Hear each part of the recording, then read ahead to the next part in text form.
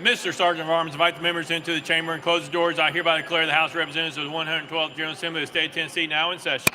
Will the members please stand? Will the visitors in the gallery please stand and remain standing through the Pledge of Allegiance? Representative Kumar will introduce the chaplain of the day.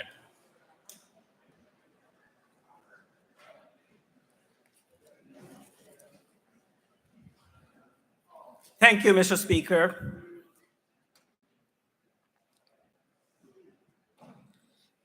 Honored guests, staff and members of the 112th General Assembly of the Tennessee House of Representatives, it is my privilege to present to you today our chaplain of the day, Reverend J.L. Buddy Hagerman. Buddy, as I call him, was an accountant for 31 years till he got the call to the ministry in 2016. It was a blessing from God, certainly to be called that way, but also that Buddy and his wife Tracy were able to finish and learn in the Tennessee School of Ministry together. So the two of them together now pastor the Red River Assembly of God Church in Springfield. Among their other blessings in life are, of course, their children, Peyton, Michael, and Hannah, and the 6-year-old grandchild, Paisley, the apple of their eye, and life is good. What stands out as I know Buddy is the spirit. It is kindness, it is exuberance, is it taking interest in people and in their lives. I call him a farmer, which is what he does on the side, a friend, a pastor, and a partner that is on the tennis court. Buddy and I have played tennis for many years, Saturday mornings and Thursday evenings. And yes, if you have a pastor on the court, people tend not to cheat while calling the lines. Buddy's service to the community includes trying to resurrect the chapter of Habitat for Humanity in our community, as well as serving on the board of the Adult and Teen Challenge, which is a ministry Bible-based to treat people in drug and alcohol rehabilitation.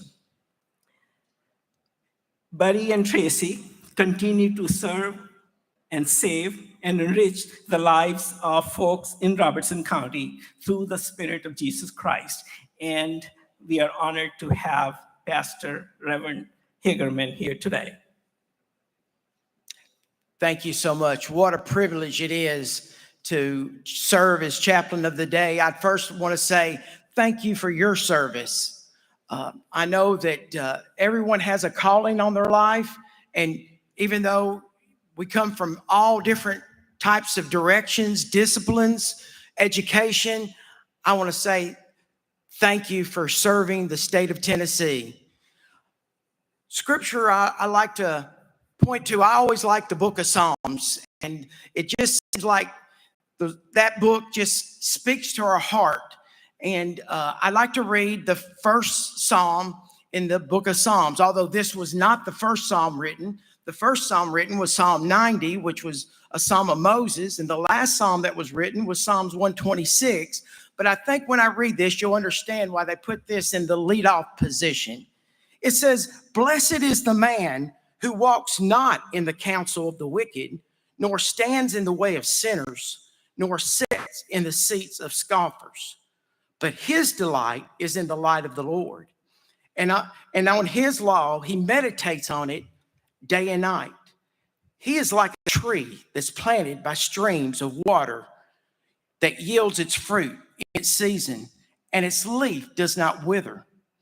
The wicked are not so, but are like chaff. The wind drives them away. Therefore, the wicked will not stand in judgment, nor sinners in the congregation of the righteous. For the Lord knows the way of the righteous, but the way of the wicked will perish." I like how he puts this. You know, the Word of God says that men, we look at people from the outside, but God looks upon the heart, and he says there's only two types: the blessed and the cursed. We look at people as educated or uneducated, as wealthy or poor, as maybe even Republicans or Democrats, but God says there's only two, the blessed and the cursed. So let's pray. Lord, I just thank you, Lord, for this opportunity to come into this house. And Lord, I just ask you to add your blessing. And Lord, for the business to not just be business as usual, but Lord, that we would take this business that we are serving you. And Lord, I just pray that you'd use each and every one of us. And Lord, I pray that you would call us blessed because we're going to serve you. And we give you the praise, the honor, and the glory in Jesus' name. Amen. Representative Kumar will lead us in the Pledge of Allegiance. Thank you. Heart, hand on our heart, pledge. I pledge allegiance to the flag of the United States of America and to the republic for which it stands, one nation under God, indivisible, with liberty and justice for all. Mr. Clerk, please take the roll. Roll call.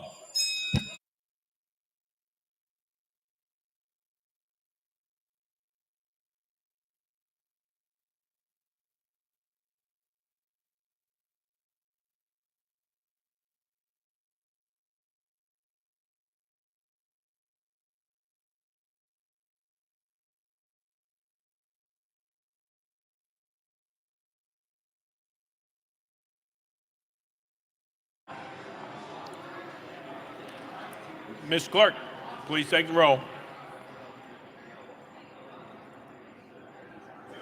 Mr. Speaker, 91 members present. Please let the journal reflect Representatives Vaughn, Gant, Travis, Griffey, and Love are excused.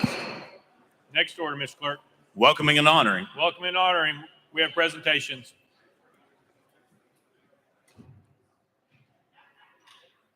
Chairman Faison, you recognize. Thank you, Mr. Speaker. Mr. Speaker, I request the Sergeant at Arms escort Representative Curcio and guest into the chamber, into the well. Mr. Sergeant of Arms, please escort the guests to the well.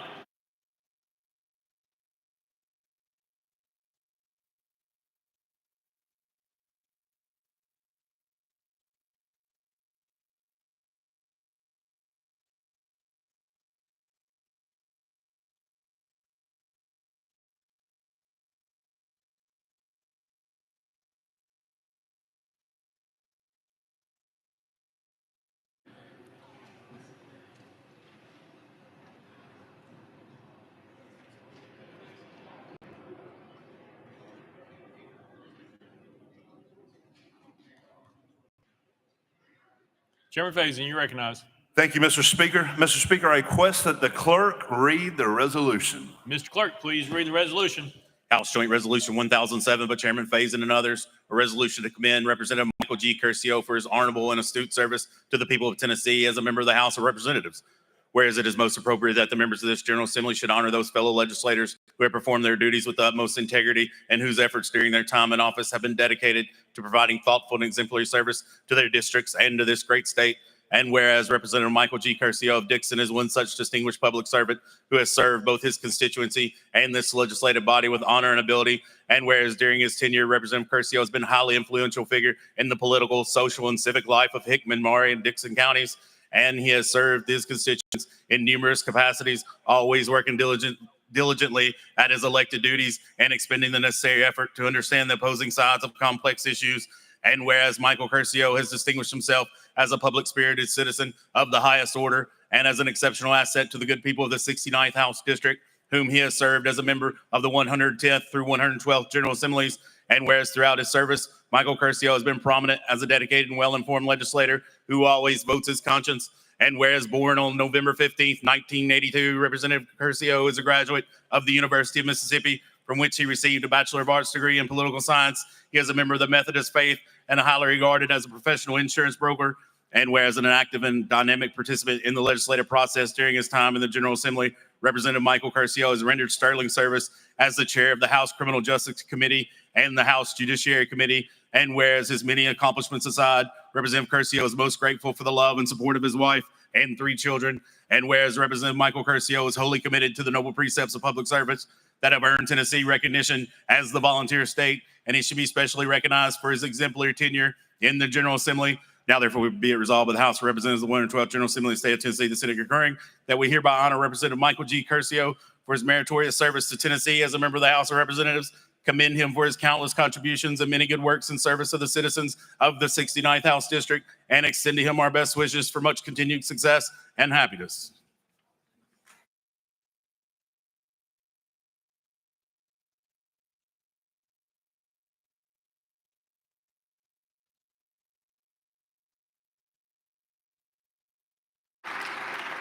Chairman Faison. Thank you, Mr. Speaker. Members, I want to tell you a story about my friend Representative Curcio. Obviously, there are those of us, I'll include myself in that, when we speak in committee on the House floor, there's others of us who kind of roll our eyes and we get glazy-eyed and we don't listen. And there's times that some of us talk and the others of us make a little bit of fun. And they're probably doing the same thing when you're talking. And we're humans, and sometimes we just carry on too much. Representative Curcio and myself, he was standing right up here maybe 2 or 3 years ago, and one of us was talking and just rambling on and not saying anything of anything. And Curcio looked at me, he said, "I'm talking and I have no idea what I'm saying." And we just had a huge laugh when he did that. And then since that time, there have been times when one of us is talking and Curcio will look at me and says, "I'm talking and I have no idea what I'm saying." I've always appreciated that little laugh that we have with each other. But I will say this, when Representative Curcio talks, he's always had good stuff to say.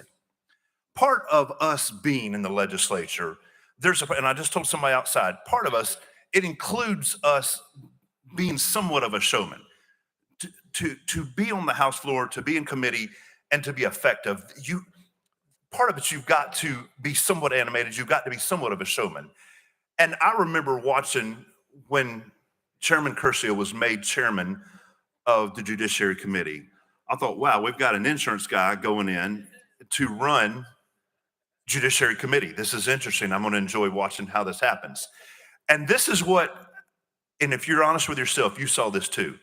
There were times when Curcio was chairing, there's times when he spoke that you thought, wait a minute, is he an attorney? You see, some of you are shaking your head. You're right. Because he entered into that role and did such a fabulous job at chairing a committee that's incredibly complex.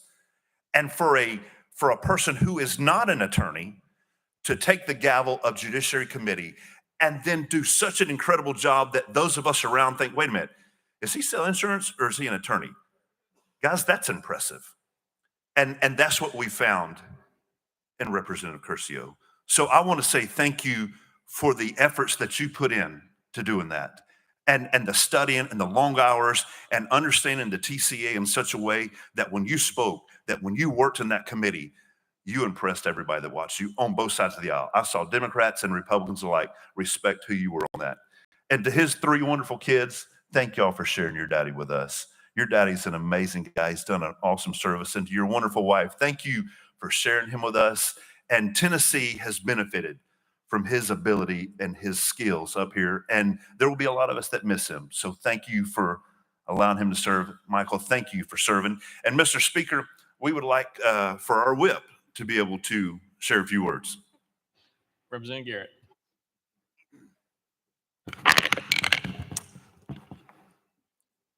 You know, while we're having our folks, some folks retire and decide not to return, we're supposed to be kind of sad, right? That we see folks leaving. That's what we should do. With Michael leaving, I'm telling you, I'm elated. I'm more excited than I think he knows that I don't have to see Michael Curcio on this floor once again. Let me tell you why. When I was a freshman, I was appointed to be his vice chairman of the Judiciary Committee when it was one big, huge Judiciary Committee. And it was awful. It was absolutely awful. And since then, before I came here, you'll notice Michael has lost half a human, about 40 pounds. Since he's been here, he's become vegan. And I get to experience his veganism now sitting next to him where I sit today when he opens up some food and I don't know what it is. You wouldn't want to come by his seat to smell the couscous that he's eating on a daily basis. So I'm elated that Michael Curcio will no longer be my seatmate. I do not have to endure another tofu meal sitting on this General Assembly floor. But the truth is that I've gotten to know Michael. I've gotten to know how hard he works.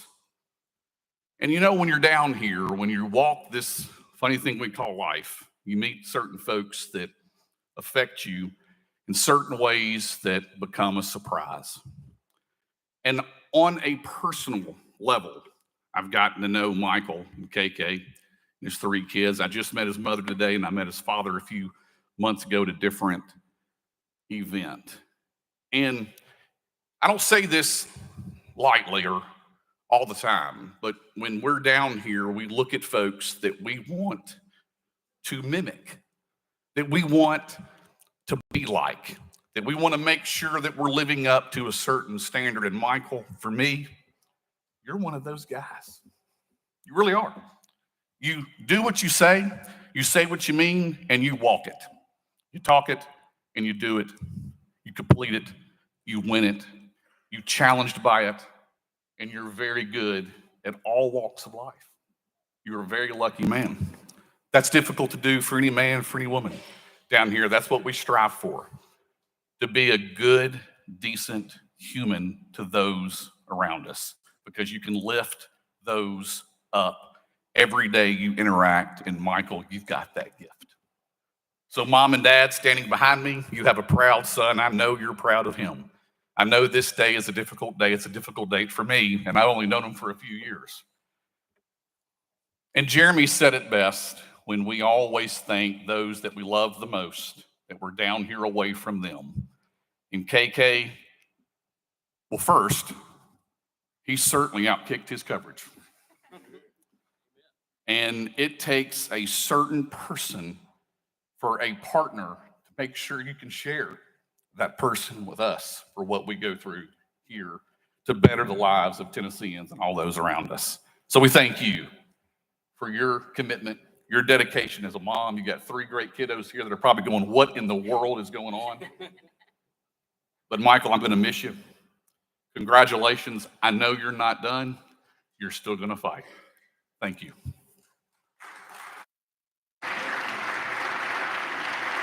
Chairman Faison. Thank you, Mr. Speaker. Colonel Whitson wanted to speak yesterday, and we asked him not to, so he would like to have a shot at it now. Representative Whitson. Thank you, Mr. Speaker. Michael, KK, kids, gonna miss you. Michael and I came in together with a group of us several years ago. We were all freshmen. We had probably the shortest serving legislator before he left after 2 weeks. And I was hoping Michael will be the longest serving one, but it didn't work out. And like our leader said here, you know, for the first 4 years, I thought Michael was a lawyer and I really liked him. And then I found out he was, and I liked him even more, you know. But I got to tell you a funny story, though. When he was a freshman, he used to sit right over here. And it was during the first State of the State address that we had to sit through. And there was a wager going on. How long is the governor going to talk? And so Michael made sure he had recorded the longest time. And so the Governor Haslam, was up speaking, and we were getting close to the time, and he thought the governor was going to wrap it up, or somebody was going to call the question. And so Michael, every time the governor would say something like, our state is heading in the right direction, Michael would stand up and start clapping. So would everybody else. He'd look at his watch. Next sentence, the governor would say, we are a strong state. Michael will stand up and start clapping. Speech lasted a little longer. And the governor would say do another sentence. Michael will stand up and start clapping. Michael won the wager that day. I thought that was pretty smart. But Michael, again, I've enjoyed serving with you, and I really appreciate the way with your children and passing on them the importance of history, that's so important to our next generation. And it's just been a pleasure, our friendship. And I know our good friend is looking down that we lost, Robert Hicks. And he's proud of you too, Michael. And thank you. Chairman Faison. Thank you, Mr. Speaker. Mr. Speaker, the sharp-dressed gentleman from Shelby County would like to speak. I did not call his name just in case he is not allowed to speak, so we'll leave that to you. Representative Parkinson, you're recognized. Thank you, Mr. Speaker. You know, it's interesting, you know, the relationships that are forged when we get here, you know, sometimes they look like the most unlikely relationships.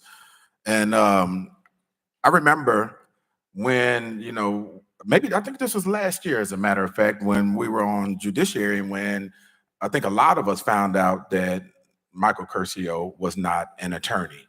Y'all notice this recurring theme that keeps coming up? And I turned around. I always sit in front of him in Judiciary, and I turned around to him and I said, "You're not an attorney?" He was like, "Nah, but I slept at a Holiday Inn last night." Right? Because I really did think that you were an attorney for a long time, the whole time that he was here. I also want to mention, you know, when we founded the Seersucker Caucus, and Bill Dunn, I wore my seersucker that year, and Bill Dunn said I look like the Wendy's man. Y'all remember that? And then Michael Curcio shows up with this black seersucker and puts us all to shame. And I remember I said, okay, you're making everybody step your game up. But I do want to mention something that and most people in here did not know. You know, myself and Chairman Curcio, every year we would sit down and have dinner together every year. And at those dinners, we never talked about politics. We talked about family. We talked about y'all all the time. We talked about growing. We talked about, you know, life. We talked about Marines. Yeah, we talked about, you know, triumphs, sorrows, you know, things that, you know, we could do better as a person and things of that nature, but never talked about politics. But one thing that we both noticed that came out of those conversations sitting at dinner with each other, right? And keep in mind, I was born in Oakland, California, and grew up in Los Angeles. It's from Dixon County, right? You would think just polar opposites, right, of experiences. But in those dinners, there were always commonalities in life, always, each and every single time. You know, we would find things that we shared, you know, in life experiences, whether is you know, dealing with poverty or you know, accomplishing things in life and, you know, getting to this level of leadership, you know, those common things. And I think those things should be an example, or those experiences between two members of our body should be a practice and a model that we all should exercise, because it was through those dinners and those experiences that we were able to put the titles and the partisanship and the differences aside and genuinely become friends, genuinely, and genuinely getting to know a person, not because of their policy, not because of their positions or their party, but simply because of who they are. And I've learned and grown to truly appreciate this man for the man that he is. Not for the politician, not for the elected official, not for the chairmanship, and I respect that, but for the man, the person that he is. And you couldn't ask for a better model, children, than your dad for the person that he is. And so emulate him, replicate it, do the same things. I'm so proud of you, man. Love you, man. I'm so proud of you. Appreciate you.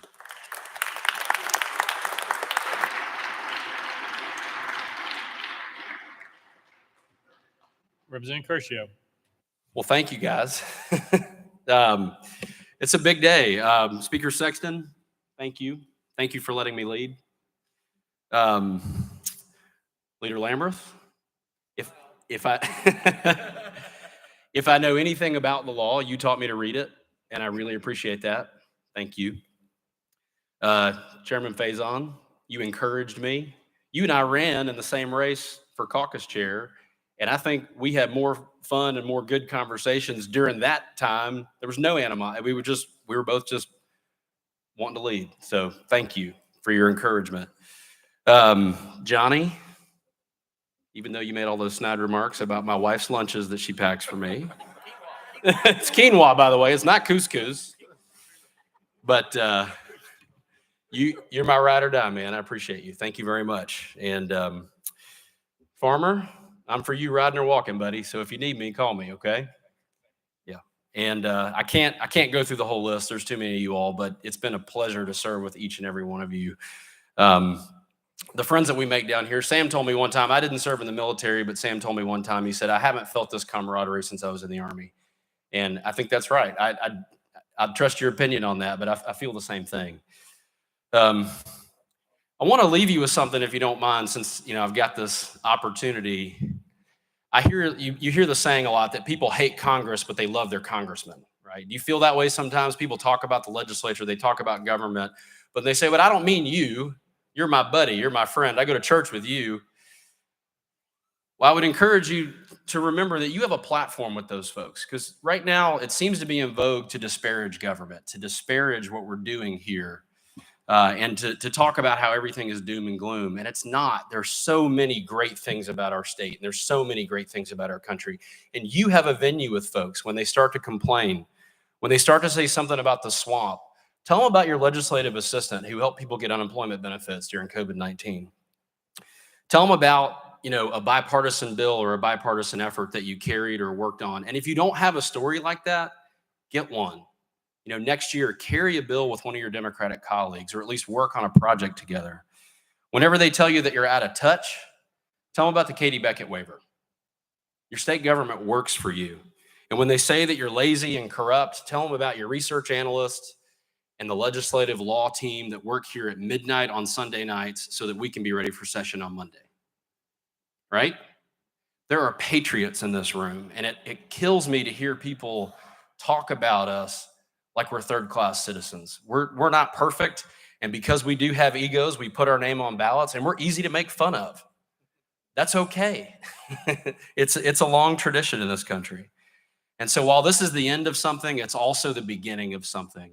And I look forward to listening to you, hearing your thoughts and ideas about the future of our state of Tennessee. And if I can ever help you implement one of those, please don't hesitate to give me a call. I've got to thank James Held. I don't know if he's here or not. There he is. He was my first legislative assistant, showed me where all the bathrooms were in this building. I've got to thank John Gleason, who's the research analyst for the Judiciary Committee. Oh, he came up here. All right. I saw you back there. You were hiding. John told me that if I did this job right, I wouldn't have any friends in a couple of years, and he was right. I've got to thank Heather Asbell, who interned for Leader Lamberth. I think I stormed past her desk more than once when we were having some discussions about an oral chemo bill, maybe. And my parents, who were standing behind me, Joe and Melissa Curcio, they're pretty private people. So when I told them I wanted to run for office, they looked at me sideways like, are you sure you want to do that? And they've been very patient with me throughout these past. I started actually campaigning in 2012. So even though I've only been here for 6 years, it's been a decade of campaigning. My son Emmett was not born when we started this journey. So to put that in perspective, and the day I was sworn in, Churchill was here alone and Margot was home with her babysitter. I want to thank my brothers, Stuart and Anthony Curcio. They were my constant advisors. Talked to both of them on a weekly and sometimes a daily basis about things that were going on in this body, and they were such a huge help. And to my 3 children, I'm so sorry that I missed a lot of soccer games, but I'm going to be at a lot of them from now on. So you're stuck with me one way or the other. And to KK, thank you for the late nights and the early mornings. I'm sorry I missed bath time. Now they're all taking showers, which is a good thing. But you went to soccer, you went to church, you went to ballet without me. So thank you for doing that. I love you.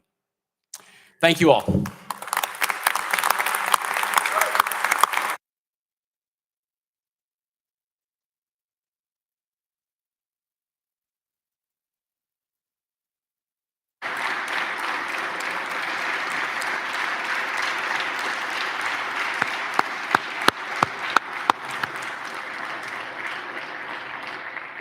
Chairman Faison. Thank you, Mr. Speaker. Would you join us in the well for a picture with Chairman Curcio and family?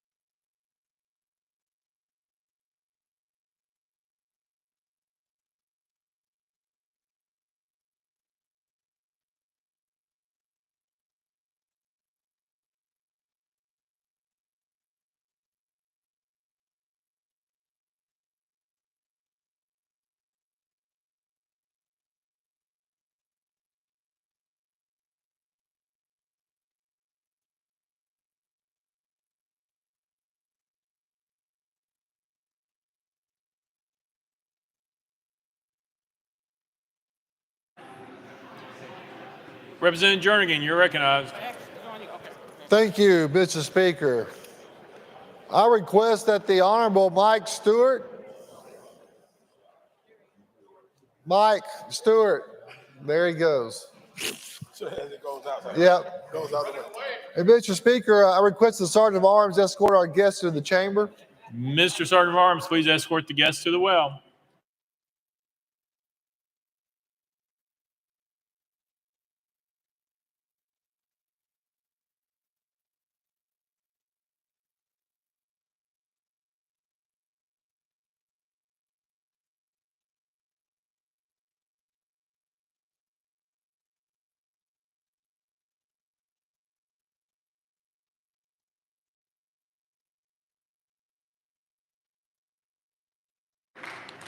Representative Jernigan, you're recognized. Mr. Speaker, can I request that the clerk read the resolution? Mr. Clerk, please read the resolution. House Joint Resolution 1151 by Representative Jernigan and others, a resolution to honor and commend Representative Mike Stewart for his service as a member of the House of Representatives. Whereas it is most appropriate that the members of this General Assembly should honor those fellow legislators who have performed their duties with utmost integrity and whose efforts during their time in office have been dedicated to providing thoughtful and exemplary service to their districts and to this great state. And whereas Representative Mike Stewart of East Nashville is one such distinguished public servant who has served both his constituency and this legislative body with honor and ability. And whereas first elected to the General Assembly in 2008, Mike Stewart quickly became a leading progressive voice at the state capitol, rose through the ranks to serve as House Democratic Caucus Chairman, whereas he has distinguished himself as a public-spirited citizen of the highest order and as an exceptional asset to the good people of the 52nd House District, whom he has served as a member of the 106th through 112th General Assemblies.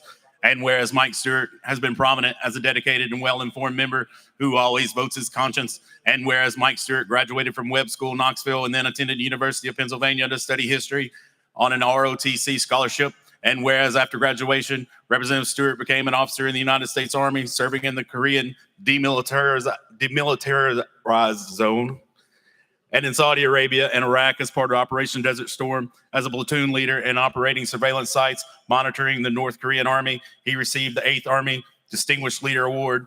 And whereas upon leaving military service, he entered law school at the University of Tennessee in the fall of 1991 and joined Moot Court and the Law Review. And whereas many personal and professional accomplishments aside, Mike Stewart is most appreciative of the love and companionship he shares with his family. He and his wife, Ruth, who is now Associate Dean of Medical Education at Meharry Medical College, have lived in their same East Nashville home for 27 years and attend East End United Methodist Church. They have been blessed with 3 children, Will, Joseph, and Eve. And whereas Representative Stewart is wholly committed to the noble precepts of public service that have earned Tennessee recognition as a volunteer state, and he should be specially recognized upon his exemplary tenure in the General Assembly as he departs now. Now, therefore, be it resolved by the House of Representatives of the 112th General Assembly of the State of Tennessee, the Senate concurring, that we honor Representative Mike Stewart for his meritorious service to Tennessee as a member of the House of Representatives, commend him for his countless contributions and many good works in service to the constituents of the 52nd House District and the citizens of metropolitan Nashville and Davidson County, and extend to him our best wishes for much continued success and happiness.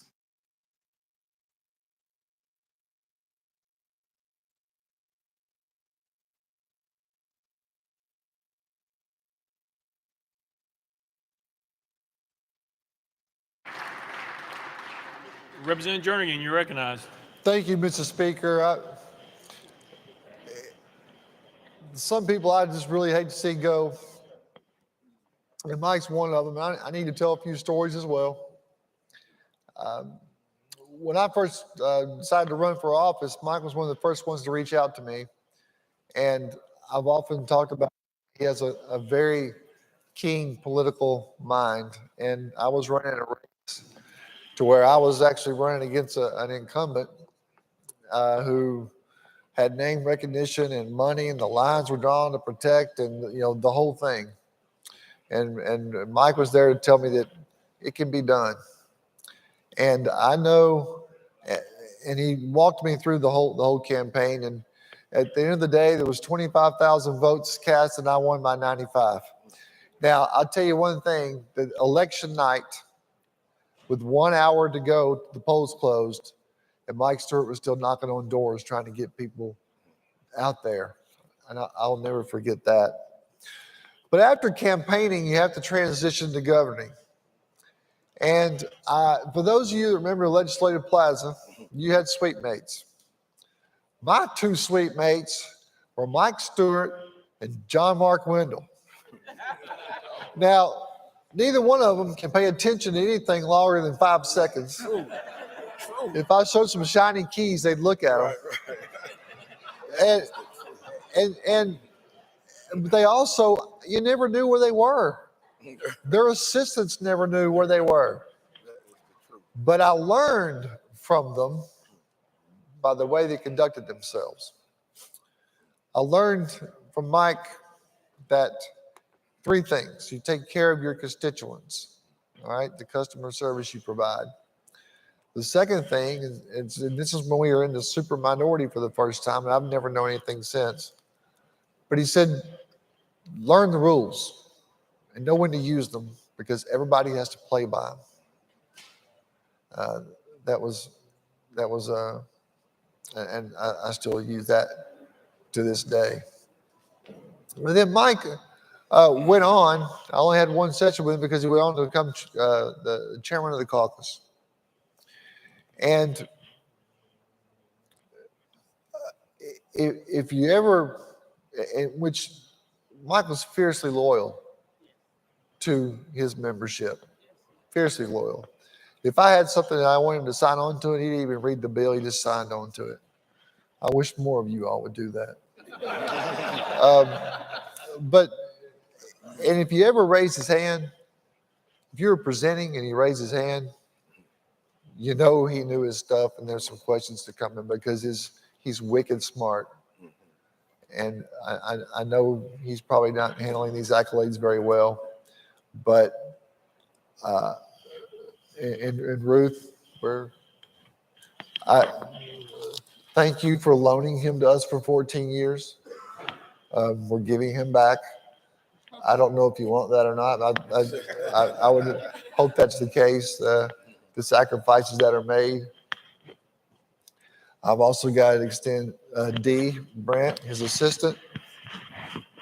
again, there's only certain assistants that can handle Mike and John Mark that watch them interact on their behalf. They run the show.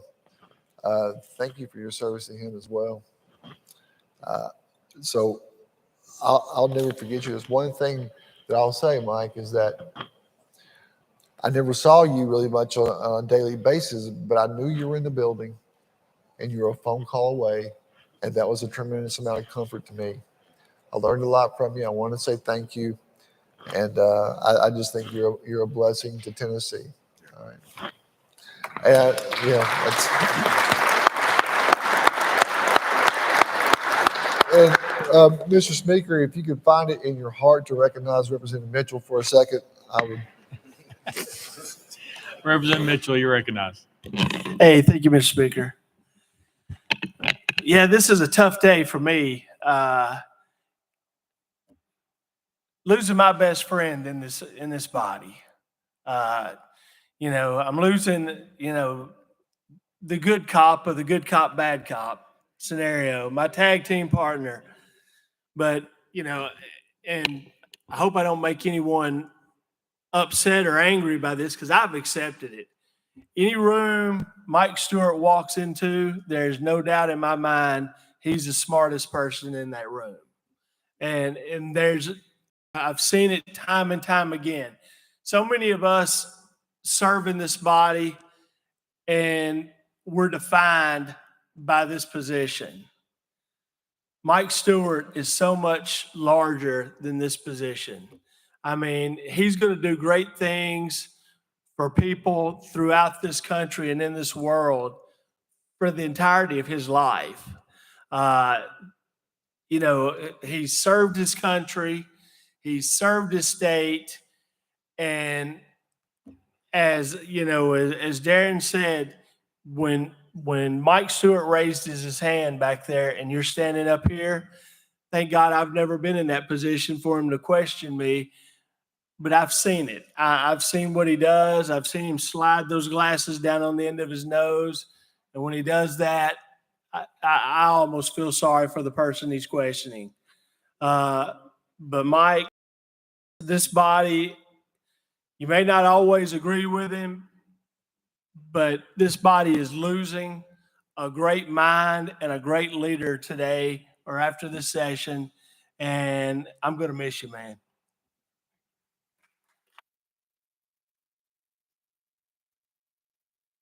And Mr. Speaker, can you recognize Representative John Mark Wendell?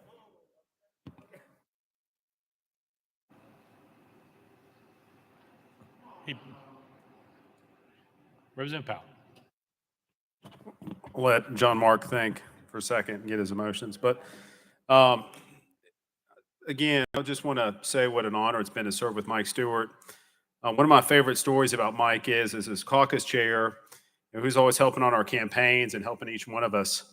And one thing that he would measure a candidate by was by their obsession with yard signs. And if you were obsessed with yard signs, then you were a lesser candidate. And so I had an opponent in my first reelect. Many of you know your first reelect is sometimes actually your most difficult election because now you got a record and people can beat you up and attack you and say all kinds of things about you. And I had a very difficult reelect, and my opponent had out a ton of yard signs. And so I was getting calls from people who are really getting concerned. And I kept telling Mike, and he said, Jason, it's yard signs. Like, come on. And laughed it off. Well, finally, one of his law partners said, man, there's a ton of yard signs for Powell's opponent in his district. And Mike said, Jason, what do you think? And I said, well, tell him to give me that $500 he promised me for my contribution. So he delivered that message. But the irony is, this last cycle, Mike had a primary opponent. And about every 2 or 3 days, I'd get a call or a text from Mike asking me if I could find him more sign locations.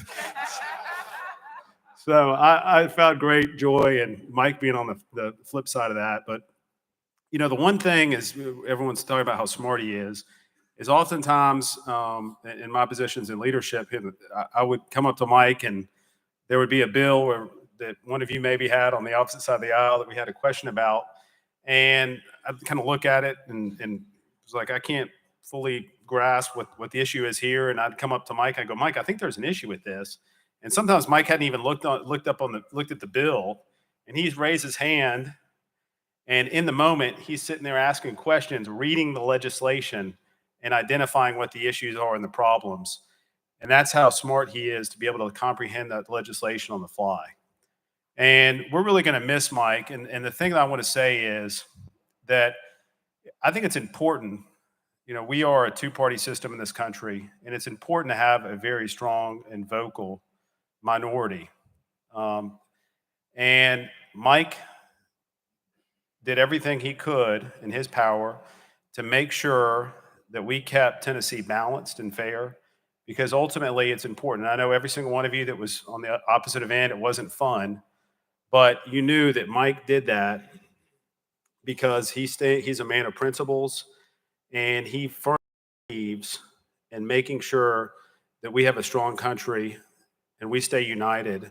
But we always make sure that we check each other and do things the right way. So with that, I wanted to, if I could, Mr. Speaker, Mike, it's been a pleasure to serve with you. Appreciate your friendship. I'll let Representative Towns be recognized if we could. Actually, Representative Wendell. Okay, let them go together. Everybody's been talking about how smart Mike is, and he's certainly an Ivy League graduate, and he's brilliant, but that's not the number one trait, Mike Stewart. Mike Stewart's an honest person.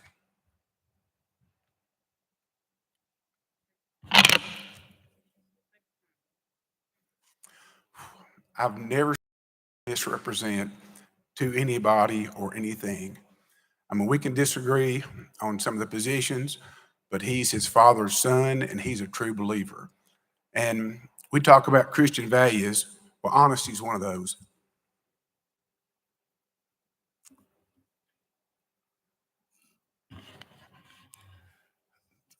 To members of the House, to his lovely family, I want to thank you all for allowing him to serve with us, as already been said.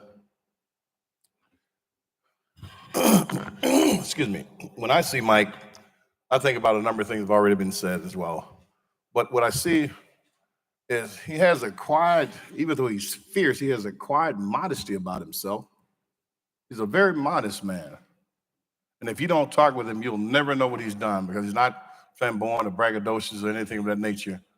Also, I've learned that Mike is tough as nails. He's very tough as nails. And I don't know whether that's military training, what his dad has done for him, but he is very, very, very tough. There's some things I know that showed me just how tough this guy is mentally and physically. He has the fortitude. But also when I think about Mike, I think about a big old brain. But even more so, I think about a perfectly big heart to match that brain. Has already been indicated is that he cares about people that are on the other side of the downside of the spectrum. He cares about fighting for and is not afraid or intimidated to fight for those. You even look at some of the law cases that he's taken, and they won. What good is it to have power and not have compassion? Well, Mike has compassion. He's shown it over and over and over again. He'll help anybody, even those on the other side of the aisle, even people that he doesn't know. I've seen him in action. Now, this house is going to lose a pillar. You know, Tennessee is a very eclectic state, has a lot of different kinds of personalities, and Mike's been one that we will absolutely miss, because there's going to be a slanting in the building with his strength and knowledge and compassion being eliminated from this house. Unfortunately, if ever, it's hard to duplicate. So my man, we're indebted to you. The state of Tennessee is indebted to you. We thank your family again for allowing you to serve. But I always say often, once a member, always a member. This is a house that you helped to build, Mike. So feel free to come back and tag us and let us know what you need, you and your family. Thanks for your service, my man. Leader Camper. Thank you, Mr. Speaker. Mr. Speaker, members,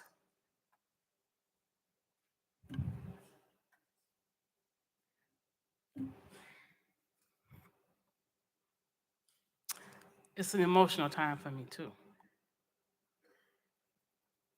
Mike and I served our entire 14 years together.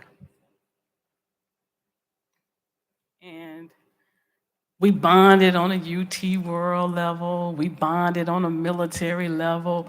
We were sweet mates when he first got here. And he was hard to find even then. But we, at the time, Speaker Pro Tem Lois DeBerry set us down. And she told us, you guys are the future of our caucus. She told us, get to know each other. She told us, meet regularly, go to lunch, get out of here, get to know each other because you are the future of this caucus. And we did. She sent us to all kind of training to prepare us for what she knew we would be facing. Mike has always had my back in very difficult times and circumstances. You were always there for me. Even if you weren't physically there, you were there. And I knew it, and I had this comfort of knowing that all the years we served together. I'm gonna miss you tremendously. The body is gonna miss you tremendously. He loved this caucus. He served this caucus. He sacrificed his job, his family for this caucus. And we really appreciate you for that.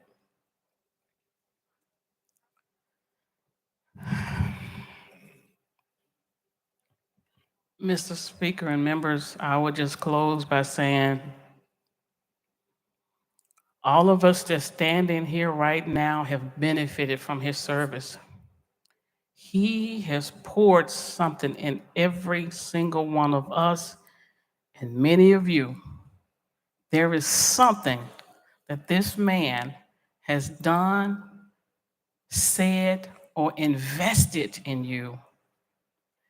And you did it out of love. Love for your country, love for this state, and love for the things that you truly believe in. And we thank you for that. We'll take it with us into the future. We'll know you're always here with us. But Representative Towns is right. We're losing part of the institution today, and it's truly going to be felt for a very long time. I'm going to miss you. And I know you're going to be there, but we're going to miss your presence here on the floor. Thank you, Mr. Speaker. Thank you, Mike. Thank you, family. We appreciate you all allowing him to serve with us and all the sacrifices he made with his family to be here to invest in us. Thank you, Mike. I appreciate it.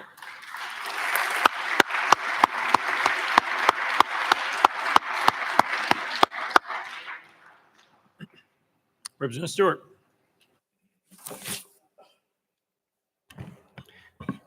I'll try to thank everybody.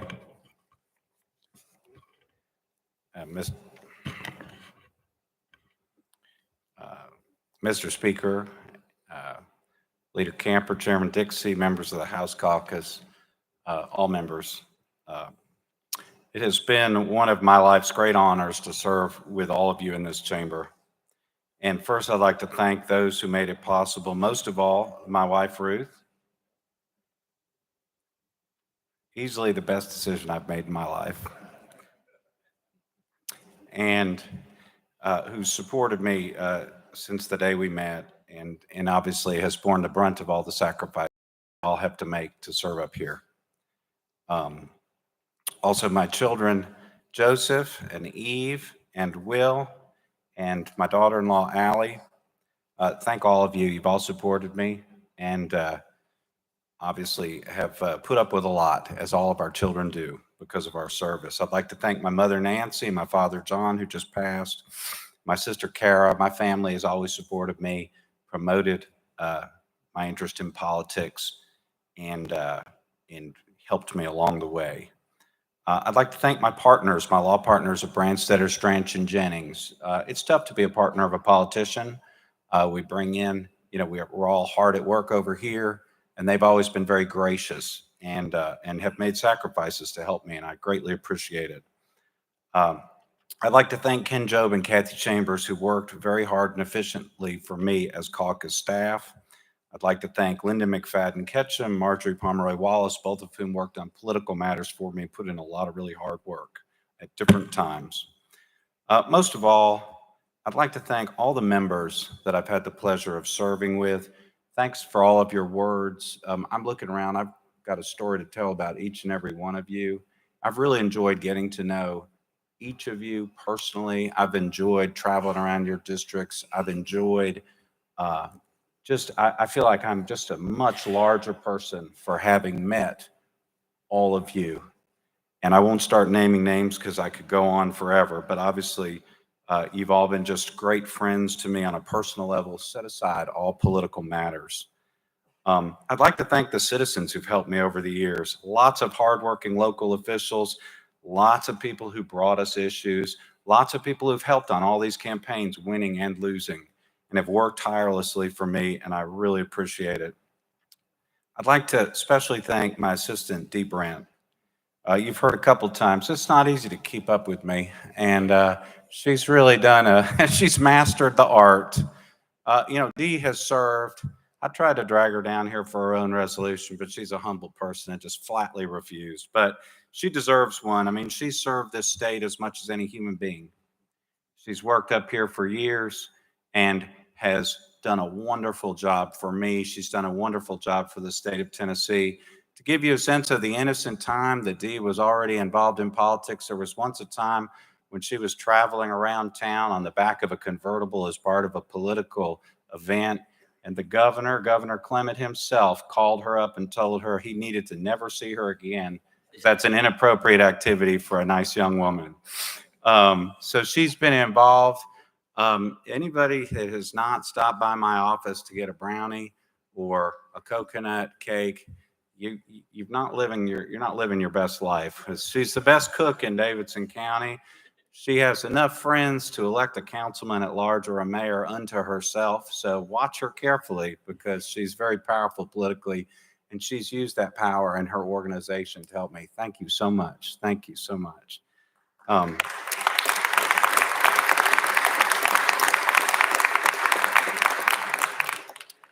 We've got a lot to do, and I won't talk long. I will say, as a Democrat at this time in this place in our history, I have definitely lost more battles in this chamber than I have won.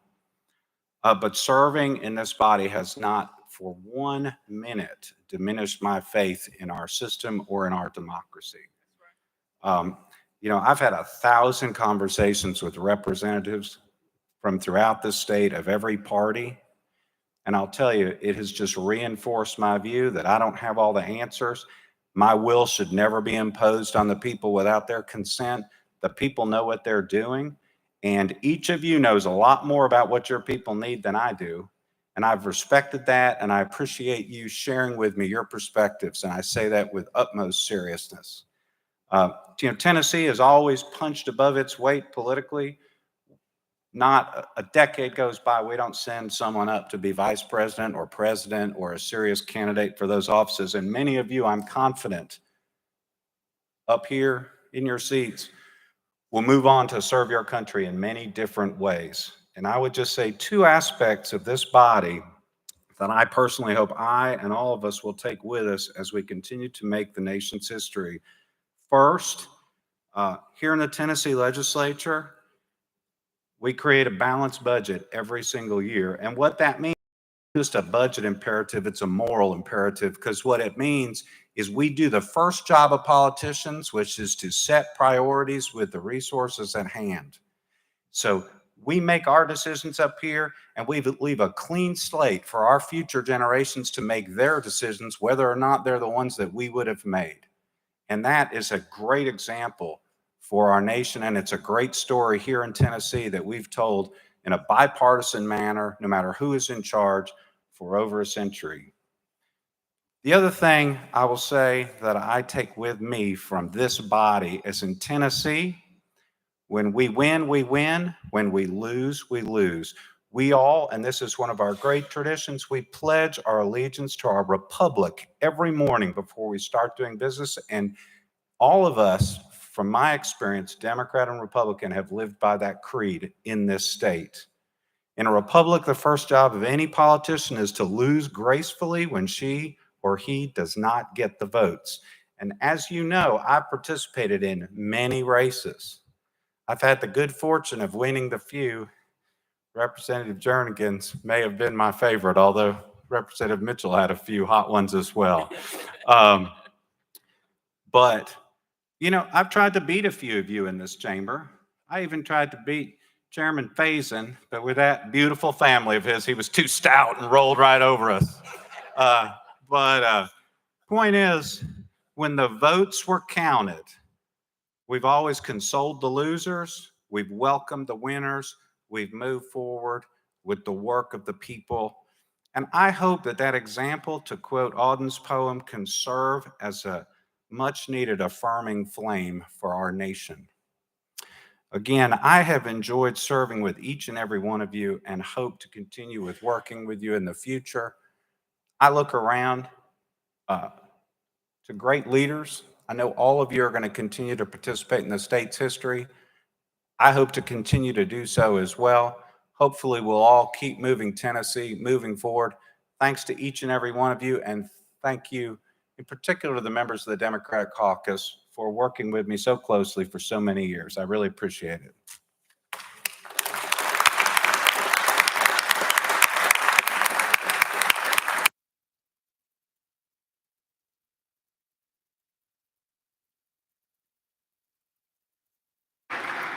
Representative Powell. Mr. Speaker, would you join us in the welfare picture, please?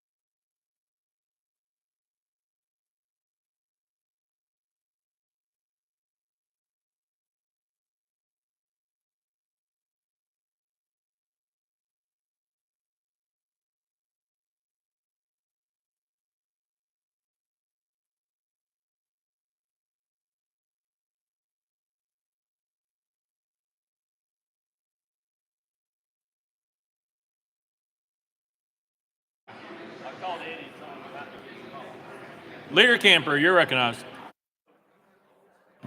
Thank you, Mr. Speaker. Mr. Speaker, I request that Representative Potts join me in the well. Representative Potts, please join Leader Camper in the well. Representative Camper, you're recognized. Thank you, Mr. Speaker. Mr. Speaker, I request that the clerk read the resolution. Mr. Clerk, please read the resolution. House Joint Resolution 1258 by Leader Camper and others, a resolution to honor and commend Representative Jason Potts for his service as a member of the House of Representatives. Whereas it is most appropriate that the members of this General Assembly should honor those fellow legislators who have performed their duties with integrity and whose efforts during their time in office has been dedicated to providing thoughtful service to their districts and to this great state. And whereas Representative Jason Potts of Nashville is one such distinguished public servant who has served both his constituency and this legislative body with honor and ability. And whereas first elected to the General Assembly in 2018, Representative Potts is an influential figure in the political, social, and civic life of Nashville. And he has served his constituents in numerous capacities during his 4-year tenure at Capitol Hill. And whereas he has distinguished himself as a public-spirited citizen and an exceptional asset to the good people of the 59th House District, whom he has served as a member of the 111th and 112th General Assemblies. Whereas Jason Potts represented the Southeast Nashville community as a member of the Metropolitan Council of Nashville and Davidson County from 2011 to 2018. And whereas many personal and professional accomplishments aside, Jason Potts is most appreciative of the love and companionship he shares with his wife, Amanda, and their children, Emily and Easton. And whereas Representative Potts is committed to the noble precepts, public service that have earned Tennessee recognition as the volunteer state, and he should be recognized upon his tenure in the General Assembly. Now, therefore, be it resolved by the House of Representatives of the 112th General Assembly of the State of Tennessee, the Senate concurring, that we honor Representative Jason Potts for his meritorious service to Tennessee as a member of the House of Representatives, commend him for his countless contributions and many good works in the service of the constituents of the 59th House District and the citizens of metropolitan Nashville and Davidson County, and extend to him our best wishes for much continued success and happiness.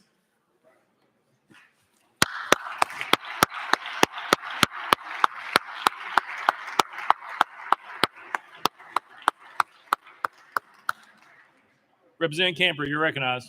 Thank you, Mr. Speaker. Mr. Speaker and members, you know it's a time-honored tradition that we pause and we take a moment to honor our members who have decided to put their lives on the line for their constituents, for their community, and to be in this chamber to represent their voice.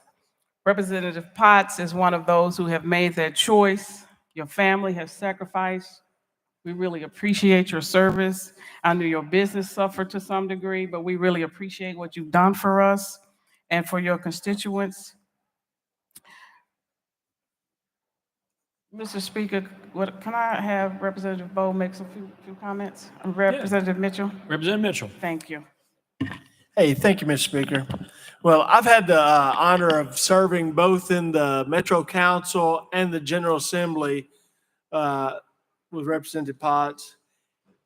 And bottom line of it, I've never seen anyone, he's just a hard worker. You're not going to outwork him, and that's how he got here. You know, he just took off knocking on doors, thousands of doors, you know, and as, you know, Darren kidded about earlier about the signs, Jason Potts is going to knock on your door and he's going to convince you that you're for him, and you're going to have a sign in your yard before he goes to the next door. And I mean, he does the same thing in his business. You know, he works hard for a living. You know, he does construction work, and he's done that, and it's hard to maintain that type of business and be down here. You know, when somebody wants a remodel of their home or something, they want it yesterday. It's kind of hard to tell them, hey, you know, I got committee tomorrow and I can't come finish that for you. I know it's going to rain and ruin some materials. You know, you have to do what you have to do to make a living. This is supposed to be a part-time job, but we all know it's a full-time job. And we're lucky to have people like Jason Potts. I learned in the council early on, if he tells you he's with you, you don't have to go back and check.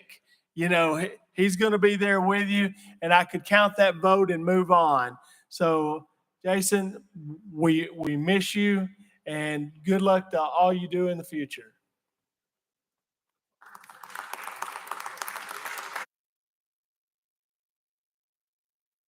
Representative Potts.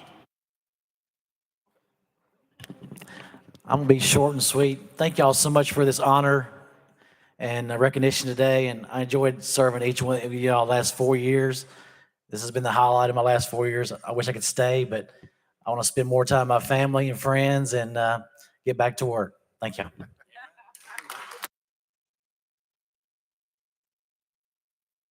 Leader Camper. Thank you, Mr. Speaker. Mr. Speaker, will you come down and take a picture with us? Thank you.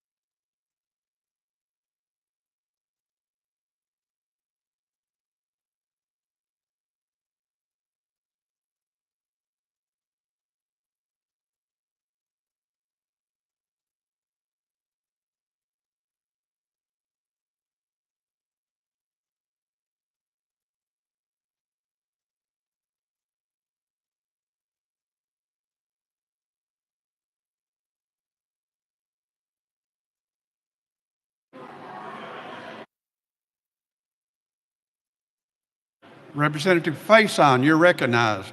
Thank you, Mr. Speaker. Mr. Speaker, I request that Dr. Hall meet me in the well.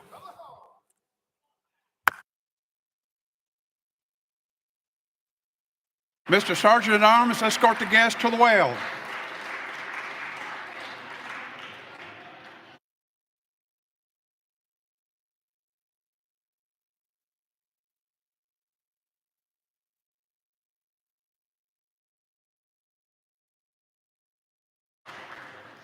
Representative Faison, you're recognized. Thank you, Mr. Speaker. Mr. Speaker, can we request the whole class that came in 2018 join us in the well? And Mr. Speaker, after that, well, go ahead.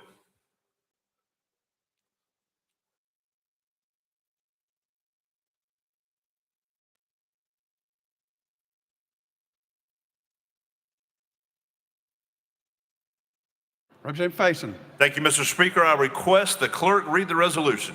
Mr. Clerk, read the resolution. House Joint Resolution 952 by Chairman Faison, a resolution to commend Representative Mark Hall for his honorable and astute service to the people of Tennessee as a member of the House of Representatives.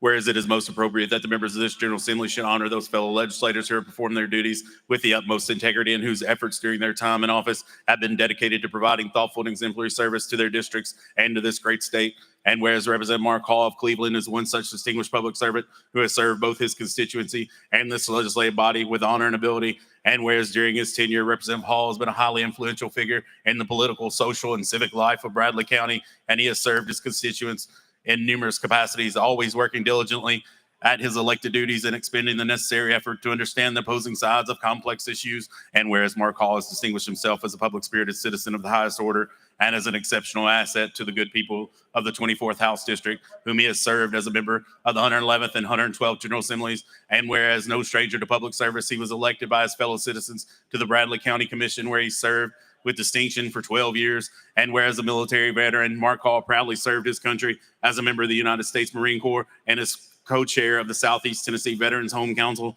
And whereas throughout his outstanding career as a public servant, Representative Mark Hall has worked tirelessly on behalf of his constituents, bringing to his office an honorable bearing and the traditional values of hard work and common sense. And whereas Representative Mark Hall is wholly committed to the noble precepts of public service that have earned Tennessee recognition as the volunteer state, and he should be specially recognized for his exemplary tenure in the General Assembly. Now, therefore, be it resolved by the House of Representatives, the 112th General Assembly of the State of Tennessee, the Senate concurring, that we hereby honor Representative Mark Hall for his meritorious service to Tennessee as a member of the House of Representatives, commend him for his countless contributions and many good works in the service of the citizens of the 24th House District, and extend to him our best wishes for much continued success and happiness. Leader Lambert, you're recognized. Thank you, Mr. Speaker. Well, Mark, I'll tell you what, man, it feels like you just got here yesterday. I'm dead serious. I mean, you know, we've had members in the past that think success is how many likes you get on Facebook. We've had folks that the most dangerous place in the world would be between them and a camera. We've had folks that got all over the newspaper, right? And then you got guys like Mark Hall. And Mark has literally just come down here, did his duty, humbly, quietly, behind the scenes. And every single time I've ever turned around, the guy's just working on something, some policy that is good for the state of Tennessee, good for his constituents, something that makes us safer as a state. And he does it with such a quiet resolve that is impressive to us all. So, Mark, I told you to come up here and stand next to me. Now, I don't have to turn around and talk. Just right here next to me, I want to say this. Are you absolutely certain you won't leave us? All right, man, look, there's objection. So y'all all know that he has a race that he's in right now. So he has, I won't say higher expectations, but lower expectations and other aspirations to go to another chamber that's nearby. But Mark, we are desperately gonna miss you here. We wish you the absolute best in those endeavors. But man, the stuff you fight for is the stuff that matters. And every single day you've been here, you've done that. And so I just wanted to say thank you very much. I want to shake your hand and say I appreciate your friendship. Chairman Faison. Thank you, Mr. Speaker. Papaw Marsh, appreciate you giving us some time. Nice to see you. Certainly. So, first of all, I'd just like to start with my friend, Representative Hall. I'm always impressed with those of you who come to serve the state of Tennessee who also served the United States. And I personally have the utmost respect for those of you, each on both sides of the aisle, who have given. You raised your hand, you volunteered and said, I'm willing to give of my life for this country and to protect this country. And then after you serve nobly to our country, then you come back and say, I'm willing to take on all the personal persecution and scrutiny of the public to serve again. I'm so impressed, and we honor you for that service and for this service. I'll tell you a quick story. When you're doing your best to get into leadership, you end up traveling the state. And in my time, I've been able to travel all 95 counties in the state of Tennessee. And one time, when I first was running, I stopped in his county and I let my hair grow out just so I could get a haircut from the bald-headed barber. I just thought that'd be the coolest thing. So if you've never been there, you need to go and sit in his chair. He built this beautiful building that's really cool, great atmosphere. He's got this whole vacuum cleaner thing that the hair never hits the floor. It's really impressive. You need to see it. Well, I thought it would be funny to take a selfie with him and say that this barber is going to cut my hair the same way he cuts his hair, just being funny. That was over 3 years ago. Still to this day, people will find that picture and make comments about us and still like it.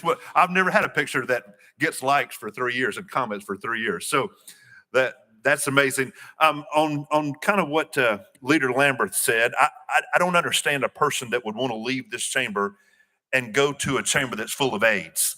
I mean, they have Band-Aids and Roll-Aids and all type of health aids, and you're leaving us and going to this inferior chamber. But we understand, and we're going to wish you all the luck. But before you go there, we just want to say thank you for your service here. Thank you for our service to our country. God bless you. Godspeed. And Mr. Speaker, with that, would you allow him to? Oh, we have more. I'm sorry. Chairman Howell. Thank you, Mr. Speaker.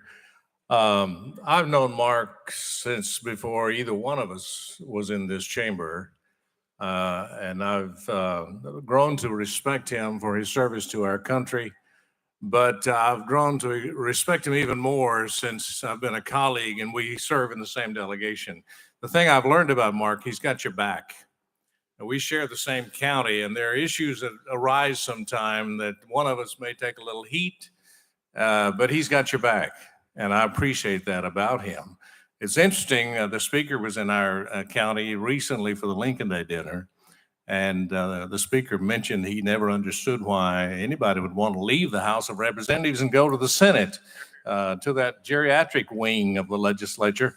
But that's his choice. I'm sorry to see him go. I appreciate his friendship, and I'm still going to be a part of the delegation because you're going to win the Senate seat. I'm confident. Representative Faison. Thank you, Mr. Speaker. Now, would you honor Representative Hall, soon to be Senator Hall? Representative Hall.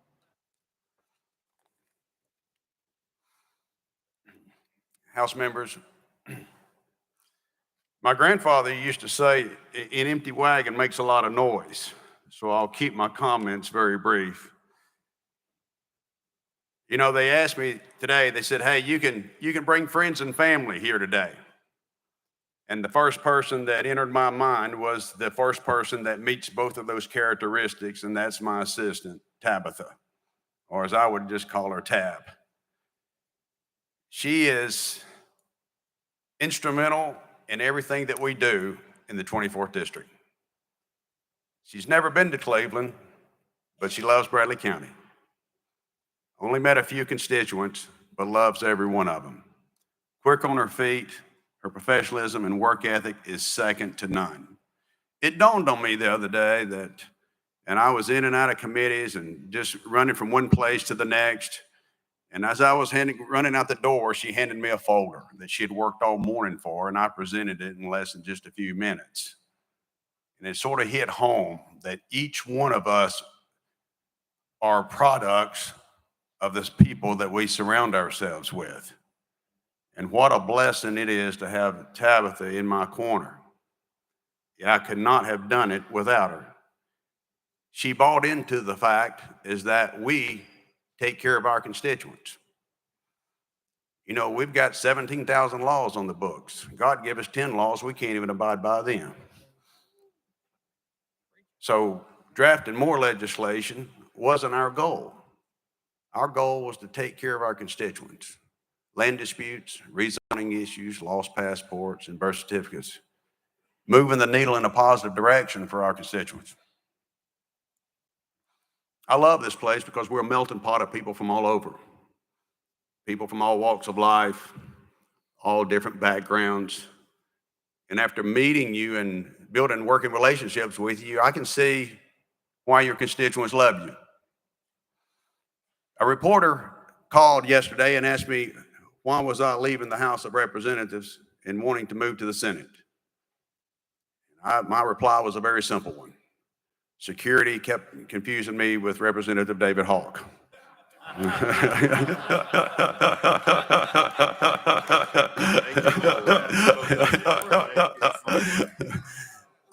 I'm not real sure what part of me looks like David Hawk, but hey, I hate to do him that way. I want to thank the wonderful people of Cleveland and Bradley County. You know, I'm the grandson of a high school janitor. He cleaned the school that he attended but never graduated from. And I know the importance of an education because I've seen evidence without one. So when the hardworking men and women from Cleveland and Bradley County sent a blue-collar small business owner to Nashville to represent them, it was one of the greatest honors of my life.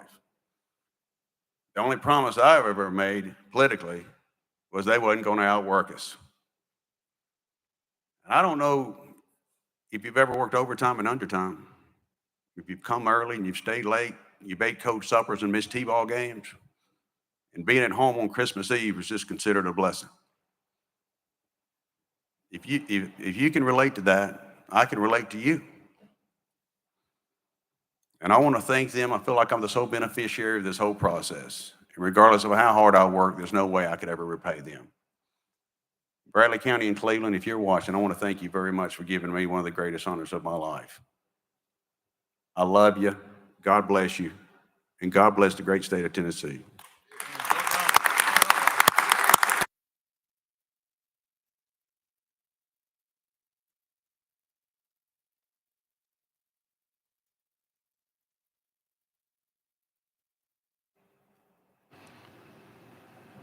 Representative Faison. Thank you, Mr. Speaker. Would you join us in the well with a picture for Dr. Hall?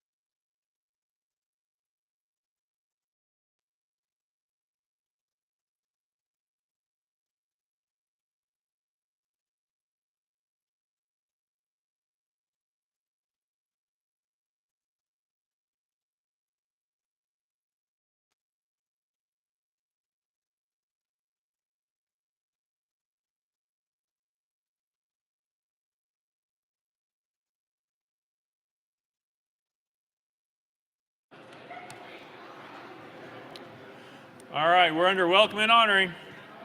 Representative Lynn, I think, was first. Thank you, Mr. Speaker. Please help me wish my beautiful granddaughter, Charlotte, who is just a beautiful little girl and just the sunshine of our lives, a happy 9th birthday today. Charlotte, I told you I'd say this morning, and I'm going to show you this weekend. I love you, baby girl. And then also, we have someone in the clerk's office birthday today, and I don't know how to say her last name very well, but her name is Lena. And Lena, how do we say your last name? Rusamano. It's her birthday, and I just want to wish her a happy birthday. She's an angel.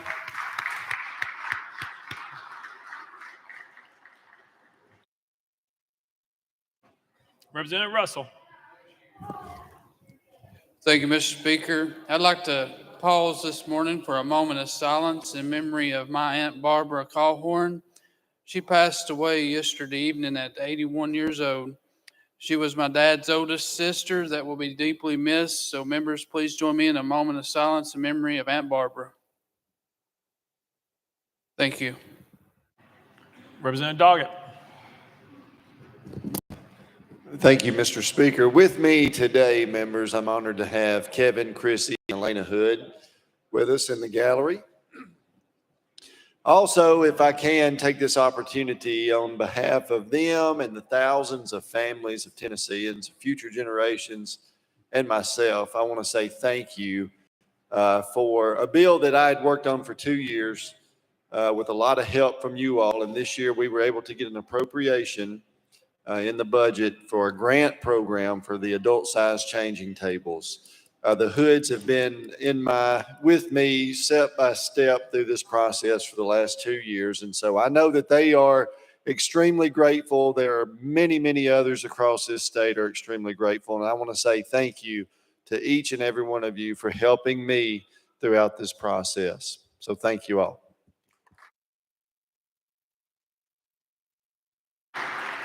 Speaker Pro Tem Marsh. Thank you, Mr. Speaker. And members, as Speaker Pro Tem, I had the honor of going up on the stage several times, and I just want us all to thank Tammy and Daniel and Kim and Jake and the whole team up there. I didn't realize how much they did to keep us all straight. Everything up there is in a script. It's perfect. Thank you all for doing such a great job for all of us.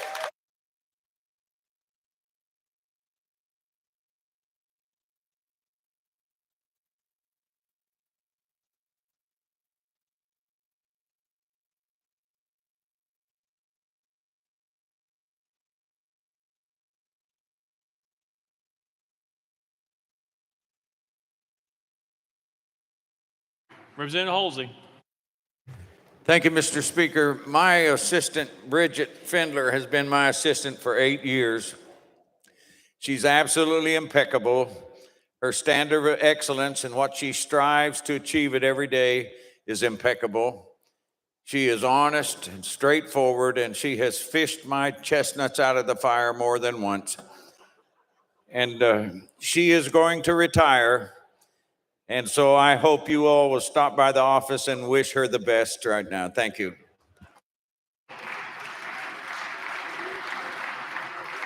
Representative Calfee.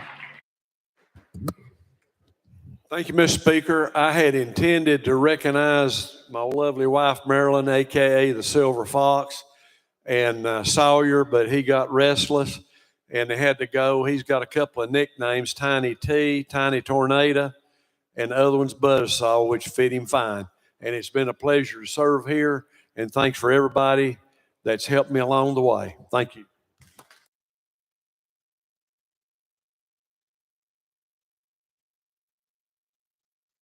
Chairman Dixie. Thank you, Mr. Speaker. I think all of us, we have realized that our legislative assistants keep us on the straight path, but today is Alicia Downers, my assistant. Today is her birthday, so I would like for everyone to wish her a happy birthday. Thank you.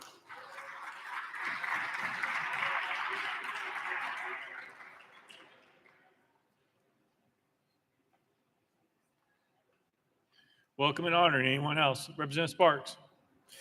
Members, if I I can get you to rise, we had some bad news happen in my community. Laverne High School had 10 students, folks, 10 students. 2 were tragically killed at the corner of Lowry Street, Murfreesboro Road, and Jefferson Pike. When I was about 5, I was in a wreck there myself. Want to thank our school board, Tammy Sharp, reaching out, Mayor Cole, Smyrna Town Manager Brian Hercules, who arrived on the scene to try to help both the EMS of Laverne and Smyrna, firefighters, ambulance, and the police. You know, life's precious. We never know what tomorrow's going to hold. Speaker, if I can call on Representative Sexton just to say a small prayer. Representative Sexton. Thank you, Mr. Speaker. Let us pray. Heavenly Father, as we think about your goodness and your love toward mankind and all that you've done for us, through your Son, Jesus Christ, that gave his life that we might live. There are still times that we face here on earth that are almost unbearable. Times that we have to give up someone that according to nature, we shouldn't. A child, a classmate, a friend, a high school that's living in tragedy because of 2 of their classmates, a family. It could be our family. So we pray, God, that you would just remember them. Let them know that our thoughts and our prayers here at the State House is with them. And every one of our hearts goes out to them in their need. Comfort them through your Holy Spirit as you would send that precious Spirit to comfort them and give them peace in this time of loss and the days that are ahead. Forgive us of our sins, for they're many, but help us to walk in a way that be pleasing unto you. For it's in Jesus' name we pray, and amen. Representative Sherrill. Thank you, Mr. Speaker. I know that we've done a lot of things this morning, and I about forgot to say, members, if you would, we just want to take just a few minutes to honor my Assistant Secretary, Miss Sherry Smith. She'll be retiring here in the end of the year, so just if you would make her a big hand of welcome for all she's done for us. Thank you. Representative Todd. Thank you, Mr. Speaker. Members, in Madison County lost one of its finest this week, Mr. Harbert Alexander, a true servant to the community for many, many years. And also mention his daughter-in-law as Tasha Alexander, which many of you know. So you might remember that family in your prayers this week. Thank you, Mr. Speaker. Thank you. Any further under welcome and honoring? Seeing none. Next order, Mr. Clerk. Introduction of resolutions. Leader Lambert, you're recognized. Thank you, Mr. Speaker. I move that all resolutions properly filed be introduced pursuant to Rule number 17 and placed on the consent calendar, refer to the appropriate standing committee. Objection, so ordered. Next order, Mr. Clerk. Senate Joint Resolutions congratulatory and memorializing. Leader Lambert, you're recognized. Thank you, Mr. Speaker. I move that all Senate joint resolutions congratulatory and memorializing in line of the desk be placed on the consent calendar pursuant to Rule number 17. With objection, so ordered. Next order, Mr. Clerk. Resolutions lying over. Leader Lambert, you're recognized. Thank you, Mr. Speaker. I move that all resolutions lined over be referred to the appropriate standing committee. With objection, so ordered. Next order, Mr. Clerk. Introduction of bills, Senate bills on first consideration, Senate bills on second consideration, House bills on second consideration, petitions and memorials, reports from standing committees, reports from select committees, calendars. Mr. Speaker, the House has a consent calendar. Chairman Zachary, you're recognized. Thank you, Mr. Speaker. I move passage of the consent calendar on third and final consideration in keeping with Rule 50. Gentleman moves passage of the consent calendar, probably seconded. Ms. Clerk, any objections been filed?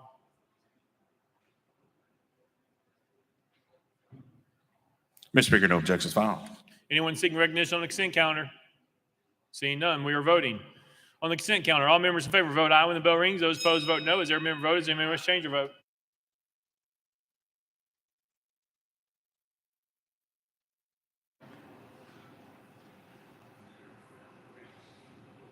Mr. Clerk, please take the vote. Ayes 90, no nays.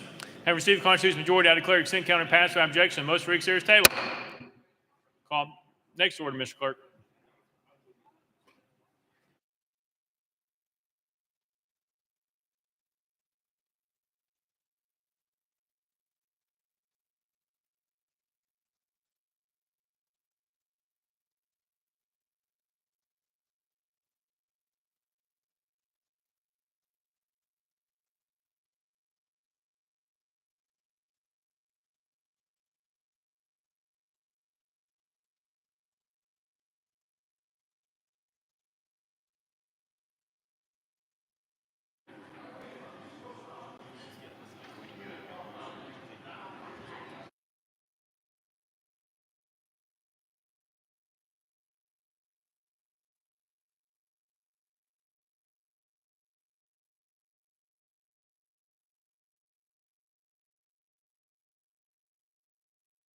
Leader Lambert.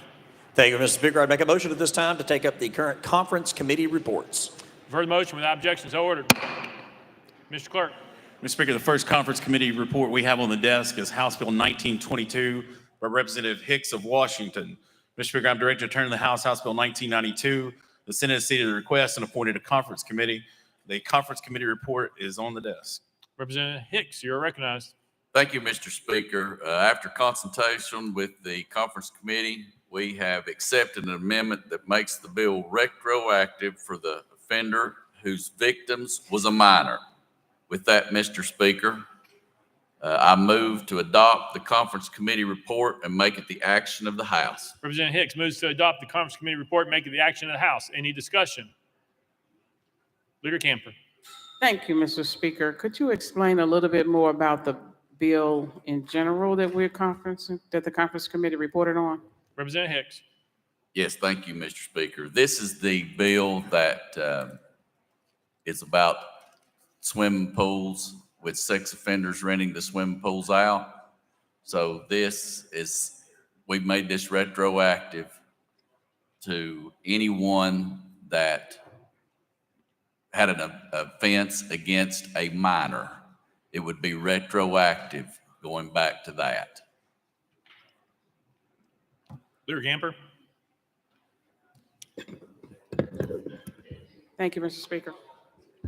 Representative Beck.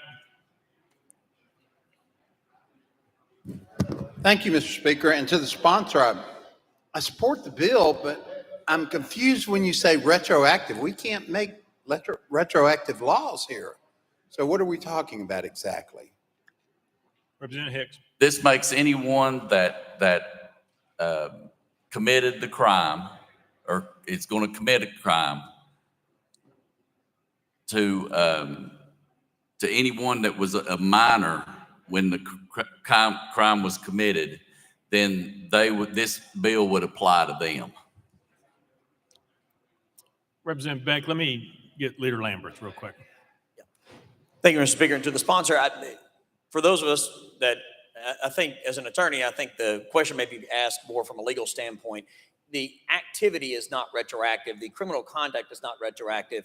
What it is if somebody is currently on the sex offender registry and their victim was a minor, then from here forward, they would no longer be able to conduct the activities that are in this bill, or it would be a crime. So previous action, we are not going back retroactively and criminalizing something someone has done prior to this bill. That obviously would be ex post facto and not allowed. It's just saying if you're currently on the sex offender registry and your victim was a minor, then from here forward, there are acts that are prohibited. Representative Beck. That satisfies me. Thank you very much, Mr. Speaker. Thank you. Representative Hardaway. Thank you. Leader Lambert addressed it. Thank you. Thank you. Thank you. Thank you. Any further discussion? Representative Hicks. Thank you for that explanation later. Any further discussion? Seeing none, any objections to the question? Seeing none. All those in favor of conference committee report, vote aye when the bell rings. Those opposed, vote no. Has every member voted? Does any member wish to change their vote?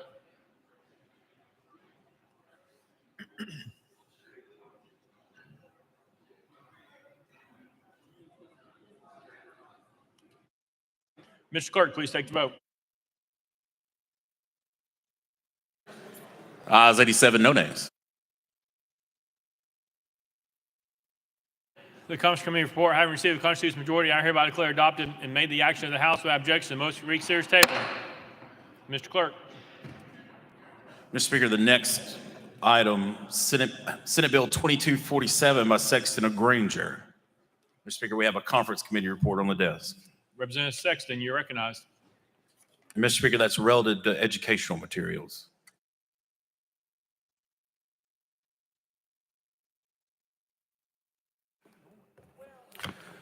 Thank you, Mr. Speaker. I move that we adopt the conference committee report and make it the action of the House. Representative Sexton moves to adopt the conference committee report and make it the action of the House. Any discussion? Representative Powell. Thank you. Can you tell me what changes are addressed in the conference committee report? Representative Sexton. Yes, we made some changing in how that the LEAs have more input into it, and it's pretty much just minor changes from what we had in the beginning. Representative Powell. All right. Representative Reagan, pass. Representative Weaver, pass. All right. Any objection to the question? Seeing none. All those in favor of the conference committee report, vote aye when the bell rings. Those opposed, vote no. Has every member voted? Does any member wish to change their vote?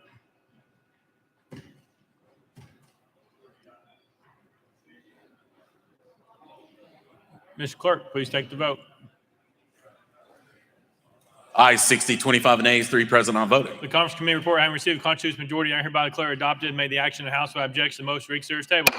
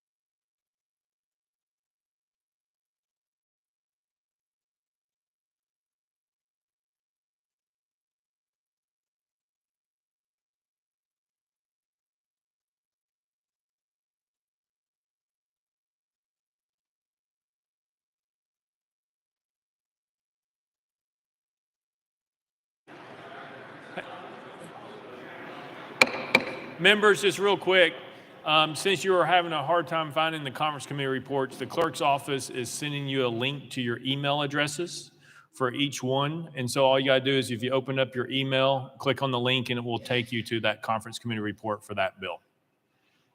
So just bear with us for a minute. They're coming through right now.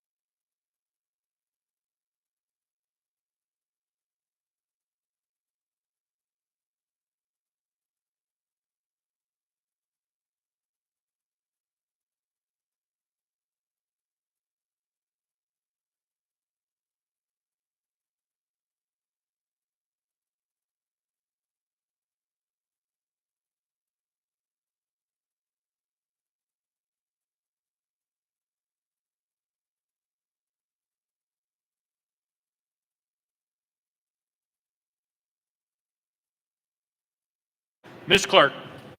Mr. Speaker, we have a couple of messages on the desk from the Senate, things that need to be sent back. First one of those is Senate Bill 2774 by Chairman Todd. The message reads, Mr. Speaker, I'm directed to transmit to the House Senate Bill 2774. The Senate refused to receive it, and its action in non-concurring in House Amendment Number 1. The Speaker appointed a conference committee composed of Senators Bell, Kyle, and Stevens to confer with the Light Committee from the House in open conference to resolve the differences between the bodies on Senate Bill 2774. Chairman Todd, you recognize. Thank you, Mr. Speaker. I move to accede to the request of the Senate and to ask the conference committee be appointed to confer with the Light Committee from the Senate to resolve the differences between the two bodies.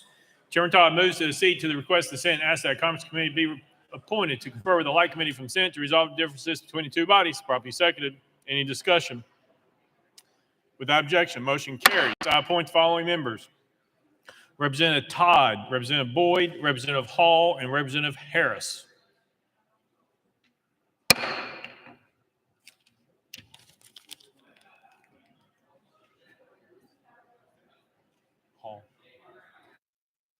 Mr. Clerk. Mr. Speaker, another message, Senate Bill 439 by Representative Gillespie. Message reads, Mr. Speaker, I'm directed to transmit to the House Senate Bill 439. The Senate non-concurred in House Amendment Number 2. Representative Gillespie, you're recognized. Thank you, Mr. Speaker. I move that we refuse and recede from our actions in adopting amendment number 2. Without objection, we refuse to recede.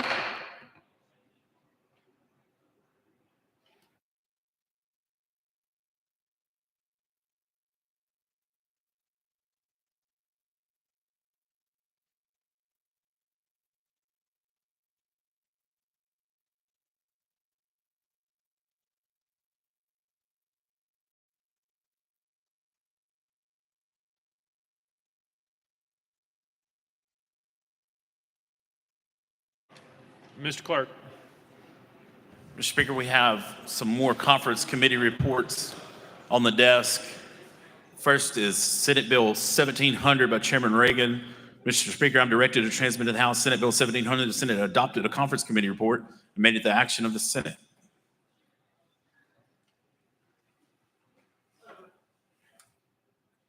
Members, that should be in your email. Representative Reagan, you're recognized. Thank you, Mr. Speaker.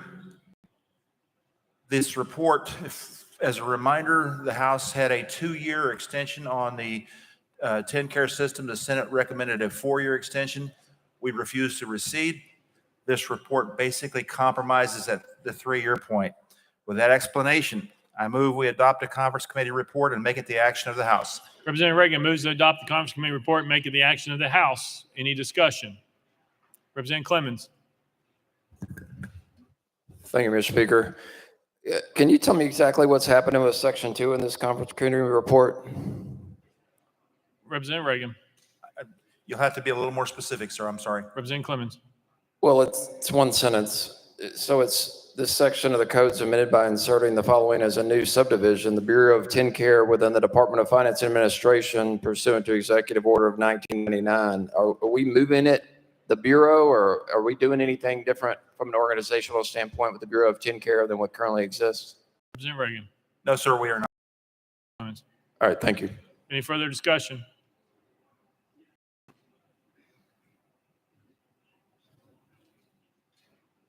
Any objection to the question? We're voting. All those in favor of the conference committee report, vote aye. Opposed, vote no. As every member voted, does any member wish to change their vote?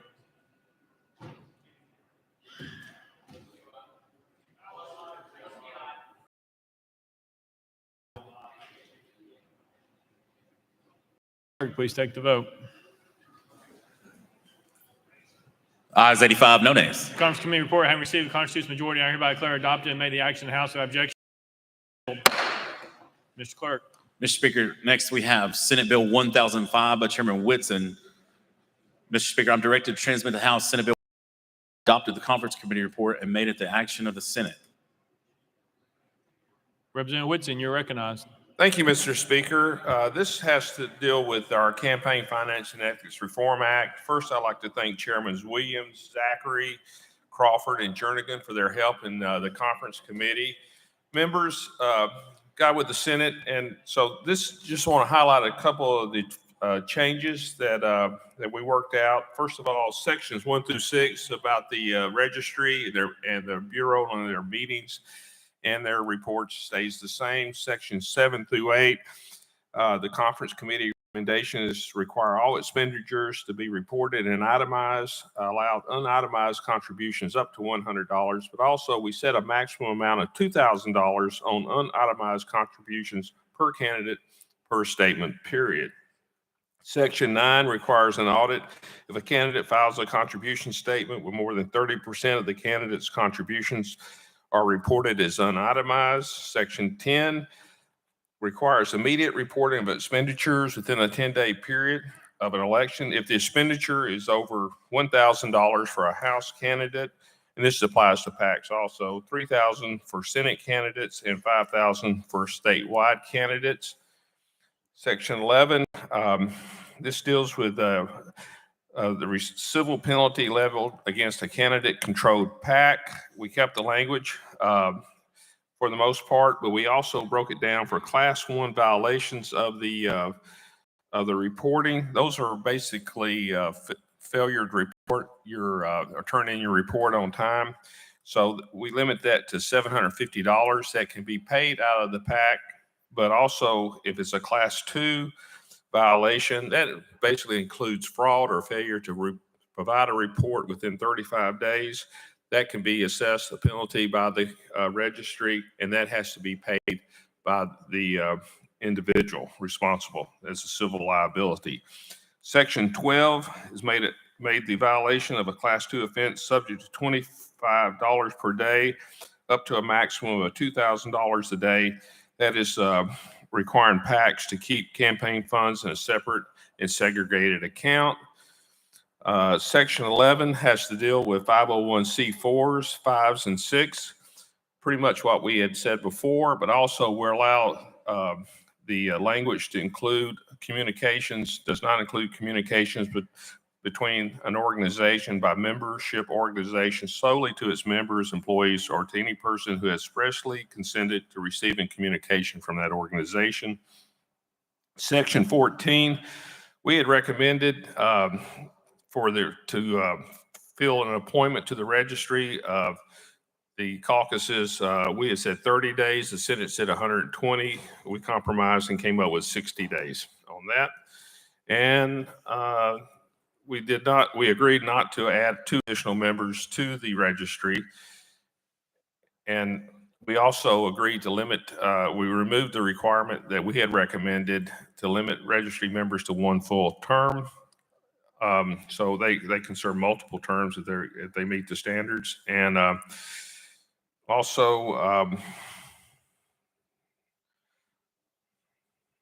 we also added the Senate recommendation requirement for General Assembly members and staff to report income from campaign services. And that applies for those who hire members, staff, or members. They must report, and also members and staff must also report if they conduct campaign services as defined in our legislation. And we also added trial judges must file an annual conflict of interest report, and also members of the governor's cabinet cannot receive compensation for consulting services. We had overlooked that for years in the TCA. And also, candidates and PACs are prohibited from using pre-marked boxes for authorizing recurring contributions to a campaign, and also requiring that a photo ID be provided to the Registry of Election Finance for each officer, treasurer, or the committee of at least one person who directly controls expenditures of a PAC. And with that, Mr. Speaker, I move we adopt the conference committee report and make it the action of the House. Representative Whipson moves to adopt the conference committee report and make it the action of the House. Any discussion? Representative Jernigan. Thank you, Speaker. I just wanted to thank the sponsor for all the hard work in the committee. I think we got the best possible that we could get, compromising with the Senate. And I know at least on as far as the minority representation on here, that Senator Yarborough and I agreed it was the best outcome between the two. And thank you, Representative and Chairman, for your efforts. Representative Whitson. Thank you, Chairman Jernigan. It is always an honor to serve with you. Representative Miller. Thank you, Mr. Speaker. Upon passage of the bill and the signature of the governor, will the new rules or laws go into effect immediately? Representative Whitson. There's different sections of this will apply. Some will go into effect upon coming law, some on 1 July, and some effective next year. Different sections. Representative Miller. And sorry. Representative Whitson. Don't have those dates, which section in front of me was Representative Miller. It should. Representative Miller. And those that will go into immediate impact, knowing that this is an election cycle, I'm just wondering if let's say the Registry of Elections would place that information, the new rules on their website, so as we are campaigning, raising monies.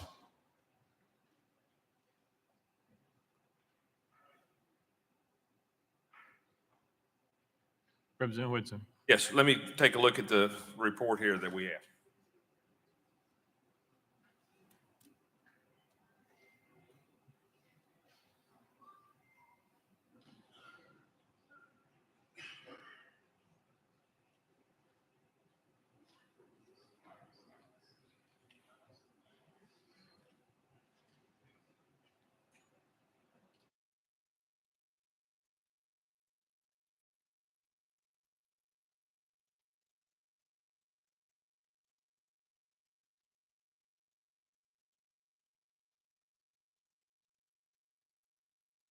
Representative Whitson.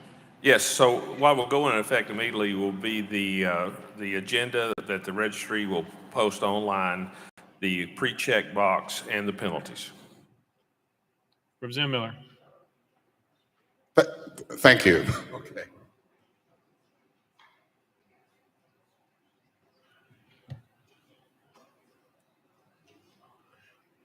Representative Whitson. Okay. Did I answer your question, Representative Miller? Representative Miller. All right, thank you. Representative Kumar. Thank you, Mr. Speaker. Thank you, Mr. Chairman. Tremendous work, a lot of time spent, and we are grateful for you to have done that. Question, when you say that the members can serve multiple terms, are they reappointed? By which body? Do they self-appoint? How does that work? Representative Whitson. The speaker and the lieutenant governor gets to appoint. Representative Williams.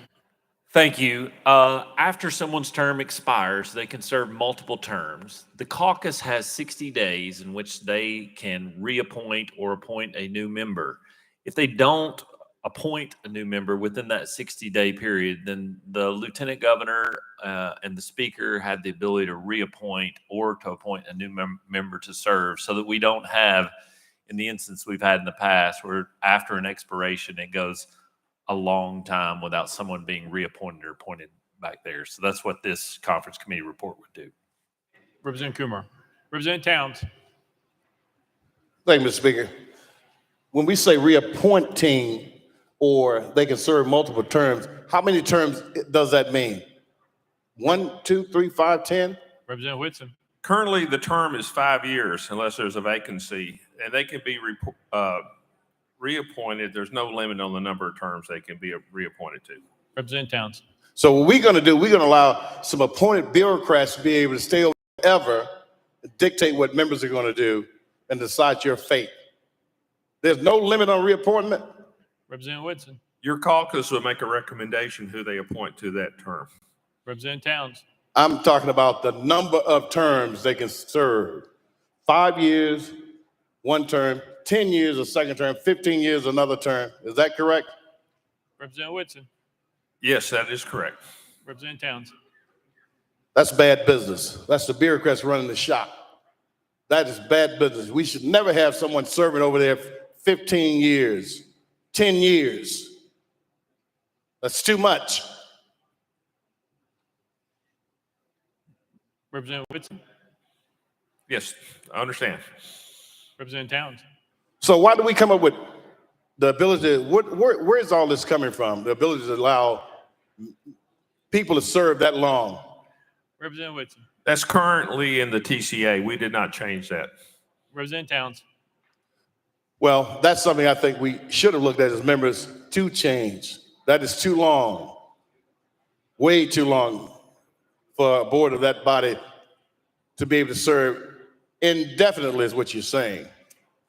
Now, why is it that we're having so many rule changes of late? What's necessitating that?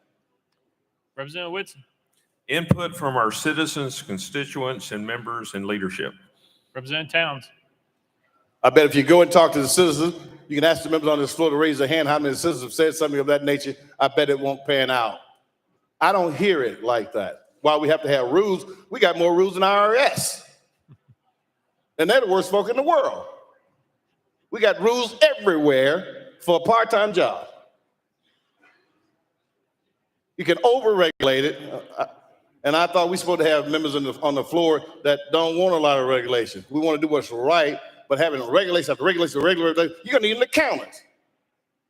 It's like running a small business. And it doesn't take that necessarily. Where's the wisdom? Where's the sanity? And where's the courage to do what's necessary to be done in this house?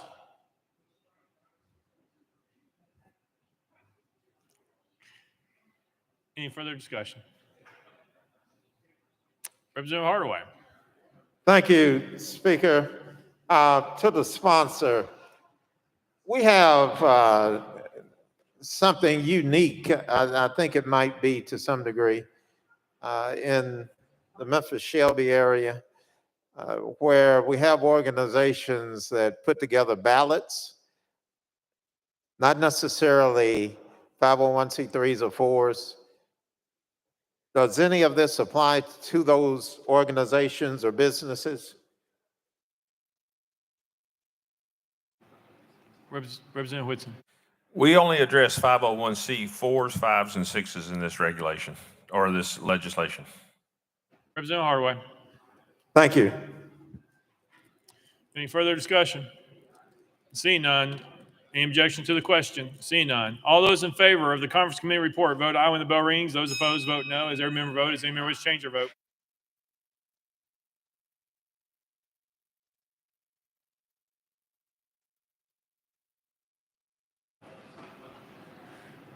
Mr. Clerk, please take the vote. Ayes 83, 3 nays. The conference committee report, having received the constitutional majority, I hereby declare adopted and made the action. Oh, Mr. Clerk. Mr. Speaker, I apologize. This ayes 85, 3 nays.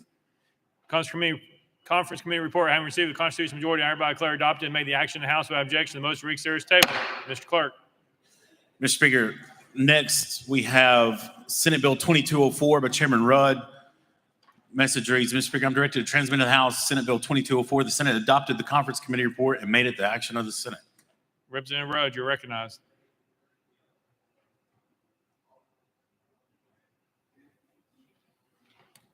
Thank you, Mr. Speaker. Let me get these out. This is the mega site reporting. It's almost the same. It's the House wanted more explicit detail. It was finally more written. It's doing much the same. The differences in the what we approved and what was coming out of the conference is only those contracts work done under over 100,000 is reported back to the speakers and to the building commission. And also, while we said labor contracts, the Senate wanted actually in the words union or labor association. Outside of that, other than slight rewording, it's pretty much the same. This does not in any way give anyone the power to cancel contracts or to cancel agreements. It only gives reporting to the speakers and the building commission of activity at the site.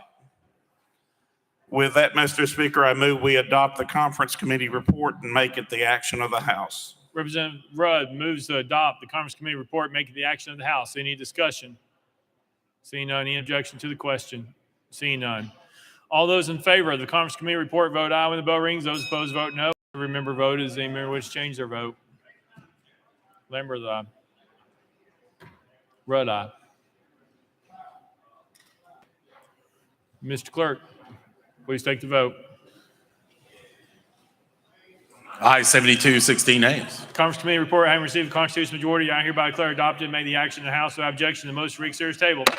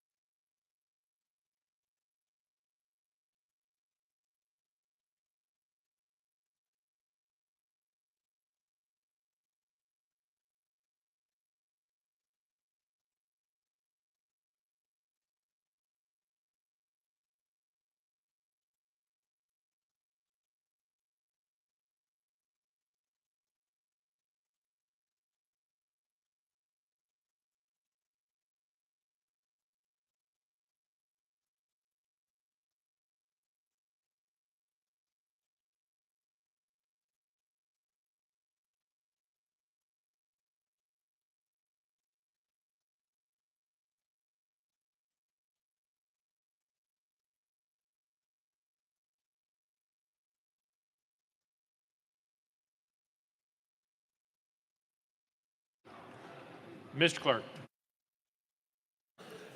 Mr. Speaker, I anticipate that we may be about to take up the remainder of yesterday's regular calendar. So the members are aware, if you go to yesterday's date in the dashboard application, that calendar will still be there, and you can follow along if you go back to yesterday's date. Mr. Clerk, call the first bill. Mr. Speaker, the House is ready for further consideration of item 24 on yesterday's regular calendar. That's House Bill 1927 by Leader Lamberth relative to cannabis. Leader Lamberth, at your desk. Thank you, Mr. Speaker. If we could roll that to the heel of the last calendar of today. Roll to the hill of the last calendar of today. So ordered. Without objection. Mr. Clerk.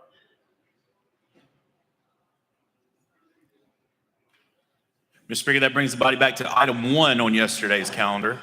Item 1 on yesterday's calendar, House Bill 2675 by Leader Lamberth relative to General Assembly members. Leader Lamberth, you're recognized. Mr. Speaker, the Senate bill is on the desk. Thank you, Mr. Speaker. I move to substitute the form to Senate Bill 1947. Leader Lamberth moves to substitute form Senate Bill 1947 without objection. So ordered. Leader Lamberth. Thank you, Mr. Speaker. I move passage of Senate Bill 1947 on third and final consideration. Leader Lamberth moves passage of Senate Bill 1947 on third and final consideration. By second, Mr. Clerk, call First Amendment. Mr. Speaker, no amendments filed. Leader Lamberth, you're recognized. Thank you, Mr. Speaker. I renew my motion. Leader Lamberth renews his motion. Any discussion on the bill? Representative Powell. Thank you. Could you just please give a brief description?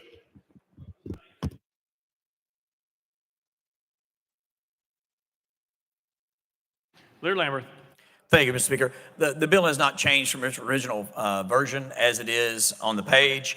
It literally would just allow for members to utilize campaign funds to defray the cost of being in Nashville if that cost were to go beyond the per diem amount. Representative Powell. Thank you. So does this just apply to members that are within the 50 miles? I just want to make sure because is that correct the way it's written? It would just be for the members that are within 50 miles, correct? Leader Lamberth. That is my reading of it. There's a cross-reference to a statute that may leave some wiggle room for those beyond that, but the intent was for it to be those within 50 miles. I go home every night, and so this bill is never going to affect me. But for those members that may stretch the boundaries of that 50 miles and be just in it, some of them do wind up staying in Nashville overnight, but they, as you and I know, our first year down here, we trim the per diem back to take out $100 a day for the per diem because, again, we go to our homes every night. For those that are beyond 50 miles, they receive an additional per diem of $100. And so this allows, in that rare circumstance, for someone within that 50 miles could defray the cost of having to stay in Nashville if it was needed with campaign expenses. Again, I'm never going to utilize this bill. You probably will not as well. But at the same time, it could help someone that's kind of right on that border of inside or outside the 50 miles. Representative Powell.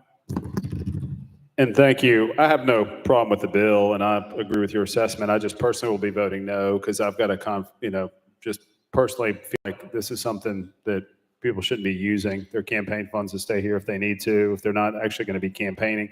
But I appreciate your intent on the bill. I just will be voting no. So thank you for the explanation, Leader. I appreciate that. Representative Mitchell. Yeah, thank you, Mr. Speaker. Leader, will this only allow for people to use their campaign funds for, say, rent or for the cost of a hotel? They won't be able to use their campaign monies. Let's say they invested in a property that they're living in. It won't allow them to pay the mortgage on that property, will it? Leader Lamberth. Thank you, Mr. Speaker. The bill is very short. I'm literally just going to read from the bill. I think that's probably the most helpful thing. This is after the first section that puts it under the code section of Code Section 210-114. Pay for lodging expenses or pay for a portion of lodging expenses on the same day the member earns mileage reimbursement or per diem pursuant to 31106 if the lodging is necessitated by normal course of the member's duties, and the member is not otherwise eligible for reimbursement for such lodging, or the member's reimbursement does not cover the total amount of the lodging, and reimburse the member for mileage above the mileage for the member is reimbursed by this state for travel to Nashville if the additional miles traveled are necessitated by the normal course of the member's duties. So in the situation you've given, I absolutely do not think that this language would provide for that, because it is supposed to be on a specific day where it was needed that that person is here, and it goes well beyond what their normal reimbursement would be. So it's, if someone was using it in that matter, it would be my intent as a sponsor of the bill that would fall well outside this bill. Representative Mitchell. Yeah, Mr. Sponsor, will they have to provide receipts to prove the necessity of using those campaign funds? Leader Lamberth. In the bill that we filed or bill that we passed not long ago, there's a much higher bar for folks to retain receipts and proof of what their campaign expenditures are being utilized for. And so while the bill does not include it, it would be a very, very, very good idea to not only keep receipts, but for any member that would take advantage of this. And again, I'm saying now publicly, the reason I don't have a conflict is I'm never going to actually do this. But if you do, then you should keep every receipt. You should keep a paper trail. You should indicate why you utilize this and how it was an extraordinary circumstance above and beyond the normal course of business for us during a day. This should be a rarely utilized tool, not something that is utilized very often. Representative Mitchell. Yeah, and Leader, I can assure you, I'll never use this as well. Thank you. Any further discussion? Seeing none, any objection to the question? Seeing none. All those in favor of Senate Bill 1947, vote aye when the bell rings. Those opposed, vote no. Is there a member voted? Does any member wish to change their vote?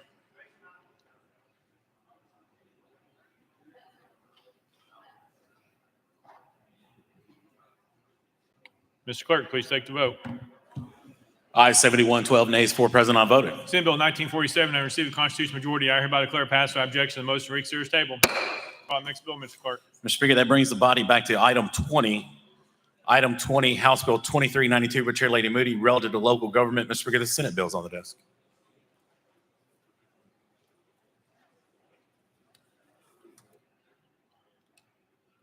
Chair Lady Moody, you're recognized.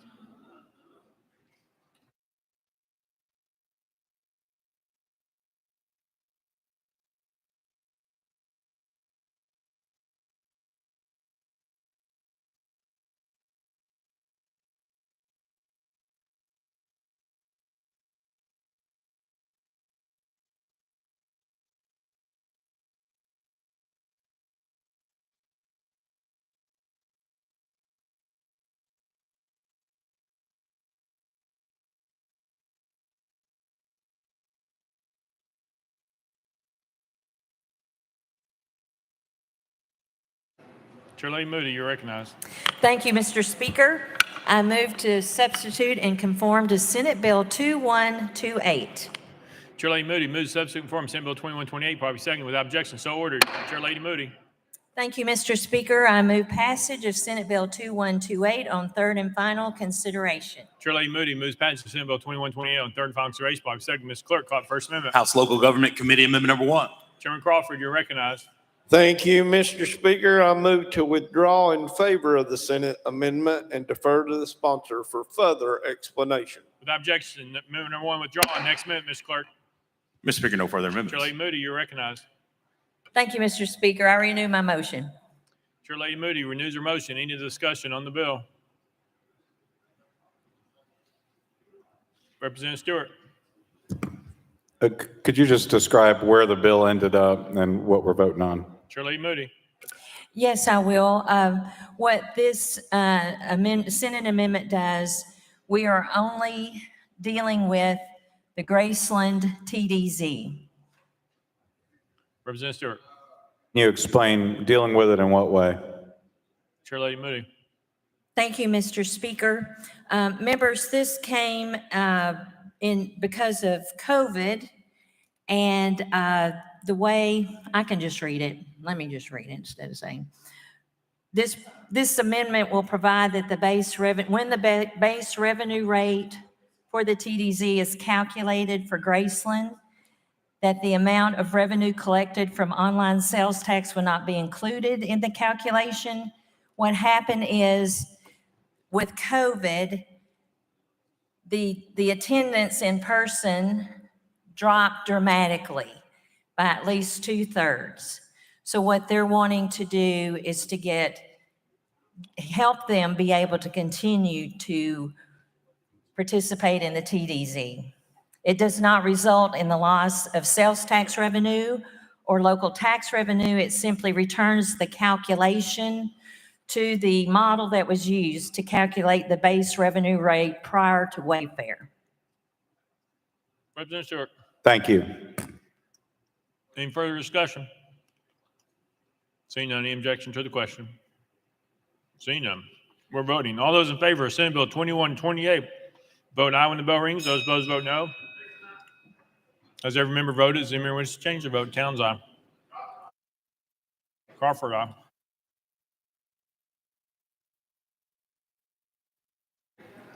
Mr. Clerk, please take the vote. Ayes 87, no nays. Senate Bill 2128, having received constitutional majority, I hereby declare passed without objection. The motion for reconsider is tabled. Call the next bill, Mr. Clerk. Mr. Speaker, that brings us to item 51. Item 51, House Bill 2723 by Representative Miller, relative to state employees. Mr. Speaker, the Senate bill is on the desk. Representative Miller, you recognize.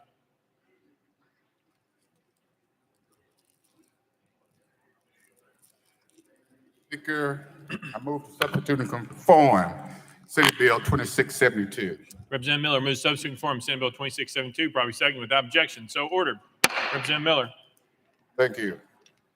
Move passage of Senate Bill 2672 on third and final consideration. Representative Miller moves passage of Senate Bill 2672 on third and final consideration, probably second. Mr. Clerk, call it First Amendment. House State Government Committee Amendment Number 1, Mr. Speaker, it's the same as Senate Amendment Number 1. Chairman Keesling, you recognize. Thank you, Mr. Speaker. Amendment number 1 is same as the Senate amendment. We move to withdraw. Without objection, Amendment Number 1 withdrawn. Next amendment, Mr. Clerk. Mr. Speaker, no further amendment. Representative Miller, you recognize. I thank you, Mr. Speaker. Senate Bill 2672. It allows state employees 5 days of paid leave in the event that a minor child contracts COVID-19 or a child's school or daycare facility is forced to close due to COVID-19. And if the parent must stay at home with the child to provide for child care.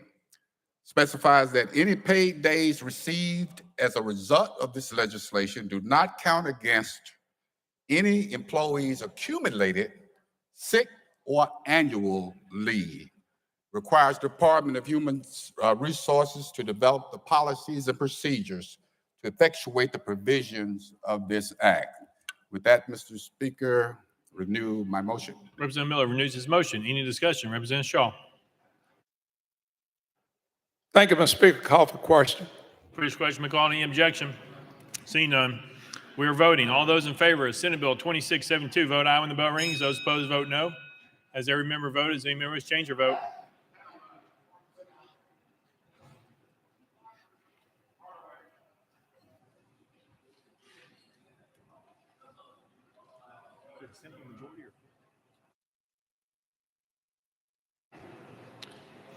Mr. Clerk, please take the vote. Ayes 43, 38 nays, 4 present, not voted. House Bill 2672, having failed to receive constitutional majority, I hereby declare it re-referred to the Committee of Calendar and Rules.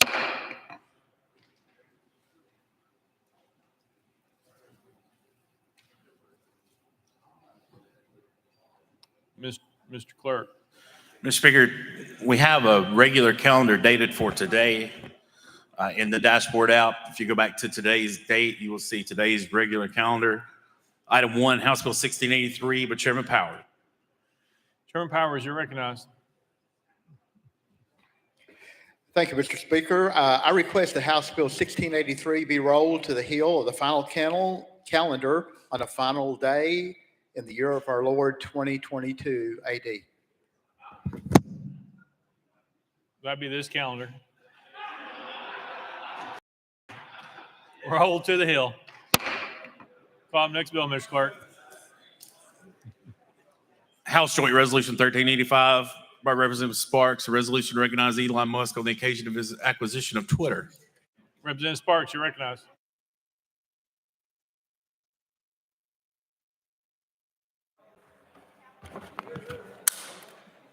Thank you, Mr. Speaker. Move adoption of H.R. 1385. Representative Sparks moves adoption, probably second. Mr. Clerk, any amendments been filed? Mr. Speaker, no amendments filed. Representative Sparks, you're recognized. Yeah. Thank you, Mr. Speaker. Mr. Speaker, I've got several sponsors on this piece of legislation, which I think is extremely important. If they'll come up and stand with us, if y'all don't mind. Democrats, you're invited as well.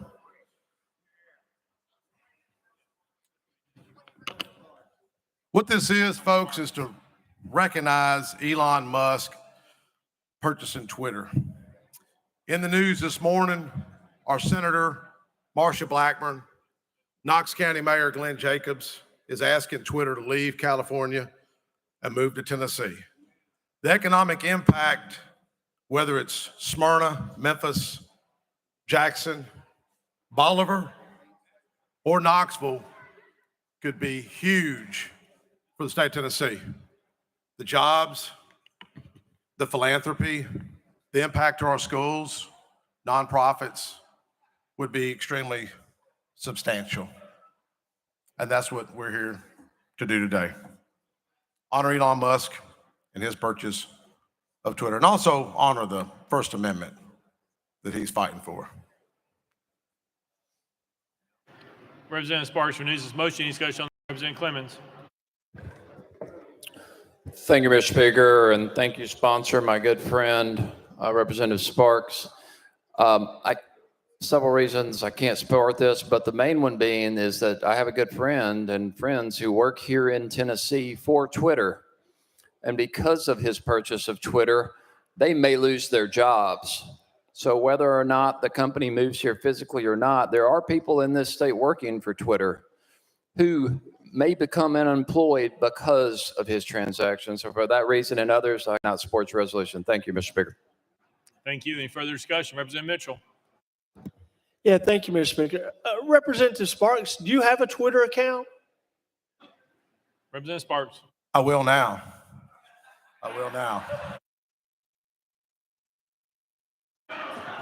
Representative Mitchell. So you're honoring something you're not even part of. Okay. Any further discussion? Seeing none. Any objection to the question? Seeing none. We are voting. All those in favor of House Joint Resolution 1385 vote aye when the bell rings. Those opposed vote no. Has every member voted? Does any member wish to change their vote? Cocker, no.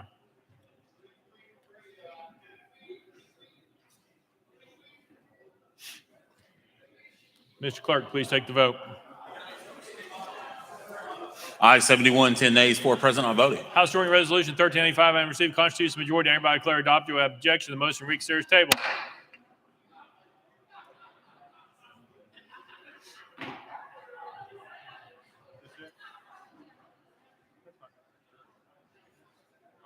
Okay. All right. Mr. Clerk. Mr. Speaker, we have another message from the Senate. Senate Bill 439. Mr. Speaker, I'm directed to transmit to the House Senate Bill 439. The Senate refused to receive from its action non-concurring in House Amendment number 2. The Speaker appointed a conference committee composed of Senators Ackberry, Johnson, Massey, and Rose to confer with the Light Committee from the House in open conference to resolve the differences between the bodies on Senate Bill 439. Representative Gillespie, you're recognized. Thank you, Mr. Speaker. I move to accede to the request of the Senate and ask that a conference committee be appointed to confer with the Light Committee from the Senate to resolve the differences between the two bodies. Representative Gillespie moves to accede to the request of the Senate and asks that a conference committee be appointed to confer with the Light Committee from the Senate to resolve the differences between the two bodies. Properly seconded. Any discussion? Seeing none, without objection, motion carries. I appoint the following members: Leader Lamberth, Representative Gillespie, Representative Eldridge, and Representative Hardaway. There we go. Chair Lady Hazelwood.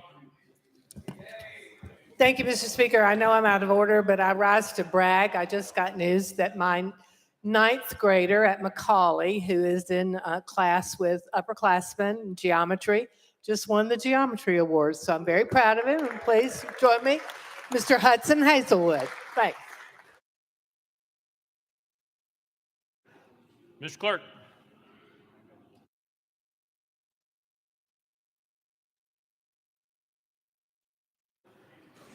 Mr. Speaker, that brings us back to the House message calendar dated for today. Item 1 has been disposed of previously. That brings the body to item 2, House Bill 2143 by Chairman White, relative to basic education program. Mr. Speaker, on April 27th, 2022, the Senate substituted House Bill 2143 for Senate Bill 2396, adopted Amendments 1 and 2, and passed House Bill 2143 as amended. All right, members, this is the TISA message. So let's refrain, if we can, from calling previous question too soon. Let those who are support and oppose who would like to speak on this afternoon, please allow them some time to voice their preference. And with that, Chairman White, you're recognized. Thank you, Mr. Speaker. I move to concur to Senate Amendments 1 and 2. Chairman White moves to concur in Senate Amendments number 1 and 2, probably seconded. Any discussion on the amendment? Representative Powell, I saw your hand first. If I could, I guess it's more of a parliamentary inquiry, if I could, Mr. Speaker. Is that just on this amendment, or is that on the entirety of the bill, if I could, per your? When it comes over on message, voting simply on those amendments, although it would technically be a vote on the full bill, because if it passes, then it passes. Representative Powell. Thank you. And one other thing, we are no longer operating on a 5-minute rule. Is that correct? There has been no motion on that today. Thank you. Thanks for bringing awareness.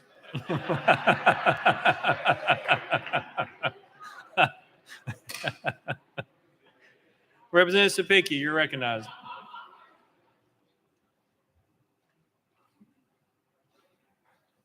Thank you, Mr. Speaker.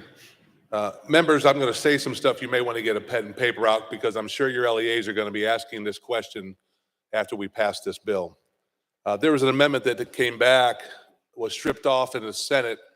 And the reason why it was stripped off is this is a funding bill and not a spending bill. We've been told that numerous times. But on Education Committee, members file bills every year reducing the number that triggers nurses, guidance counselors, RTI interventionists to help our children. And those bills get filed every year, year after year since I've been up here, trying to reduce those numbers so we can get more nurses, more school counselors, more RTI interventionists to help our children become better students and also address their social and emotional needs that are there. The Senate has stripped out language in this bill that would identify that of what our intentions with TISA is to make sure that our children get the proper help they need. And so I'm kind of disappointed that happened, because all we were doing was urging our LEAs and kind of signaling to them that we are allowing more help with nurses, such as we'd be dropping the nurses to 1 in every 750 students. 1 in every 750 students, or 1 full-time public school counselor position for every 250 students, which would provide more help for those students. Or in RTI, and if you know what RTI is, that's how we help kids with reading disabilities to get more help. We were dropping that number from 1 down to 1 every 500 students, which would get them more help. So I'm sure your LEAs, when this comes out, is going to be asking what those numbers are, because they want to know in the TISA funding bill what is precisely being funded to help these children. And so all we were doing was urging them to do this, but the department and the Senate, in their wisdom, decided to take that out. And that's okay, as long as we make sure everybody knows that. The other thing that was disheartening is we've had numerous conversations here on the House floor about how nobody can explain the BEP. There's a lady here named Marianne Dursky. As long as we have the BEP, she cannot retire, because she's probably the only one that really knows how to explain it to us in depth. If we have a question on the BEP, we call one person and she gets you the answer.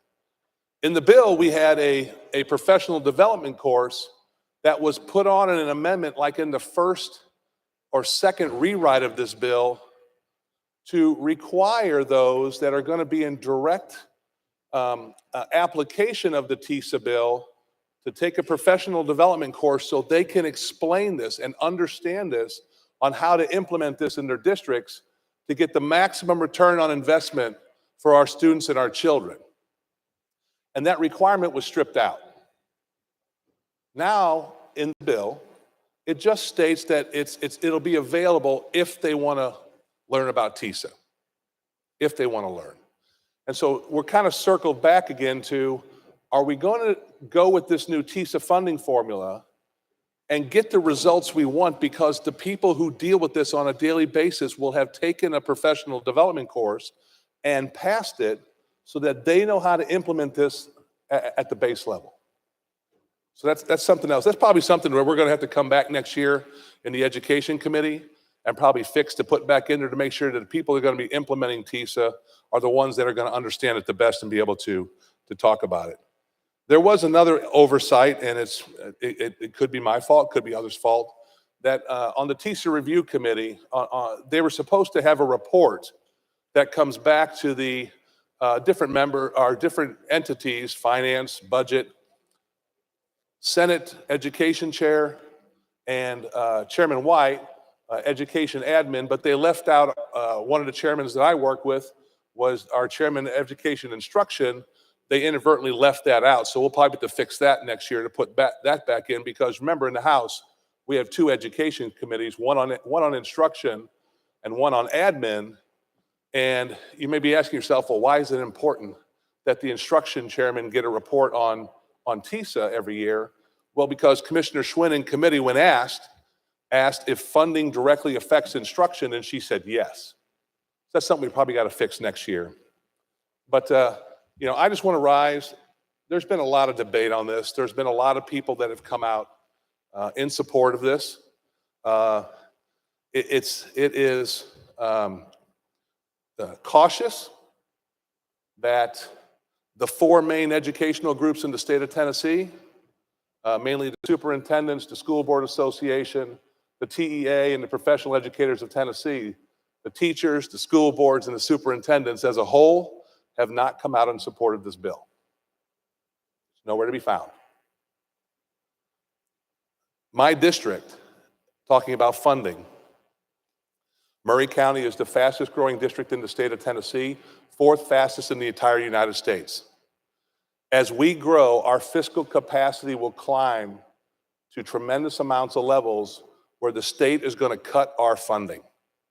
And my constituents in my district, my school board, my county commission, because of that reason, do not want me voting for this bill right now.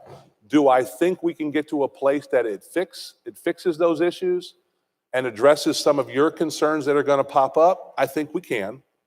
I think next year when we come back here in January, I would suggest that we be ready for multiple amendments on this bill as your LEAs get this and start to comb over it for the next 7 months, and they bring those shortcomings back from your districts. We will be happy. We will be happy. I will be happy on the education committee to work on those and make sure that we address all those issues that pop up next year, no matter what they are. And I would hope that the Department of Education and our governor will support that so that we don't put any of our districts or any of our constituents in a bad spot.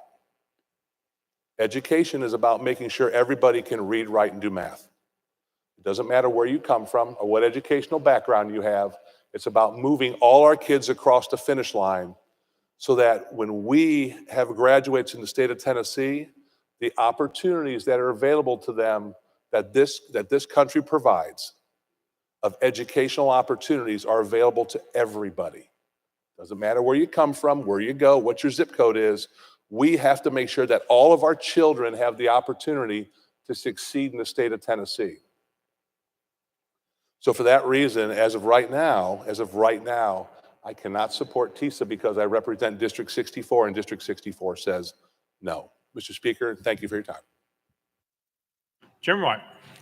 Thank you, Mr. Speaker, very much, and I do appreciate those comments. I did make the comment yesterday. I had a lot more things I wanted to say about the bill before we did stop, and that was one thing that's a little bit frustrating for me. We have worked on this bill intensely since we got here in January, 4 full months, And what I wanted to engage in is that we went through 7 weeks in committee, through 5 different committees, and we hashed these things out in the committee. And let me just address the one about the ratios that Chairman Sapicki just brought up. And I want to say this as I begin. Another thing I want to do is compliment all those on the education committees, Chairman Sapicki, Chairman Moody, Chairman Haston, Hurt, and Lafferty, and Weaver, and all those who have been chair of this, but they have been so valuable in helping us work through this process. And it has been a process where we have gotten to this point. If you remember, when you go back to February, 1st of February, where this concept was being started presented, most of the members didn't know anything about it. And we said, you know, is it too soon and all those kind of things. We have come so far until we have a plan. Let me just address the part he brought up first about the ratios. The reason that it was left out, and I do agree with the Senate, that's why I'm concurring with this, is because that is one of the beauties of the TISA formula, that we are getting away from ratios. Under the BEP formula, when you try to fund teachers and you try to fund counselors and you try to fund nurses based upon ratios, 1 in 750, 1 in 3,000, 1 in 250, whatever it may be, whatever a person you're talking about, then in the local district goes and hires one more person outside that ratio, then we as a state say you're not fully funding your ratios. So what this does through this base and its weights and its direct funding, it is sending enough money to the local communities and districts where then they can hire the appropriate numbers. Some districts, you know, everybody needs a nurse. We want a nurse in every school, but that may not be true for every district that they want that. They have the funding to do that. And by the way, in the base this year, and I want to congratulate my good friend I'm looking at right here from Upper East Tennessee. He's carried this every year, and we wanted to pass it. The funding formula under the ratio is 1 nurse for every 3,000 students. Every year we try to get that down to 1 in 750, but it has a fiscal note of $40 million. So therefore it doesn't get passed because we're trying to ratios. In the base this year, that's $6,860 that's in the base per student that everybody gets. When they calculated this, we have brought that down to one nurse for every 750 students. So the money is going to the school and also on the counselors.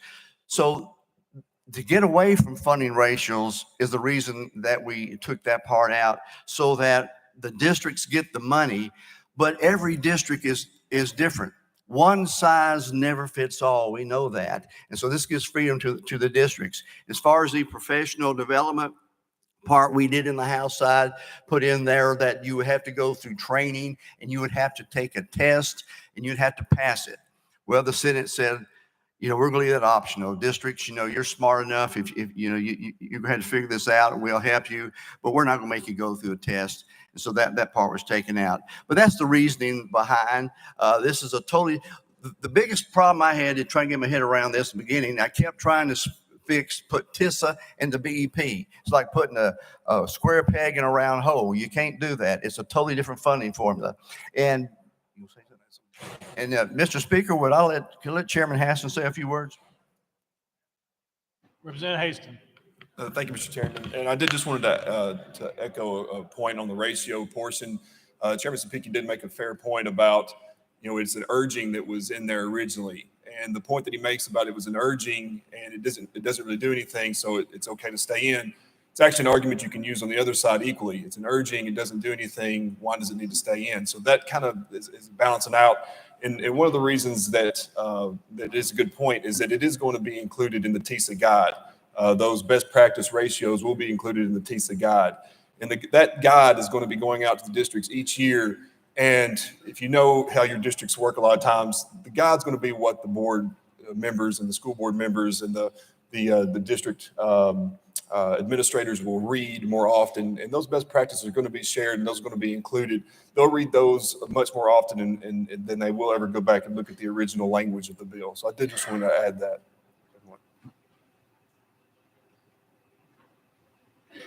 Representative Mitchell. Yeah, thank you, Mr. Speaker. Sponsor, how much is each kid allocated for in this bill? Chairman White. Thank you. Well, the part we didn't get into yesterday, I briefly did in the introduction. The way this formula, TISA formula, Tennessee Investment Student Achievement, is calculated, there is the base first. Now, in the base, if you were going to start a school system, it's basically what you would need to put together. And I can read that to you. It covers everything from salaries, classroom teachers, principals, assistant principals, PE teachers, college and career counselors, nurses, school secretaries, gets into materials, textbooks, operations, maintenance and operations, system support. And so they work on a funding formula, those people who crunch numbers, it comes up with $6,860. And from there, you go into the weights, depending on the student and what that student needs is. And that is a percentage of the pay. Like economically disadvantaged, is 25% of that $6,860 for that child. And so it's various. What was good about this is every parent knows exactly how much their child is generating for that school. Representative Mitchell. Thank you. Now, everyone, he said something that I'm going to get to in a few minutes that I want you to be aware of. When I asked him that number, he gave me the answer, but before he answered, he said, it will be everything you need to start a school. And then he listed them all off. Then he gave the number. So keep that in mind for just a moment. So, Mr. Sponsor, how many school districts are going to receive a lower percentage of funding than they currently do now under BEP? Chairman White. Currently, under this system, every school district in this school will receive more money. The only ones who will not, if you are consistently losing population in that district, eventually, if you lose students, then you lose less funding. But every single district receives more funding. Representative Mitchell. No, that was not the question. You know, you're talking yearly. I'm talking about percentage, 70-30, 60-40. How many districts are going to be paying a higher percentage in this bill than they currently, you know, there was a Tennessean article. I don't know if you had a chance to read it, but if you didn't, I'll just answer it for you. It's 2/3 of school districts are going to be paying a greater percentage. So that goes back to what the leader was saying yesterday as he was tabling amendments left and right. He says he wants it to go back to locals. Well, he's not talking about the local school board folks. He's talking about the local county commission, because those folks are going to be making some tough decisions to raise revenues to pay that higher percentage he is dealing upon you.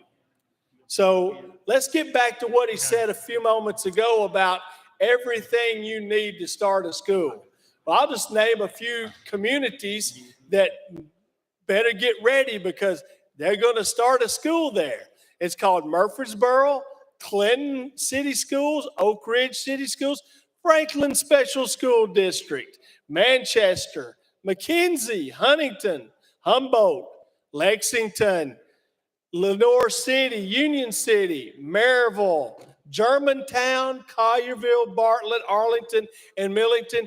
Get ready. They've got a charter school just for you, believe me. You know, in the past, charter schools have been aimed and geared toward inner city school, inner city kids. We're going to save the poor kids that are being neglected. I hear that all the time. You just don't care about those kids that are not getting their fair share. Well, the latest charter scheme has been Hilldale College. And if you think that's gone away, you've got another thing coming. Do you think this governor has promised them 50 charters and not going to come through? Those charters are going in these towns. You didn't hear that those charter schools from Hilldale being aimed at inner city children.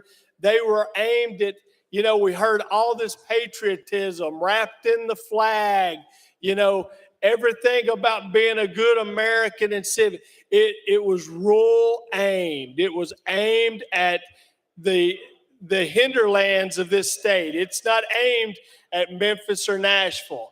So these charter schools are not going to be in Nashville and Memphis anymore. They're coming to your little small towns where you got a city school system. They're going to take 100 kids out of that city school system, and he's got $6,860 he's going to put in a backpack and travel on down the street to that charter. So let's not think these guys came up with this scheme all on their own. This is happening in other states around the country. This funding bill, similar funding bill, was passed in Ohio in November. And now they've come back and they've got the backpack bill in Ohio now. So the first part of the scheme is the funding scheme. The second part is to come back with the backpack bill next year, and it's going to be universal charters and vouchers. So that backpack is going to take your money and it's going to go down the street to Hilldale College's nice little charter school. If it's not Hilldale, it's going to be someone else. That is what's happening in this state. You know, we've done all this stuff and everyone's set back in their seats because, oh, we're only doing this to Nashville and Memphis. Well, folks, if you think this is only Nashville and Memphis now, you've got another thing coming. This, and I'm tired of always arguing. Everyone wants to say it's a partisan issue. This is not blue or red, folks. This is green. This is the almighty dollar. You follow the dollar and you'll get the scheme. And that's what this is all about. Thank you so much. Chairman White. Thank you, Mr. Speaker. And members, bottom line is every district's getting more money under this formula. I won't get into all the other things. The percentages, you know, there are certain districts that are more blessed than others. I was walking through Broadway in downtown Nashville today, and you couldn't stir the people's stick. How blessed Davidson County is to have that. Grundy County, Wayne County, Lake County, Hancock County don't have that kind of extra dollars coming in. So there are differences in percentages, but every district gets more money under this formula. And so, well, I just leave it right there. Representative Byrd. Thank you, Mr. Speaker. Members, if I could have your attention, I'd like to address an issue that is very important to me. And I'm hoping in the upcoming session that you will look at this. It's a funding for teachers' insurance. A lot of you don't know this, but the state only pays 45% on the health premiums for teachers, whereas they pay 80% for all of their employees, state employees. And I found out this week that they also pay 80% for all the teachers and faculty for TCATs and for community colleges. That's 40 of them, 27 TCATs and 13 community colleges. If you want to keep good teachers, like in my district, Wayne County, you know, a teacher that is on a family plan has to pay $850 a month for their premiums. You know, for someone on state plan, you know, then they're paying around $250 to $300 a month. Teachers from Wayne County, really good teachers. We lost probably one of the best high school teachers that we had. They crossed county line and went to Hardin County, where Hardin County paid 100% of their teachers' insurance. So we lose good teachers because we can't compete with other counties because we're a distressed county. The Department of Ed and the Board of Education, our state board, you know, they tell teachers what to teach, when to teach, how to teach. They give state assessments, but yet when it comes to benefits, you know, they don't consider Tennessee teachers worthy of the 80% as far as health insurance. So I hope that next year, year after next, that you will look at this, and because it would be like the Senate if the state paid the Senate 80%, but they paid us 45% of our health insurance. Just think, how would that make you feel? So So I hope in the upcoming sessions, you will look at this and see if you can help teachers on their health insurance. Thank you. Chairman White. Thank you, Mr. Speaker, and I agree with Chairman Byrd, and I look forward to working on that. Very good point. Thank you. Representative Reagan. Thank you, Mr. Speaker. Members, this bill is a funding bill, not a spending bill. However, there is one portion of it that you need to be aware of. There is a criteria requirement for third grade literacy. We have set a 70% goal for the entire state. At the end of the third grade, 70% of our students should be reading on grade level. What this bill does, and this will be a question you will be asked about at your local school boards, what this bill does is require those school districts, or in fact, schools that are not hitting that goal to put in place plans to achieve it, and requires them to make 15% over 3 years, 15% improvement over 3 years between where they are and that 70% goal. If they achieve it, all is fine and good. They're left alone to continue progressing. If not, then our State Department of Education steps in and gives them additional training and even directs some of their funding to be spent for those improvements. So while this is a funding bill, and let me emphasize that again, it is not a spending bill. Spending is done by your local school boards. This does have a performance requirement in it, and undoubtedly you will be asked about it. I encourage you to read it. It's very simple and straightforward, but it does have a goal that will put Tennessee #1 in the nation when we achieve it. Thank you, Mr. Speaker.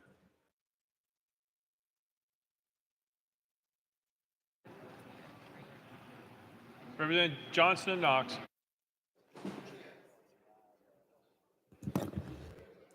Thank you, Mr. Speaker. I guess I want to bring some of the concerns that my constituents have. We've done a lot of talking, and especially last night, lots of conversation. Some people are so busy, teachers are so busy that they haven't been paying that close attention, but they really started paying attention last night, unfortunately late. But what I'm hearing so much is, I'm not hearing that they hate it. I'm hearing that slow the roll, because what is in this bill is not what they ask for in community meetings across the state. It's just not what they're seeing. And so their concern is there's so much that's not written in this bill specifically, and what they would like to see is all the details filled in, so that then we could take it to the stakeholders, the parents, the educators, show them what it is, let them learn about what it is, and then have everybody on board, like the organizations that my colleague mentioned that are currently not on board. It's unfortunate that our teachers are only going to see about a $50 a month increase in their paychecks this coming up year. I think that they deserve so much more. We've been several years that they've been making more. They made more 10 years ago than they made today. And I think that we are leaving them behind in this.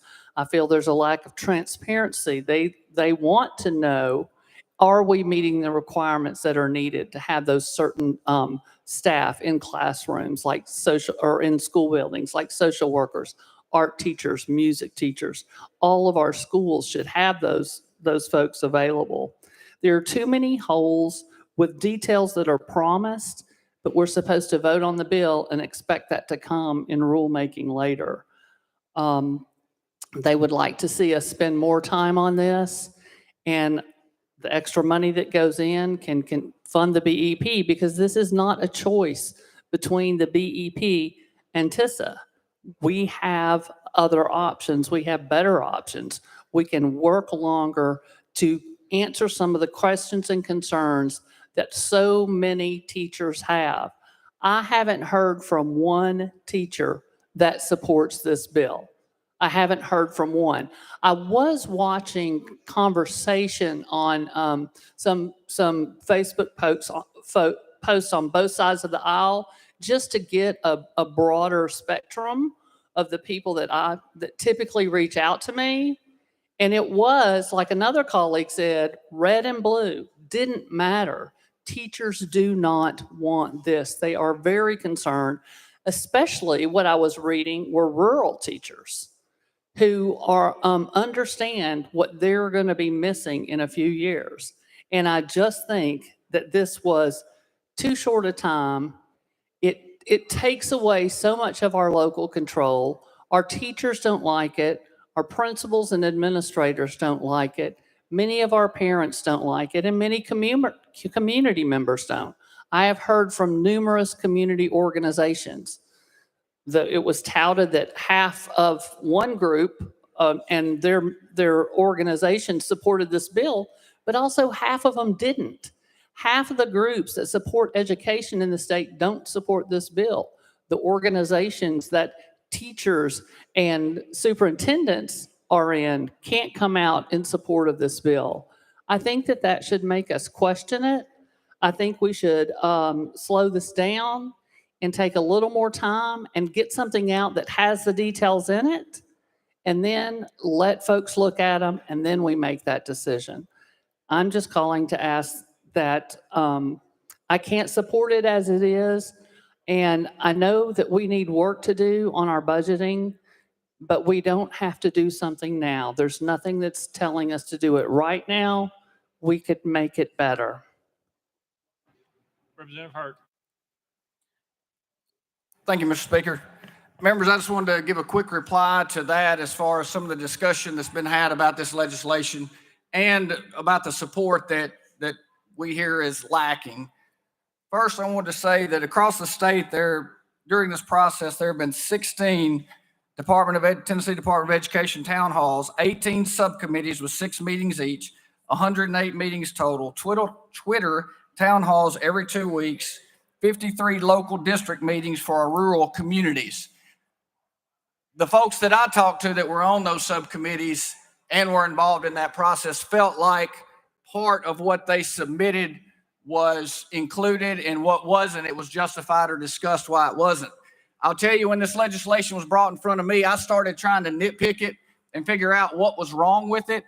And as I did that, I called I called directors in my district and in my new district, talking to them about how they felt about the legislation. And I tried to stay in contact as we worked through it, along with speaking to directors across the state that were in support of this. And I also wanted to thank the Department of Education, because as I talked to them, many of them said, we've got these questions, because at first I wasn't hearing from them. And I started calling them. I'm like, why are we not hearing anything from them? They said, we're talking to the department and they're answering our questions through this process. That made me feel comfortable. Knowing those directors are boots on the ground. Some of them had some concerns here and there, but they said, overall, this is good legislation for the students of Tennessee. And therefore, I support it because I support them and they know what's going on in their daily activities. So with that, members, I would ask you to support the legislation. Thank you. Representative Thank you, Mr. Speaker. One of the points that was made was saying that this took away local control. It's absolutely the exact opposite. The BEP, by its sheer design, sets up a lot of guardrails. It's very prescriptive. What TISA does is allow a lot of local control for how you hire and use your funds.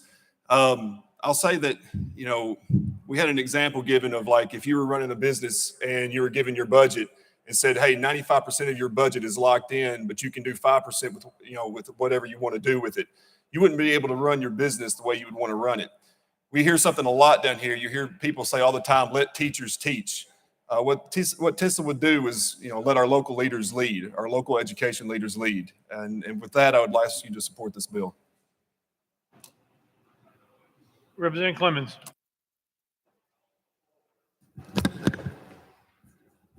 Thank you, Mr. Speaker, and thanks, sponsors. We went around and around on this for several weeks in the education committees, the subcommittee, the full committee. Several of us worked across the aisle to try to figure out not only this legislation, but what its possible impact would be. I appreciate the chairman of those committees allowing for that discussion. Is probably the most thorough discussion we've had on a single piece of legislation up here. And that's why I was so disappointed yesterday when no discussion was had. So I just want to thank you for the opportunity to revisit this and actually discuss this, because like Chairman Stewart said, this is probably the most important bill that most of us will vote on during our tenure in this body, regardless how short or how long. And with that, I just want to say how incredibly disappointed I am that this is being rushed through, because again, like my colleague from Knox County, you know, the governor announced this initiative at the beginning of October. It's only the end of April. Nothing is more important than how we fund and support our public schools. This has been a rushed process from the get-go. I would argue, to use my other colleagues' term, scheme. This scheme was cooked before we had these tours across the state, got public feedback, and to the extent some of it overlapped and looked the same, that's probably a coincidence, because this isn't a Tennessee plan. And that's what really bothers me, are these two main false narratives that have been just pounded and pounded by this administration and some of you throughout this process. Our options are not BEP or TISA. Those aren't our only two options. Our third option is a true Tennessee plan that is designed in a thoughtful, timeful manner, that is designed to improve educational outcomes, get our educators the resources they need, and provide the flexibility for our local governments showing the full support to accomplish all of our mutual aims. That third option was never allowed. That discussion never took place. And it's incumbent upon us to make sure that discussion takes place, where everybody who has a stake in this game, lawmakers, educators, administrators, parents, people who truly value our public schools, have an opportunity to craft a thoughtful piece of legislation that is a true Tennessee plan. That's the option, not BEP or TISA. The other false narrative that has been pushed throughout this whole thing is this bill will result in $1 billion more to our public schools. Ladies and gentlemen, there is no funding in this bill. Funding was passed in an appropriations bill. TISA contains no dollar amount. There's no dollar amount in there per pupil for the base amount. This bill is not going to result in $1 billion more. We already passed an appropriations budget and a bill. This bill doesn't guarantee anything. All this bill guarantees, with all its holes, is that we're punting our responsibility to Tennessee taxpayers and our public schools and our public school students and families to unelected administrators and bureaucrats to make every decision to fill in every hole that we're leaving in here. I hear every day up here about how we make the laws, how we should be in charge because we represent the people. Well, by passing this piece of legislation, you are abdicating that responsibility, and you are giving it to the Department of Education, with whom most of you disagree with on a pretty regular basis, and a governor who has shown no commitment to public education. His first priority was passing private school vouchers. I mean, when people tell you who they are, believe them the first time. We cannot punt our responsibility to these people. It is our job to make policy. It is our job to stand up for educators and our public school students. This is part of a larger scheme. There's a direct allocation in here for charter schools. Whether you agree with charter schools or not, that's beside the point. You don't know what that direct allocation amount is going to be. If your school district or your county is getting $4 million extra in our budget for public schools, guess what? If a single 300-seat charter school opens in your district, and let's say they put a 4% of the base amount value on that direct allocation, $2.1 million is walking out of your LEA and your public schools into that 300-seat charter school on day one. And that doesn't even include any weighted allocations or any other money they're going to give that. That's over 50% of your so-called new funding. Ladies and gentlemen, just look at the details. Look at the lack of details. Think about how this fits into the bigger picture. if we want to think about improving educational outcomes, let's get our priorities straight. And I keep hearing, yeah, we want to provide teachers benefits. We want to provide teachers resources. We want to address ACEs like hunger in our classrooms. And I keep hearing this excuse over and over about money. Ladies and gentlemen, we overcollected $2.5 billion in this state in sales taxes since August. Not even a full fiscal year, we overcollected $2.5 billion. And that's not including what we're sitting on. So let's look in the mirror and ask ourselves, what are our priorities? Do we care about public schools? Do we care about public school children? Do we care about doing all this stuff we say we do? Because I can think that there is no better way to spend our money than improving our public schools. Yet we're only increasing it by this amount. We can't even give teachers insurance. My kids, I live in the most affluent city in the state, and my kids' teachers are still having to pay for stuff out of their own pocket. This is embarrassing. Let's address inequity. Let's assure equitable distribution of funds. But first step, let's increase the pie. Let's spend the money that actually reflects what we say our priorities are, and not vote for stuff just because it's rammed down our throat in 7 months and doesn't include any of your input or feedback. None of your amendments got addressed or added to this bill. Ladies and gentlemen, we have a job to do. We are failing to do our job. This bill is not ours. This is the governor and the Department of Education that does not have public schools' best interests or our children's best interests at heart. Please think about this. If you go home, if you voted for that budget, nobody can say you didn't increase funding for public schools. That box is checked. You've done that. What you can go home and say is, I didn't vote for a piece of legislation with which I don't agree and doesn't have our public school interest in mind, and as priority one. That's our job. Let's sit down, take our time. Let's punt this. I'll work with any one of you in this room, across the hall, wherever. Let's come up with a plan that actually does what we say we want to do. Thank you, Mr. Speaker. Chairman White. Thank you, Mr. Speaker. And just members, a note on that. We are a tremendously blessed state right now because of conservative fiscal politics. We are taking in more money. We're blessed. In this legislation for traditional public school education, we're adding $1 billion in new dollars. 1 million students time, that's what is that, a $10,000 per student that we're adding to the educational system. $1 billion. Also in this legislation is $125 million more dollars for teacher raises. As we grow, we're continuing to put more money. And if I'm fortunate to keep serving the state in the future, I'll advocate for more. But there's a lot of money going into this, and that's one reason we're looking at a new funding formula so that our districts can take that money with flexibility and educate the children in our districts. Representative Clemens. Thank you, Mr. Speaker, and I'll just be brief. Ladies and gentlemen, there's not a single dollar amount in this bill. This is not a funding plan. This is not a spending plan. This is a blueprint for dismantling public schools in Tennessee. And if you don't see that, I ask you to really spend some time reading this legislation and look to whom we're punting all of our responsibility. There's not $1 billion in here.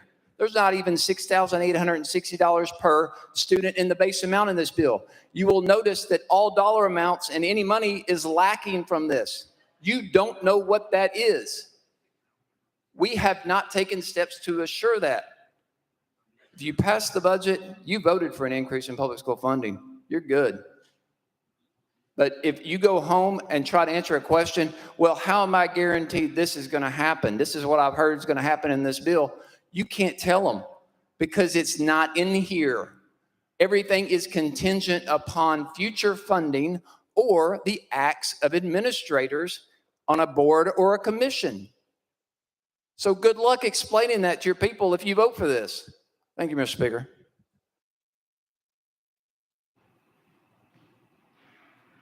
All right, Representative Kumar. Thank you, Mr. Speaker. Thank you, Chairman White, for all the work that you did. My question is rather micro compared to the bigger picture. Now, the bill that we have, it says that it encourages LEAs to have one nurse for each 750 students. Did you say that that's being taken out? Chairman White. That language is not in this bill because that language is, the funding is already in the base. We're trying to get away from funding according to ratios, but funding according to the individual student needs. And that money goes to the district for the district to decide what they need in each capacity. Representative Kumar. So the base amount of 6860, that includes allowance for one nurse for each 750 students. Chairman White. That is correct. Representative Kumar. And the other part was that there was a discrepancy in the fact how nurses are paid by the LEAs, and it varies in various LEAs, whether they are paid by as certified or licensed employees. Did we address that?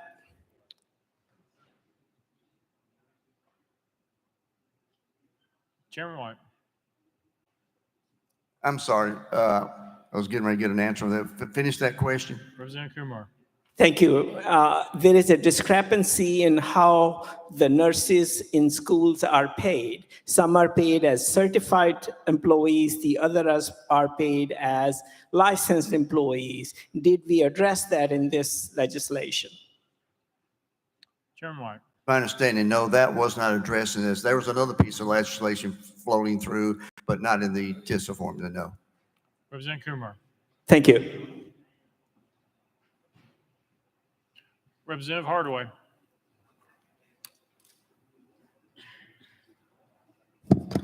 Thank you, Speaker. I thought I would learn something while I was waiting to be heard, and I think I've got more questions, sponsor.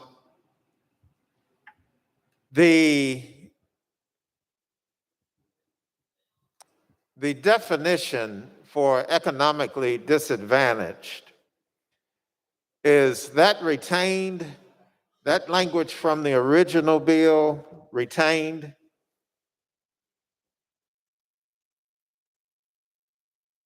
Chairman White. Yes, sir. 25% of the base. Representative Hardaway. And with that, let me tell you why I'm asking. It makes reference to SNAP and the federal programs. That's still the case? Chairman White. Yes, sir. That's where the data comes from your departments of human resources and health and everything, as far as where those numbers come from. So that is true. Representative Hardaway. We went for months, a little while back, trying to get some of our families certified with DHS through no fault of their own, no fault of the families. They followed the process, and for whatever reason, they went months, you might recall this, where they were having difficulty getting certified. They were having difficulty getting the allowance for them to even get the necessary funds on their cards, etc. So I'm wondering, what do we do for the students who may run into those snafus? Do we have a system in this bill where they can work directly with the LEA and receive the necessary, we're going to call it certification, so that the funding that they need for their educational purposes through TISA become available? Chairman White. As far as the actual language in the funding form, whether you're BEP or TISA or anything else, to address that question, No, that would be done through the department level, the district level, the school level, superintendent level to do that. One thing that would help in this formula, that if you have a child that's in school, you would know exactly how much your child is generating, because you would add up, there's 20 lines, instead of 127 elements and 47 components on a BEP, you got 20 lines you add up. And if your child is an economically disadvantaged situation in that school, 25% of the base. If they are in a small district or concentrated poverty, that's another 5% each on those. So you add all that up, and then you know how much your child is generating. And if you're not getting it, then you have more flexibility, you have more transparency. That's another beauty of this particular funding formula. Representative Hardaway. Thank you. I don't think that addresses my concern. My concern is that we will not have identified families and children through those preset certification programs, whether it's SNAP or one of the other programs, and that the LEAs need to have something in place, some metrics in place that is approved by the state to identify those children and receive the funding accordingly. So I'll ask you to pay attention to that as we move forward. The other issue that I want to get to is the share of the funding that comes out of the local tax base. Can you tell me what will happen in Shelby County for Shelby County schools and the municipal districts in terms of the percentage of local tax money and the state funding? How will that change compared to the BEP? Chairman White. The Shelby County schools will benefit from this because Shelby County urban schools do have a larger proportion of concentrated poverty and economically disadvantaged. So they will benefit greatly from this formula. It's one of our urban districts. And as far as the second part of your question was the local portion, BEP or the TISA formula, you have a fiscal capacity of each community. The formula would be like a 70-30, 70% state, 30% the local, but depends on the fiscal capacity of each community as to how much that is. And then each community has its own maintenance of effort. So according to the graphs that's been, for those who are number crunchers, as we look what the local portion is for the next 10 years, the TISA formula stays below the BEP formula for the next 10 years, running out even that far. So it doesn't change that. You still have Shelby County government still puts more money in through the maintenance of effort anyway, and that will continue, and that will have to continue. But the TISA model would even stay below that. So to answer your question, no more. Representative Hardaway.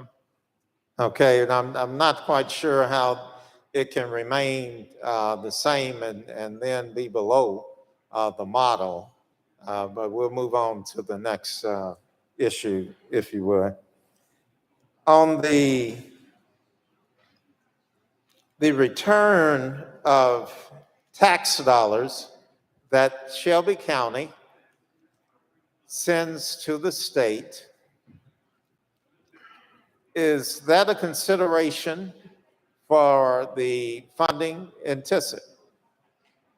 Chairman White. I really cannot address that as far as the tax money. Every community, what you send in is your proportion, each of the 95 counties send in. It really wouldn't be addressed in the TISA formula. This is a formula addressed on funding our district schools. Representative Hardaway. Thank you. For lack of a better way to describe it, it's kind of like socialized education. No matter what we put in, everybody, whether they put a penny in or a dollar in are going to get the same in terms of the expenditures out of the fund. Chairman White. No, based on the fiscal capacity, communities like Shelby County, Davidson County, Sevier, Williamson, they have a much greater fiscal capacity than does Lauderdale County or Lake County, Grundy, Wayne, and distressed counties. And so the percentage changes for them because they don't have the fiscal capacity that these larger, because of the tourism and the industry here. So those things change. So it depends on the ability of each district or each county to pay, their proportion. Representative Hardaway. All right, so you're calling it fiscal capacity. I'm calling it tax dollars that we put in the pot. But at the end of the day, Shelby County, counties like Davidson, we subsidize education for the rest of the counties around the state. Chairman White. That is correct. If you're in downtown Nashville, isn't Davidson County that I love blessed to have the tourism go into it? And I'm pretty sure there's a lot of other counties would love to have that opportunity. So yes, sir, that is correct. Representative Hardaway. Thank you. And I hope all of my rural brothers and sisters are listening to that. You have an educational system really because of Shelby County and Davidson County and the monies that we send to your district. I just have another item that I'd like to get your response on, Mr. Sponsor. On the Germantown schools, the fact that we'll have children who will at some point be, depending upon how things go, could possibly be without a home. Is there anything in this that addresses capital expenditures that could accommodate those children who might be displaced by the Germantown schools negotiations and possible settlement? Chairman White. This is a student-based funding formula, so the money follows the child in the schools that they go in. So wherever the child is, that's where the money goes. Representative Hardaway. Would this include virtual schools also?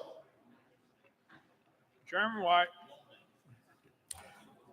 I am trying to think virtual schools, school districts that have set up virtual schools would get the funding. I don't think it's proportional to the in-classroom, but yes, they will also be supported. If your district has virtual schools established, that would be funded also. Representative Hardaway. All right, and thank you, but I'm still not comfortable with the bill and the funding for the students, the reliable funding in the future. I see no reassurances that the local tax obligation won't increase while the state obligation decreases. Could you address that? Sorry, I had some water. Chairman White. Yeah, according to all the number crunchers, there's not a tax increase in this, even running it out for 10 years. And to be quite honest, under this formula, the Shelby County schools would get another $113 additional million. So they would be very fortunate in this program. Representative Hardaway. And would that $113 million have dollars earmarked for teacher salary increases? Chairman White. The dollars again are earmarked for the student needs. There's the base first, there's the weights based upon the things I mentioned.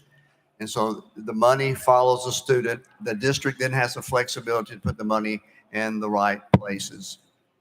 flexibility, but with extreme accountability. Representative Hardaway. All right, I'll close with, I'm not sure, after our discussion, how we can have a bill that does not have dollars earmarked for teachers, all of the teachers, and salary increases for these teachers after all the promises that we made them over the years. I also have a difficult time understanding how there's a better formula for getting the necessary ratio of counselors, ratio of nurses, those students who need, and we talk quite often about ACEs and the other trauma that our children are undergoing and how important it is to have that counseling. I'd like to see something earmarked. I'd like to see the metrics in place that make sense to me and that I'm familiar with and that could properly address the needs of our children. Thank you for engaging me. Thank you, Speaker. All right. Representative Towns.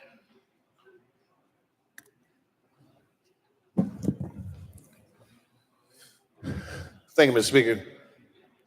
Representative, in your opinion, as we calculate this formula, can you tell me the impact that this is going to have on rural schools? Chairman White. Thank you, sir. Thank you, Mr. Speaker. Yeah, rural school, there is also in the weights, we have, especially rural school, there's small districts or sparse districts. For example, if you're in an LEA with fewer than 25 students per square mile, or if you have a small district less than 1,000 students, each child gets an additional 5% of the base. Because there's additional transportation needs, the students are spread out more. So for our rural areas also will benefit from this. Representative Towns. So in the rural school area, they should receive a little bit more money, we think, based upon what we're hearing today. Chairman White. Yes, sir. Of the 146 districts we have, every district benefits, unless it's a district that continues to lose student population due to population shift. Representative Towns. Now, in that same rural district that we think is going to receive a little bit more money, what happens in a rural district when there's an initiation of a charter school? How does that impact the budget of the rural school? Chairman White. Sir, this bill has nothing to do with charter schools. We took that out of the weights in this. That is not even in the conversation here. There are areas we have charter schools where we are funding public education in this state to the addition of $1 billion new dollars. Representative Towns. But charter schools are supposed to be public schools, as I understand. My question is the impact if there's a charter school that started, and the research has shown us over the years that if there's a charter school started in some of these rural areas, it hurts that rural school district tremendously. Chairman White. Yes, sir, that would be up to each LEA to determine charter schools that come into there. That's the way the law reads right now. I'm a big proponent of public schools. As you know, I've supported charter schools, but in areas where they're needed, where parents need a choice, where their education of the child is not being fulfilled. But that's, like I say, a different issue. Is not part of this bill. Representative Towns. You've been a big supporter of education, period, and done a fantastic job, no question there. My concern is unintended consequences of what could possibly happen to our rural schools. Obviously, as a legislator in this business and in this building, we're concerned about all of our schools at all times. In order to continue to move the state forward, certainly we have to make sure that Tennessee has an educated population, period. From tip to tip, Mountain City to Memphis, Tennessee. And that gives me a little bit of consternation about this particular bill. And then when I hear the apprehension of seemingly a lot of the members, I'd love to study this thing a little bit longer to make sure that we're not making any grievous mistakes as it relates to public education. I really would. But thank you for your efforts and the committee, all you all tried to do to make this thing better. It's going to be a hard pill to swallow. Thank you, sir. Representative Shaw. Thank you, Mr. Speaker. Well, and I've listened for a long time, and there's one thing I think we can all agree upon. One particular thing. At least the name has changed. It went from the BEP to TISA. That's a start. We started with a name change. We got 2 years to figure the rest of this out. But there's a problem when you don't want to make at least one step. I have no earthly idea what all of this is all about myself. I'll stand here and tell you. But I got 2 years, I got a year to go home and talk to my people about what's wrong with this and bring it back to the chairman and to these people to get it fixed. Now, it's obvious we ain't gonna get nothing done here this evening because everybody knows what's wrong with it, but nobody knows what's right about it. Why don't we go home and talk to our school directors, our school teachers, all of the people that involve this on a daily basis, see what's wrong, bring it back, and fix it. That's what we do. Frankly, I'm tired of sitting here when I got to drive almost 200 miles listening to people go over and over about the same thing, the same questions, the same thing over and over, and we're not making any progress. TISA is not going to fund, it's not a funding person. Somebody said that. We're going to be funding schools this year just like we always funded schools. I rise in support of your first step. I certainly don't think it's all right. I've talked to my people. They don't think it's all right. I'm going to meet with them this summer. I'm going to find out what their concerns are. I'm going to bring them back to you, and hopefully we can fix them. But we need to stop acting like a bunch of kids. I know I'm pissing some folks off in here, and it's okay. Because y'all pissing me off.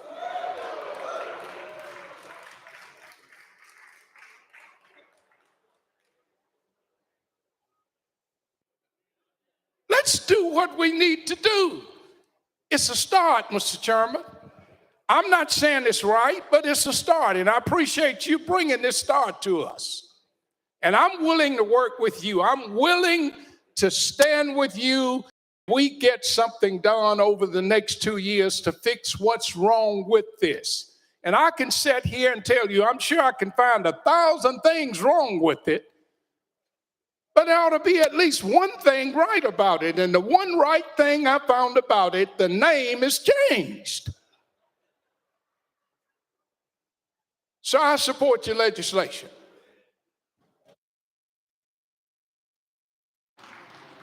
Chairman White, I don't really think you need to respond to that, but you No, can. Chairman White. I was just going to say, from the mouth of the pastor, I appreciate your words. That's great. And that's why. Sorry, go ahead, Chairman White. That's why this bill, it doesn't take effect from a year from now to 2023, 2024 school year. So thank you, sir. Representative Weaver. Thank you, Mr. Speaker. I want to make just a few comments because, again, a lot of good comments have been made, and I'm grateful that the members in this chamber are respectful enough to listen to each individual and what they have to say, because each individual here today represents thousands of people back home in their district. I was here in 2009 for Race to the Top. I was called in on a special session by Governor Bredesen on a new funding formula that the federal government was going to give one-time money of $500 million to change the way we teach our children in Tennessee. And that was a very difficult bill for me to understand because I was a freshman and there's just a lot of new things as a freshman coming in on an education committee. But I love kids. I love the content that is before our kids, and I'm very protective of that. So when I ask the question, well, what does Tennessee have to give to get I was pretty surprised because I was never really told until years going fast forward, we came up with this thing called Common Core. And we spent years trying to get rid of it, and we still have not got rid of it. It did change names. And so I would just like to ask you this, members. We've always heard it said to follow the money, as my colleague from Davidson County so eloquently said. But when you look at following the money in this particular TISA bill, when you understand that special interest groups funded by national foundations have targeted our state, and you ask the question, why are they putting millions of dollars into the state of Tennessee in how we educate our children? And I will also add these ideologies are not Tennessee values. Common Core was an example. $100,000 was given to Sycamore Institute to encourage them to support this bill. I used to value their information, but it's tainted in my eyes right now. Ed Trust was given $500,000 to support TISA. SCORE was given $650,000, and the chamber was given 100. Our chambers across our state were given $100,000. This all came from outside special interest money, and Gates Foundation is the money pot. He also was the money pot in 2009 that decided to influence all states across our continent because he wanted to change education. Well, by golly, I have to give him a big high five. He's done a pretty good job. What are we dealing with right now in our education committee? We're dealing with ideologies that are sent to our curriculum and our contracts and publishing contracts of books that are put in front of our kids. And as my colleague mentioned over here, we in this chamber, we become more and more neutered about our influence and what we can do when it comes to education. Silenced is a better word. Excuse me. But I just want to tell you, I want you to think about why our state is so on the crosshairs of changing the way we teach our children. And I will tell you, it's all about these ideologies and what they're wanting to do.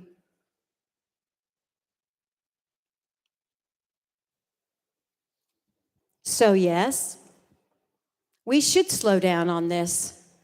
Most of our money is spent on education, and we're dealing with our future, our children. I don't want to be here playing professional whack-a-mole. And that's what we do.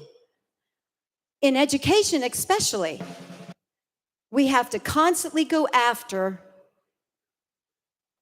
stuff that's influencing our kids. All I'm saying is this. I'm not going to support this bill. I wasn't going to support it the very day they changed coming to the instructional committee to let us hear it so we could ask the question, because really, truthfully, they should have been before the education instructional committee. Because that's what we're talking about here. We're talking about instructing our children.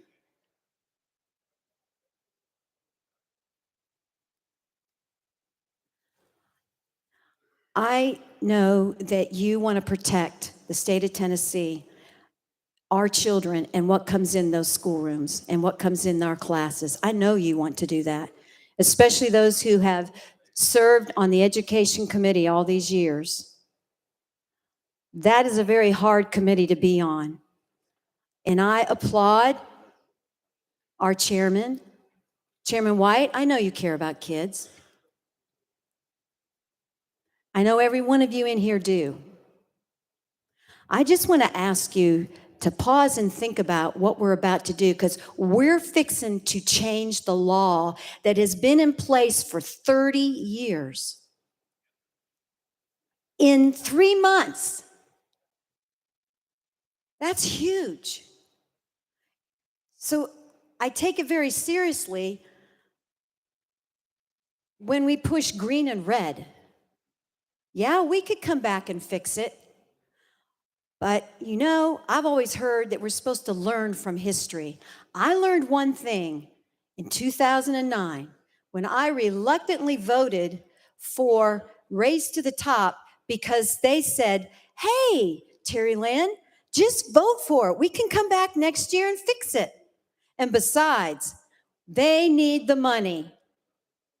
Well, sometimes money isn't the answer.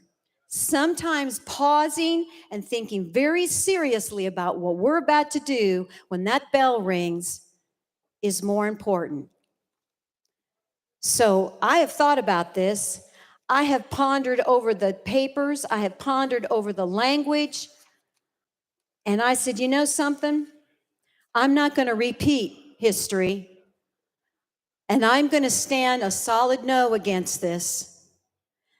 Because this is the chamber here that makes the laws, not across the street. We are the ones that are responsible for what passes out of here. And I'm going to ask you members to seriously think about what you're fixing to do. And I thank you for all the work that's done. I don't mean this in a bad way whatsoever, but I will not support this bill. Thank you, chamber, and thank you, members.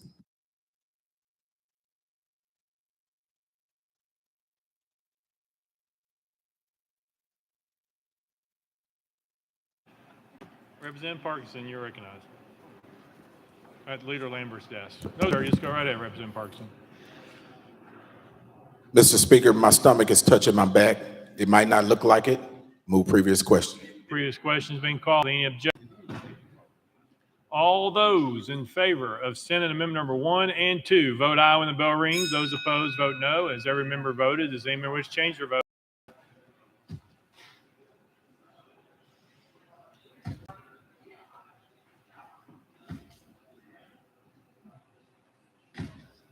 Mr. Clerk, please take the vote. Aye, 63, 24 nays, one present, unvoted. Senate Amendment number 1 and 2 have received the constitutional majority. I hereby declare it concurred in without objection. The motion to reconsider is tabled.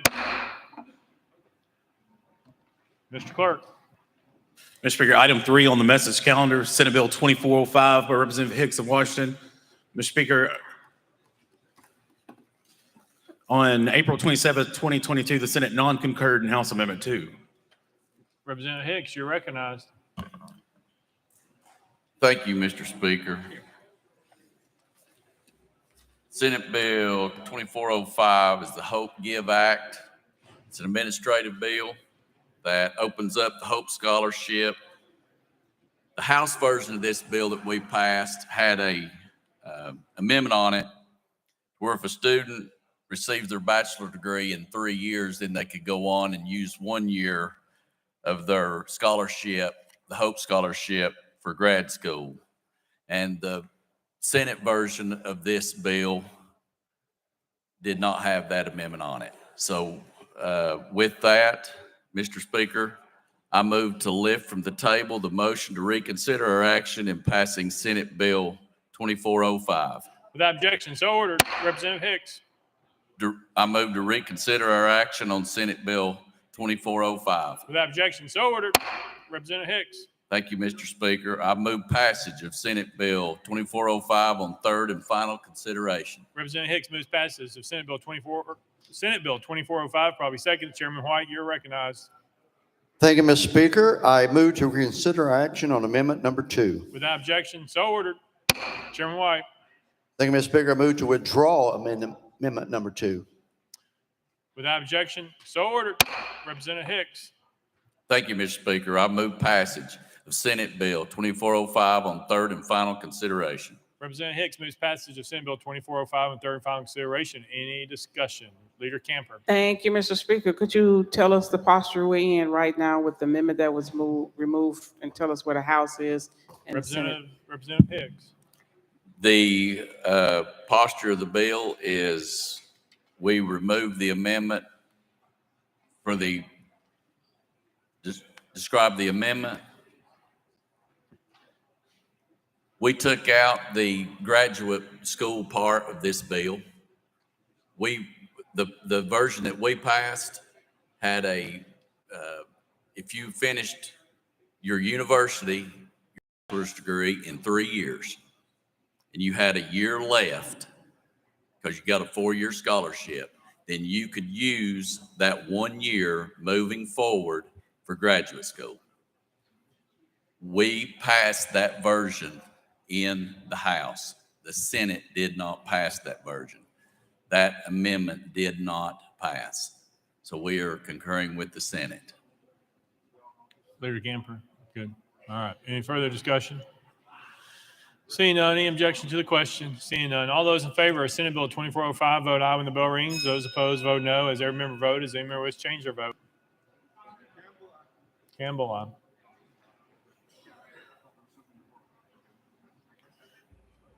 Mr. Clerk, please take the vote.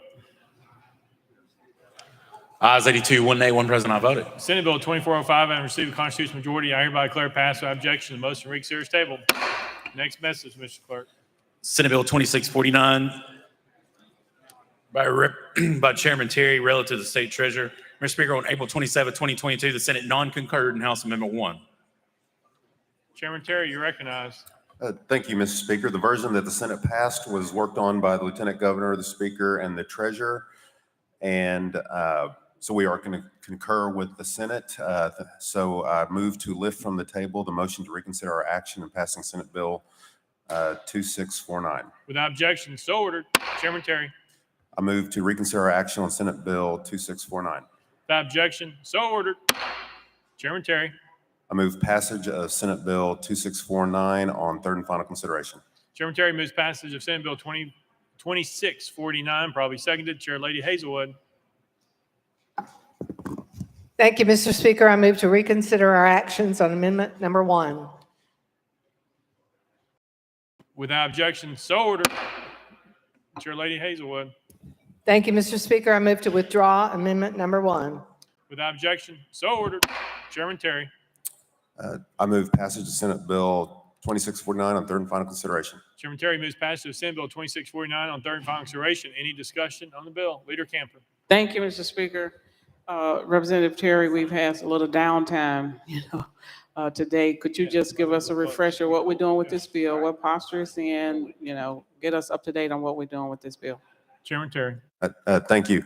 Currently, Tennessee has over $2 billion invested in the fossil fuel industry and those companies, and for investment purposes and to ensure the fiduciary duty of Tennessee, or fiduciary duty of the treasurer. The posture of the bill is that the treasurer shall not enter into contracts with state depository institutions that have policies against fossil fuel industries, and that there is exemptions in the bill in instances where it's necessary for the treasurer or the state to conduct business. Leader Camper. Thank you, Mr. Speaker. Could you tell us what these exemptions are? Chairman Terry. Thank you. It says it's necessary for the Department of Treasury or the state to perform its functions. Yeah. Leader Camper. That's the only exemption that's in the bill. Chairman Terry. Yes, that's what the exemption is. Leader Camper. Thank you, Mr. Speaker. Any further discussion? Seeing none, any objection to the question? Seeing none, we're voting. All those in favor of Senate Bill 2649 vote aye when the bell rings. Those opposed vote no. As every member voted, does any member wish to change their vote? Williams, aye. Stewart, no, but he's pointing up.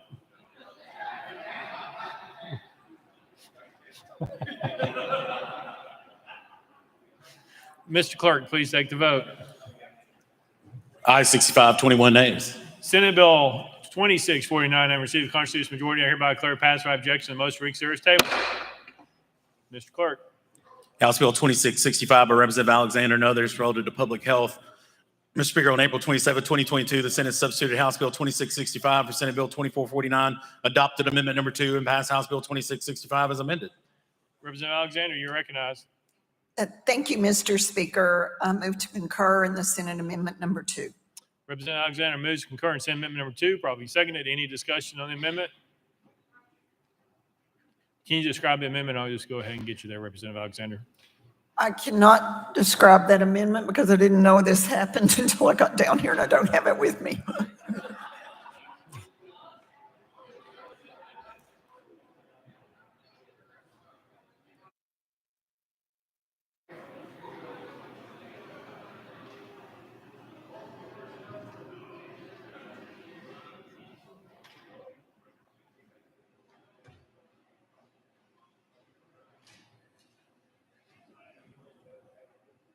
Representative Alexander.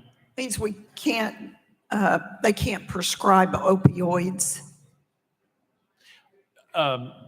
Leader Camper, I think when we passed COVID liability, COVID protections last year, they felt like there was a loophole where they could use COVID to overprescribe opioids without any reason. This goes back in and puts it back under what normal law was with the restrictions. Thank you. Representative Stewart. Could you just read that portion of the amendment, just say what it does? Representative Alexander. I'm sorry, Speaker. Subsection does not apply to the dispensing or prescribing of controlled substances. The exception created under this subdivision B1 does not affect how the dispensing and prescribing of controlled substances is regulated under Title 53 or 63. Representative Stewart. Thank you. Any further discussion? Representative Rudd. I noticed it was in there earlier, and maybe the speaker can describe, and I know the Senate didn't take up Representative Moody's bill. We had last year when we passed COVID-19 protections, we had people the right not to die alone, and it's mentioned in emergency situations. That's still in here.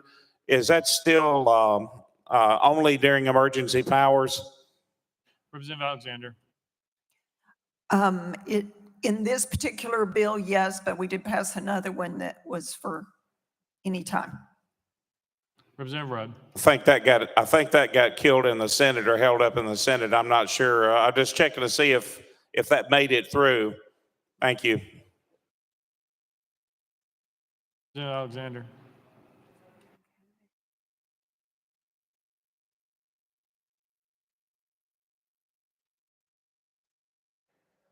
Representative Alexander. It's always when COVID-19 is a health concern. Any further discussion? Seeing none. Any objection to the question? Seeing none. We're voting. All those in favor of Senate Number 2, vote aye when the bell rings. Those opposed, vote no. As every member vote, as any member wish to change their vote, phase and aye.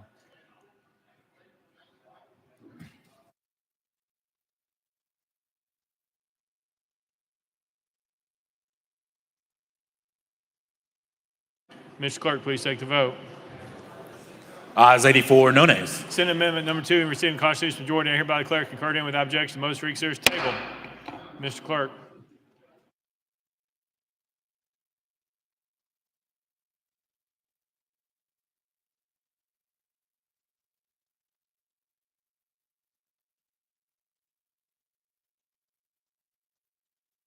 Mr. Clerk.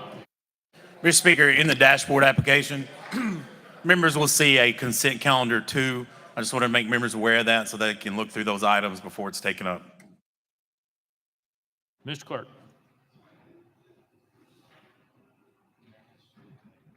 Leader Lamberth. Thank you, Mr. Speaker. Move that the rules be suspended for immediate consideration of SJR number 1827. Mr. Clerk, please read the caption. Senate Joint Resolution 1827 by Leader Lamberth, a resolution to designate Nash as the official dog of the Tennessee General Assembly. You've heard the caption. Any objections? Without objection, the rules are suspended. Leader Lamberth. Thank you, Mr. Speaker. If I can ask Representative Crawford to join me. Representative Crawford, if you could come forward, please, sir. This is the resolution we discussed a moment ago. Ladies and gentlemen, for many, many, many years now, Senator Lundberg, former House Representative Lundberg, brought his dog down to the legislature, Nash. And Nash became like part of the family. And unfortunately, a few days ago, he passed away. And Representative Crawford, myself, and many of you, I think definitely share in the grief of the loss of a valued pet and friend and someone that literally, from my first days walking the halls of the Capitol, I mean, it was just a part of who we are down here. So this resolution would recognize Nash and really for here on, recognize the contribution of him to the process that we're in down here. So thank you, Mr. Speaker. And Chairman Crawford and I just wanted to tender this forward for consideration. And with that, I move to concur with SJR number 1827. Theodore Lamberth moves to concur in Senate Joint Resolution 1827, probably seconded. Any objection to the question? Seeing none. All those in favor say aye. Aye. All those opposed say no. The ayes have it. I declare it concurred in. Without objection, motion to reconsider is tabled.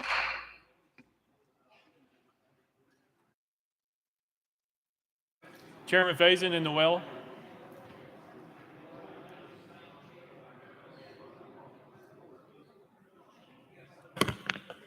Chairman Faison, you're recognized. Thank you, Mr. Speaker. Mr. Speaker, I request that Mrs. Nairmore join me in the well. If Judy Nairmore is in the house, come on down. You're the next honoree.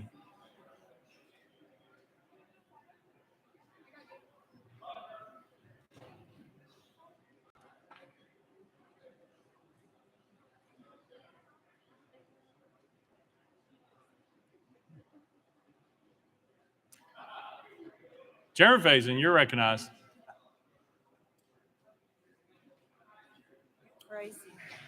Thank you, Mr. Speaker. Good.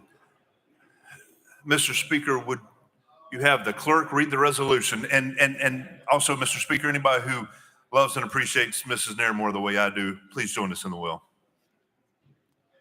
Mr. Clerk, please read the resolution. House Joint Resolution 1278 by Speaker Sexton and others, a resolution to honor and commend Judy Nairmore for her service to the Tennessee General Assembly on the occasion of her retirement.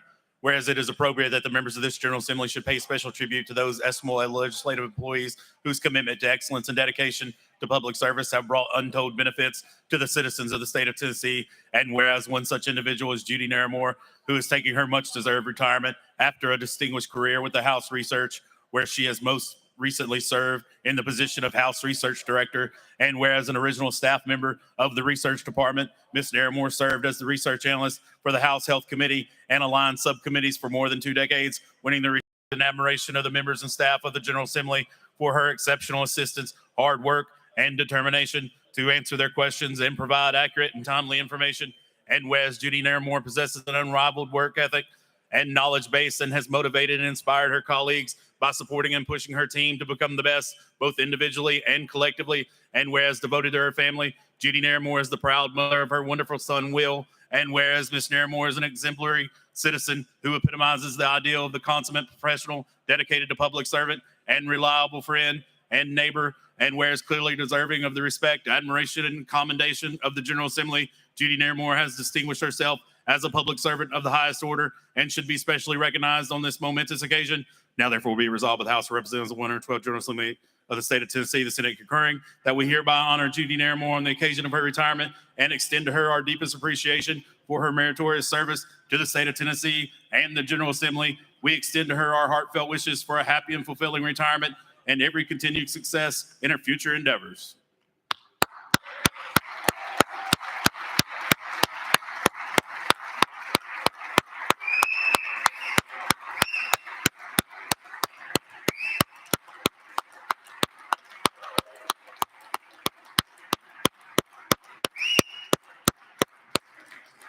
Chairman Faison, you're recognized. Thank you, Mr. Speaker. Members, as you can see, there's an unbelievable amount of respect, appreciation, and love for this young lady right here. Someone said recently in the last week, and they gave honor to the people who make this place happen. If you have been in the legislature at all, and if you've served on the healthcare committee, you understand who this young lady is. One of the things that has always impress me about her and her other staff and her colleagues. They're like CP3O. They don't have a political agenda. They don't, it's what you get from them is truth. And but what I've always loved about Mrs. Judy, and I served on the healthcare committee for 4 years, is she is completely fair. She's always been honest. She's always a warm smile. She's always an embrace. And she's part of what makes Tennessee great. A lot of the legislators, we might make it in the news. We might be out there. We might say we passed a bill. But here's the deal. If you passed a bill in the health committee, you didn't do that on your own. You did that with the help of this young lady right here. And there are people like her all through this Capitol that it is right and good and just for us to honor. So thank you, Mr. Speaker, for allowing us to honor her. Thank you for the leadership and honored her. And I think there are several people who would like to add to what I've just said. Representative Williams. I'm scared of Judy Naramore still today. I remember when I had the opportunity to serve with Dr. Ramsey. He was the chairman of health. I was subcommittee of health, and then later the speaker became the health chairman. And I remember sitting with Judy in these meetings that we didn't have. And she would say, surely you are not going to vote for this bill. It's a terrible bill. So this needs work, she'd say. And I don't know. Yeah. Well, she did speak truth. And Dr. Ramsey and I used to joke about her all the time and say she was Dr. No. So because she would say, no, you cannot do this. But I tell you one thing is for certain. Judy Naramore made every bill that came through that committee, and even now in her leadership role has made every bill better. And I think not only is it a testament for all of us to be up here in her service, but I remember when I first got here, Will was much younger. And by the way, we're thankful, Speaker, that you allowed Will to come play basketball this year with the members so we could kill the interns. But she was very proud of Will and what he was doing. And so we're very thankful for her and her service. We want to honor people like you, not just for what you've done for us, because it's great what you've done for our state, but I think it's also a great honor to see these young men and women come up here to honor you that have worked alongside you and that you've trained and mentored to be the people, the next Judy Naramores of the state. So Judy, we love you. We wish you the best. I'm so thankful that you're not whispering in my ear every day, but I am thankful that you did when you did. So thank you. Thank you,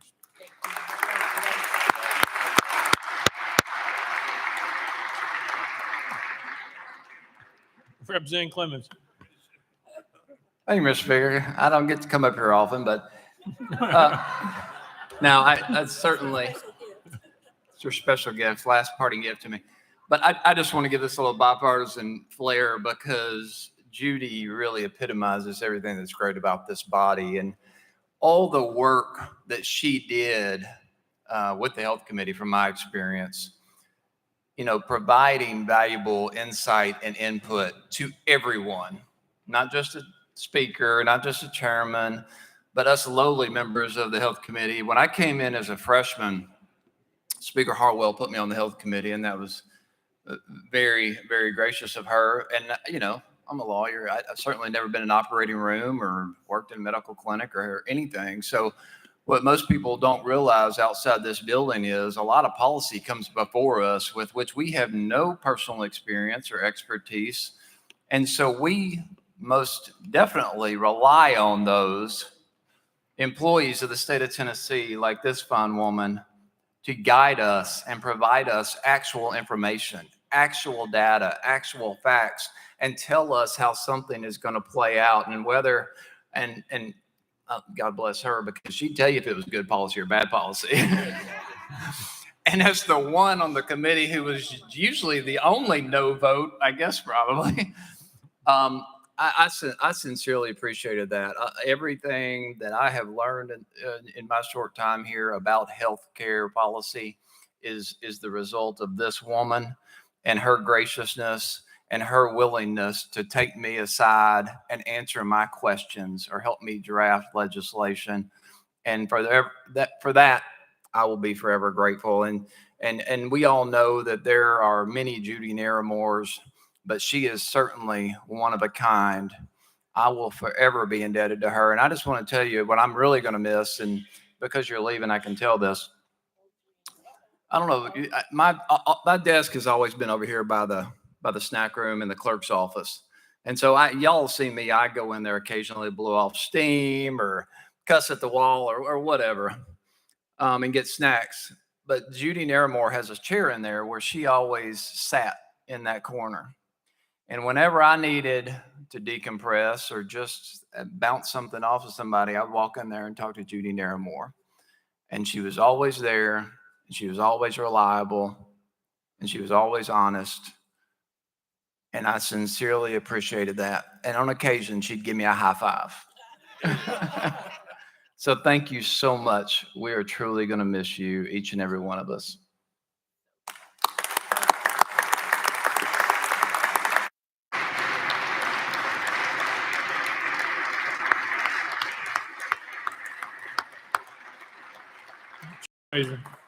Thank you, Mr. Speaker. Would you allow Mrs. Naramore to address the crowd? Miss Judy, the mic's yours. I just want to say what an honor it has been to serve in this capacity for these many years. The friendships that I've made are long-lasting for me. I am so appreciative of the speaker, other than this. But I do thank the speaker, honestly, for the confidence that he's had in me. The speaker had a vision for the research division. He knew what he wanted that division to become, and he chose me to make the changes and implement what his vision was. And for that, I am so proud and I'm so grateful. I've made a lot of friends. There have been a lot of challenges. There have been a lot of opportunities, but I would not be a good director if I did not recognize my staff and all that they do to make our division work. And as you all know, they do behind the scenes work. It's a lot of minutia. It's a lot of late hours. It's a lot of things that some people wouldn't want. But in our division, we have a passion for that. Some more than others. But they are an excellent group of employees, and I want you to always feel comfortable to talk to them about whatever your needs are, because I know that they will be there for you long after I'm gone. So as I always say, all good things have to come to an end. And so this is my time to come to an end here with the General Assembly. I'm pass the baton to somebody, but it's been great. And just everybody that I've worked with over the years, the clerk staff, I can't say enough about the clerk staff.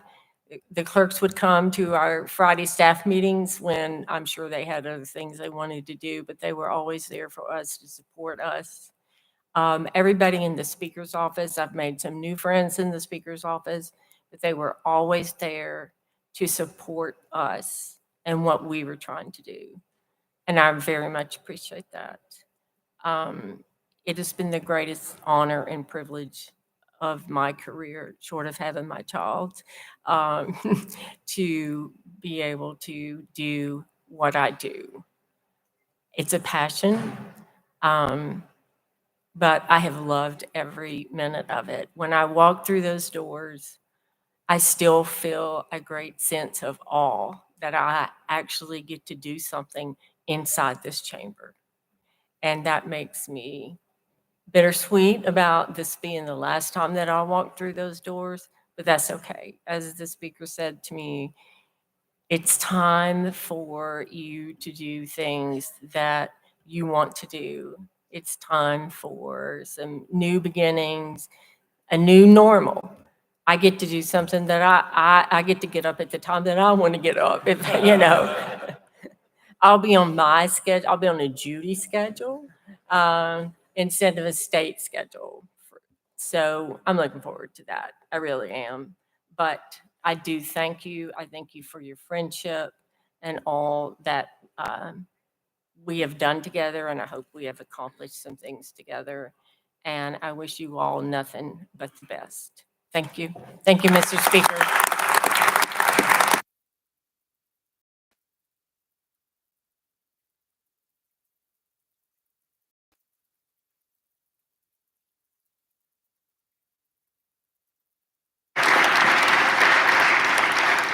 Chairman Faison. Thank you, Mr. Speaker.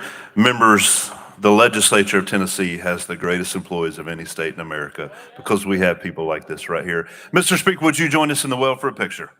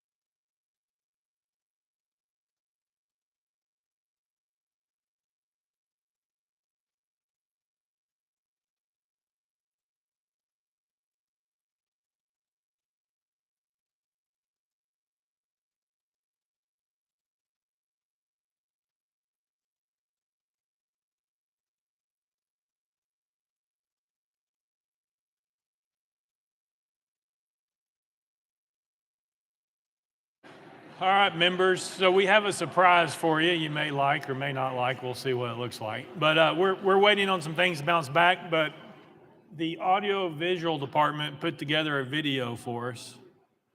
And so it's the General Assembly outtakes, as they call it. Some of you are stars and some of you were avoided. We'll let you find out when it comes up. All right, roll it when you're ready. Of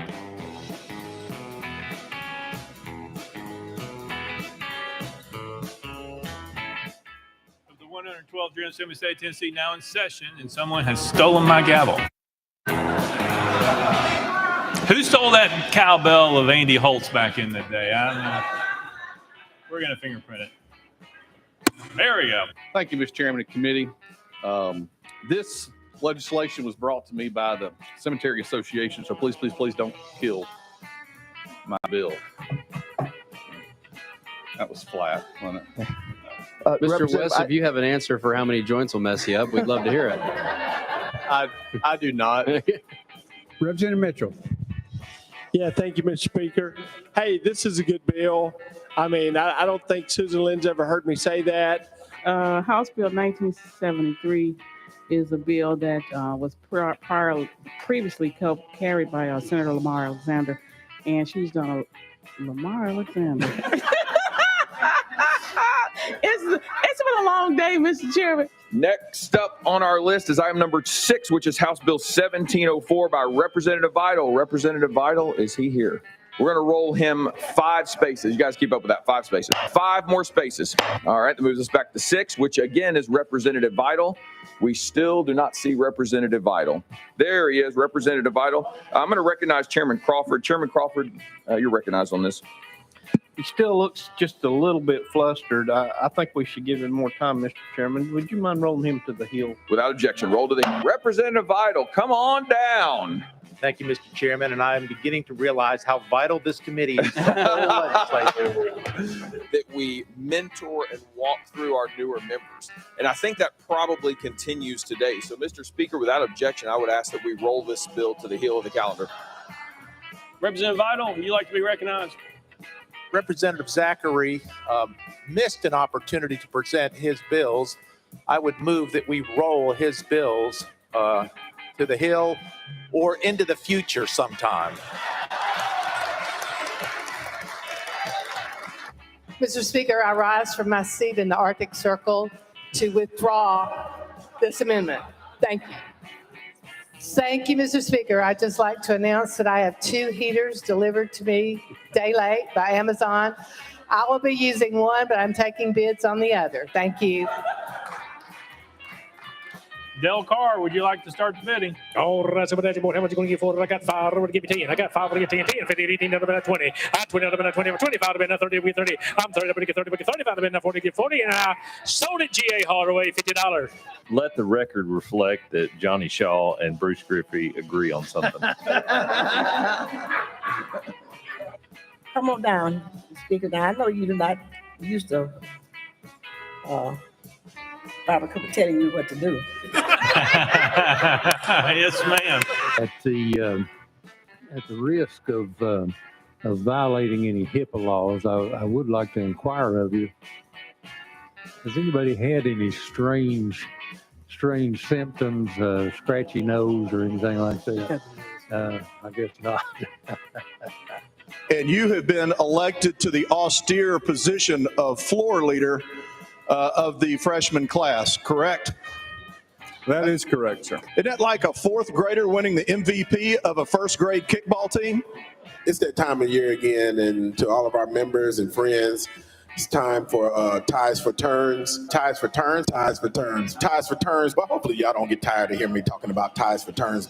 I want the whole body to recognize Representative Parkinson on his great work with Ties for Turns, and I want us all to recognize that we don't have to hear about this until next year.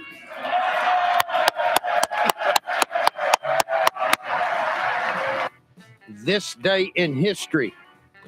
It was in 1971 on this day that Simon and Garfunkel's Bridge Over Troubled Water. Remember that one? Chairman Faison, of course you do. All children need a daddy. And the state gladly steps up. Says, I'll be your daddy.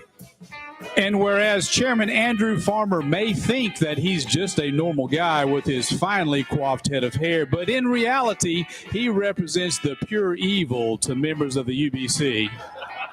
Thank you, Mr. Speaker. I move that Senate bills 1,693, 1,694, 1,698, 1,699, 1,702, 1,703. Mr. Speaker, that would be the Stone Cold Stunner. If you'd like Mr. Haston to demonstrate on you, I would welcome him to do so at this time. 1,704, 1,708, 1,722, 1,723, 1,725, 1,726, 1,727. Thank you, Mr. Speaker. Members, my guest unfortunately is not here today because he is a raccoon that predicts spring or winter. His name is Carlos. 1,731, 1,732, 1,734, 1,736, 1,738. So there's 7 ways to eat a pizza. 3 ways did not make it on this House floor. Nobody ate the pizza upside down. We didn't have fork or knives, and no one did the John Travolta style, which was stack them up. Now, the 4 ways that I did notice, there were a few people who were what they call topping removers, the folders, backwards eaters, I won't name names on that. And the bulk of you were hands, it is the original style. 1,743, 1,744, 1,768, and 1,789 transmitted by the Senate be held on the desk pending third consideration of their companion House bills. Woo. Thank you, Speaker. This will be the briefest time that I ever will be on the mic.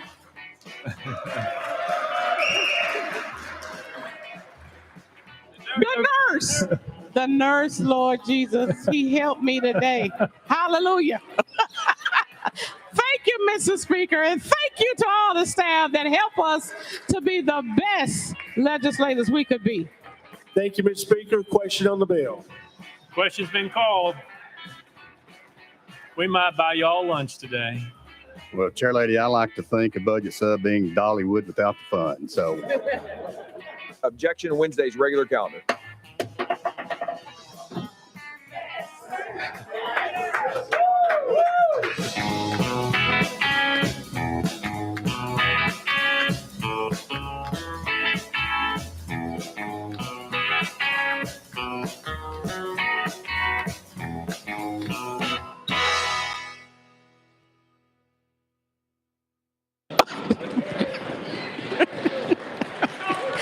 Thank you, Mr. Speaker. The children. It's all about the children. Amen. It's all about Amen. the children, Mr. Speaker. Thank you.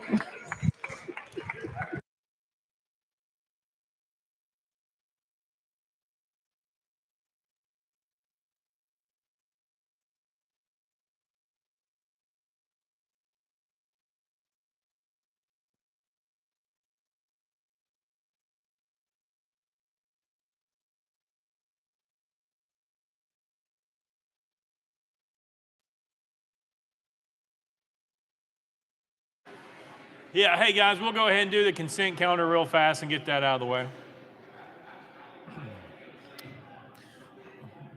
Mr. Clerk. Mr. Speaker, in the dashboard system, there is a House consent calendar number 2 dated for today. Chairman Zachary, you're recognized. Thank you, Mr. Speaker. Move passage of House Consent Calendar 2 on third and final consideration, keeping with Rule 50. Gentlemen, moves passage of consent calendar number 2. Probably second, Mr. Clerk. Any objections been filed? Mr. Speaker, no objections filed. Anyone seeking recognition on the consent calendar? Representative Stewart. It looks like these are all memorializing. Are there any actual substantive bills on this consent calendar?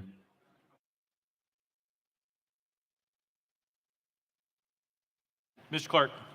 Mr. Speaker, every item on this consent calendar number 2 is a memorial of some sort or a congratulatory resolution. Representative Stewart, thank you. Any further? Any Representative Hardaway. Thank you, Speaker. After consulting with both leaders, items number 12, 13, 14, 15, 16, 17, 18, 19, they're all valedictorians and salutatorians, asking that the Shelby County delegation be listed first and all those voting in the affirmative. Thank you. Without objection, exclusion is duly noted. Anyone else seeking recognition on consent calendar? Seeing none, we are voting. All members in favor vote aye when the bell rings. Those opposed vote no. As every member voted, does any member wish to change their vote?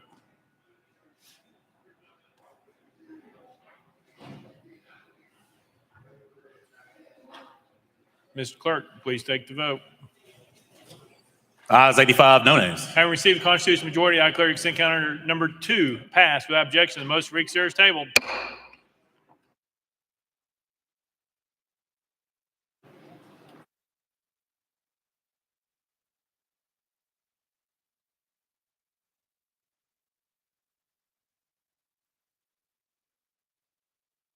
Leader Lamberth. Thank you, Mr. Speaker. For those of us that may have missed lunch, I know there were several lunches that were coming out of the chamber. The treasurer was kind enough to send some cookies in. So if you're in need of sustenance, up here at Chairman Faison's office, there are some really, really good looking cookies.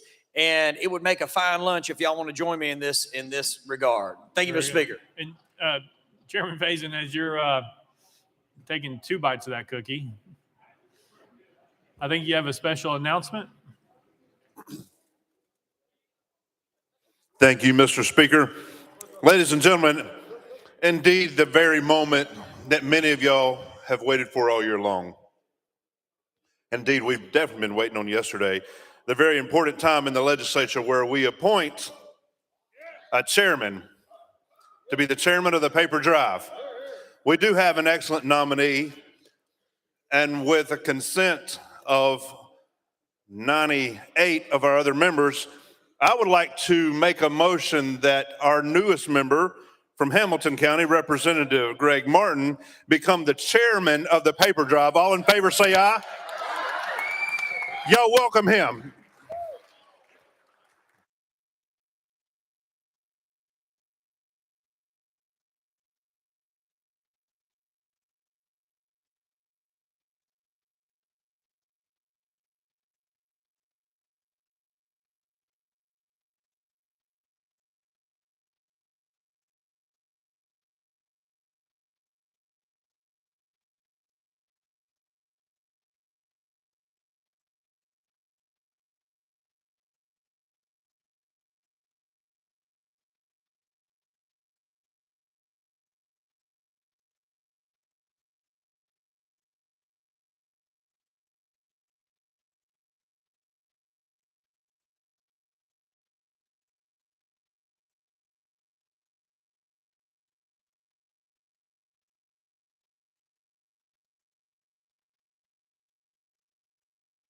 Chairman Faison at Leader Lambert's desk. Thank you, Mr. Speaker. Mr. Speaker, I just did want to let everybody know who's eating the cookies, that there is Delta 8 and Delta 9 in them.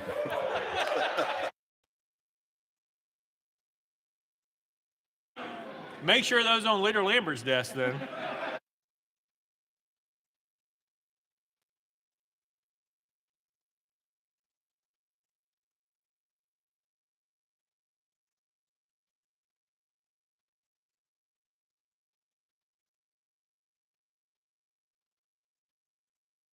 Representative Gillespie. Thank you, Mr. Speaker. If I could get everyone's attention very quickly. In 2 weeks, we have Memphis in May, which is a celebration of all things Memphis. And we have, or arguably, I would argue, the world's best barbecue festival. And on that Thursday, I believe it's the 14th, I have a limited amount of spots for members that would like to come and visit Memphis and see the barbecue fest. So if you're interested, please reach out to my office and let me know. Thank you. Representative Doggett. Thank you, Mr. Speaker. I have a question for the representative. I have long desired the opportunity to meet Carlos, the weather raccoon. Would there be an opportunity while we're in Memphis to perhaps converse with this fella or whatever it is? Representative Gillespie. I don't know what I started here. His name is Carlos, and unfortunately, he's a protected, endangered animal that is not open to visitation. So I'm very, very sorry. But if you'd like to reach out to his representative, Representative Vaughn, he may be able to arrange that for you. So I put that on him. Leader Lambert. Thank you, Mr. Speaker. Since we have a little time and we're inviting to really, really special great events, I know that Representative Gillespie said that there were a very limited number of VIP tickets to the Memphis in May deal. If you really want to have a good time, okay, there's an unlimited amount of tickets available in Portland, Tennessee on May the 14th for the Strawberry Festival. Now, there are other folks in this chamber that think they have a Strawberry Festival. I get that. But the true Strawberry Festival is in Portland, Tennessee, all the week up to May 14th. Y'all come join us. The governor came and was in the parade last year. It was wonderful. Put that stick down. The true Strawberry Festival is in Portland, Tennessee. Y'all come join us on May 14th. And if you've never had a fried Snickers, I guarantee you can find it there as well as anything else you could ever imagine fried. Representative Alford. Thank you, Mr. Speaker, and I'm sorry, but and I hate to disagree with my leader, but my leader doesn't have a clue what he's talking about when it comes to strawberry festivals. Let me tell you about a strawberry festival. That's in Humboldt, Tennessee. So if you want to have a really, really good time, come on down and we might even find you a coon someplace.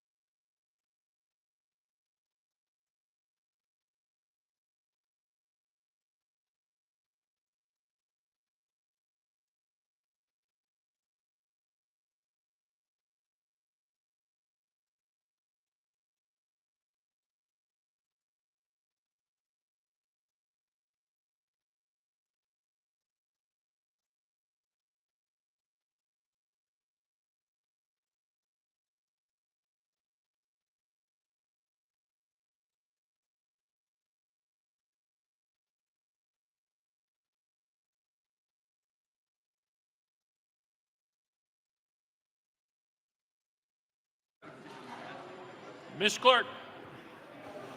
Mr. Speaker, we have some messages on the desk.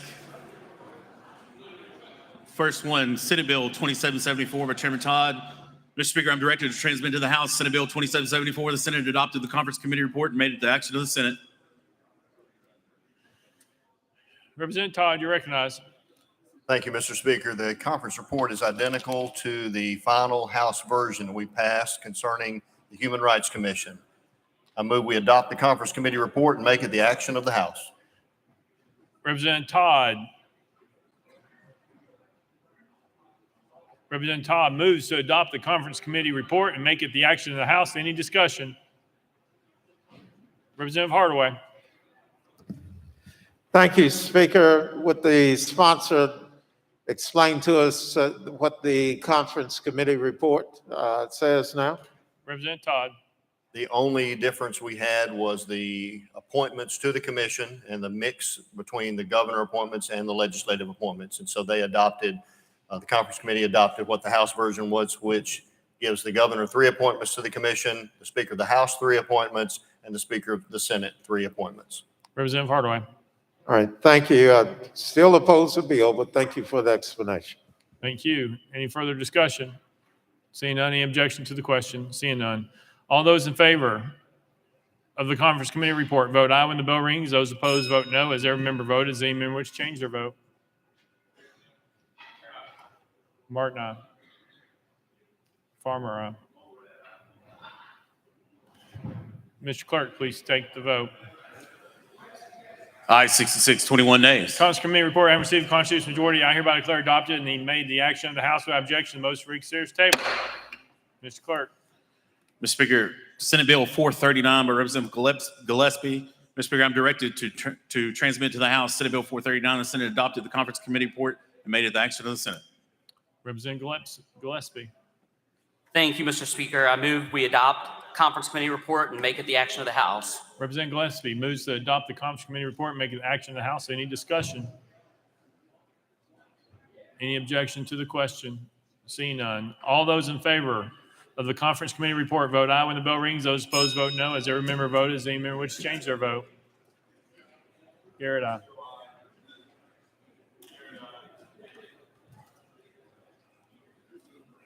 Mr. Clerk, please take the vote. Ayes 86, no nays. Conference committee report, having received a constitutional majority, I hereby declare adopted and made the action of the House without objection. The motion for reconsideration is tabled. Next message, Mr. Clerk. Senate Bill 2448 by Chairman Farmer. Mr. Speaker, I'm directed to transmit to the House Senate Bill 2448. The Senate adopted the conference committee report and made it the action of the Senate. Chairman Farmer, you're recognized. Thank you, Mr. Speaker. I move we adopt the conference committee report and make it the action of the House. And members, what this is to do with the COVID liability extension. We extended a year for hospitals, and we had done about half that for businesses. What this does, this extends that liability for a year till July of 2023 for both businesses and our healthcare facilities. So with that, I move adoption. Representative Farmer moves to adopt the conference committee report and make it the action of the House. Any discussion? Any objection to the question? Seeing none. All those in favor of the conference committee report, vote aye when the bell rings. Those opposed, vote no. As every member voted, does any member wish to change their vote? Mr. Clerk, please take the vote. Ayes 78, 7 nays. Conference committee report, having received a constitutional majority, I hereby declare adopted and made the action of the House without objection. The motion for reconsideration is tabled.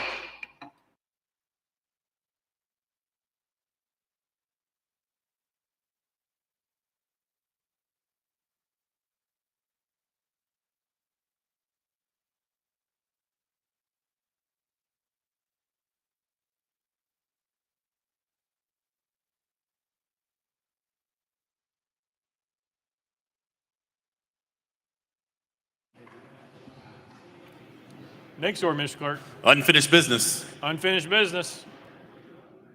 Leader Camper. Thank you, Mr. Speaker. Mr. Speaker and members, I had a first cousin that passed, and I would like to have this resolution in her honor. I move that the rules be suspended for immediate introduction and consideration of House Resolution 230.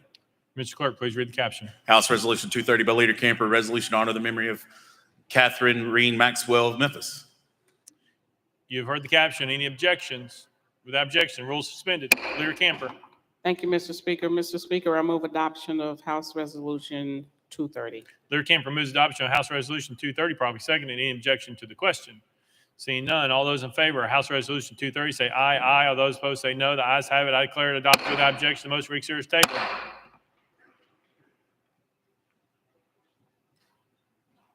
Chair Lady Hazelwood.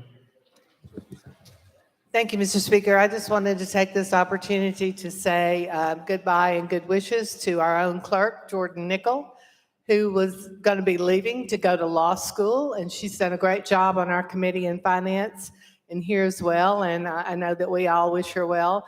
The only problem is that she's looking at the University of Wisconsin. They were smart enough to offer her full ride. Well, hopefully some Tennessee schools will get the picture and do the same thing, but we certainly wish her all the best.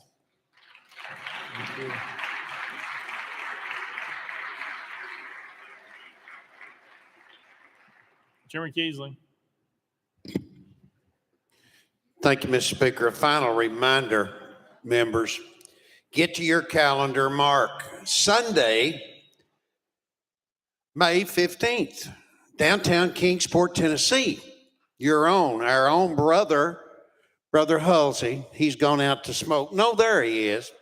Brother Bud Hulsey will be performing with his group, the Eternals, at 10:45. Followed by, yes, the one, the only, John DeBerry. So please mark your calendars. Be with us that Sunday. Thank you, Mr. Speaker. Thank you. Leader Lambert. Thank you, Mr. Speaker. Well, ladies and gentlemen, this is the one you've been waiting for. Mr. Speaker, I move that the rules be suspended for immediate consideration of SJR number 1866. Mr. Clerk, please read the caption. Senate Joint Resolution 1866 by Leader Lambert, the resolution to provide for the adjournment sine die of the 112th General Assembly. You've heard the caption. Any objections? Without objection, the rules are suspended. Leader Lambert. Thank you, Mr. Speaker. Members, while I have the mic, I will only say congratulations and thank you all for 2 years of phenomenal service to the great state of Tennessee. It has been an honor to serve with you. With that, Mr. Speaker, I move to concur in SJR number 1866. Leader Lambert moves to concur in Senate Joint Resolution 1866, probably second. Any objection to the question? Seeing none. It's not sine die yet, but you can. We're close. All those in favor say aye. Aye. All those opposed say no. I hereby declare concurred in without objection. The motion to reconsider is tabled. We're close. It's not going to be on the board yet, guys. Hang on. Hang on. Hey. Representative Towns. Mr. Speaker, don't forget my request. Since we're going to have so many members transitioning from this life to another life, I want to get a final photo of all the members that are leaving before they leave. Don't forget. So members, if you're not returning next year on your own accord, please hang out so we can get a picture after we say the magic words. We do have intruders.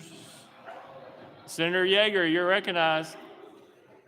Thank you, Mr. Speaker. I'm pleased to notify you that the Senate has completed the business of the second regular session of the 112th General Assembly. Thank you.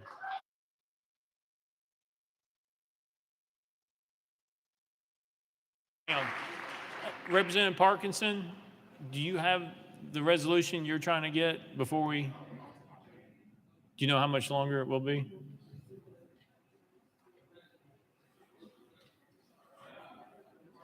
Representative Parkinson. Mr. Speaker, I think that put a little pressure on them just All then. right, all Thank right. you, sir.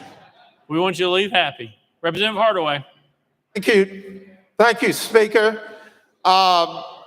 In this group that came to bring us the information that the Senate is ready, Senator Gilmore, our former colleague in the House, she was honored today, and she's going to be leaving us. I'd like for all of those who love her the way I do to give her a round of applause and send her off in style.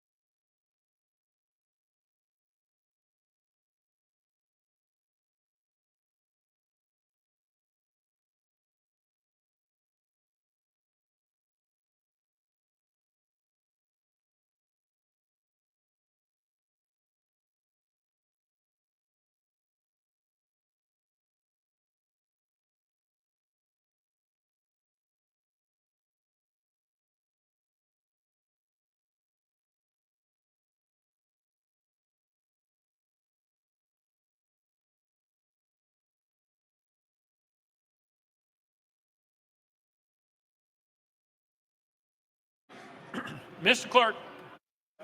Mr. Speaker, the resource map of expenditures for Tennessee Children and Youth Annual Report has been filed with the clerk's office and is available for review by any member who wishes to do so.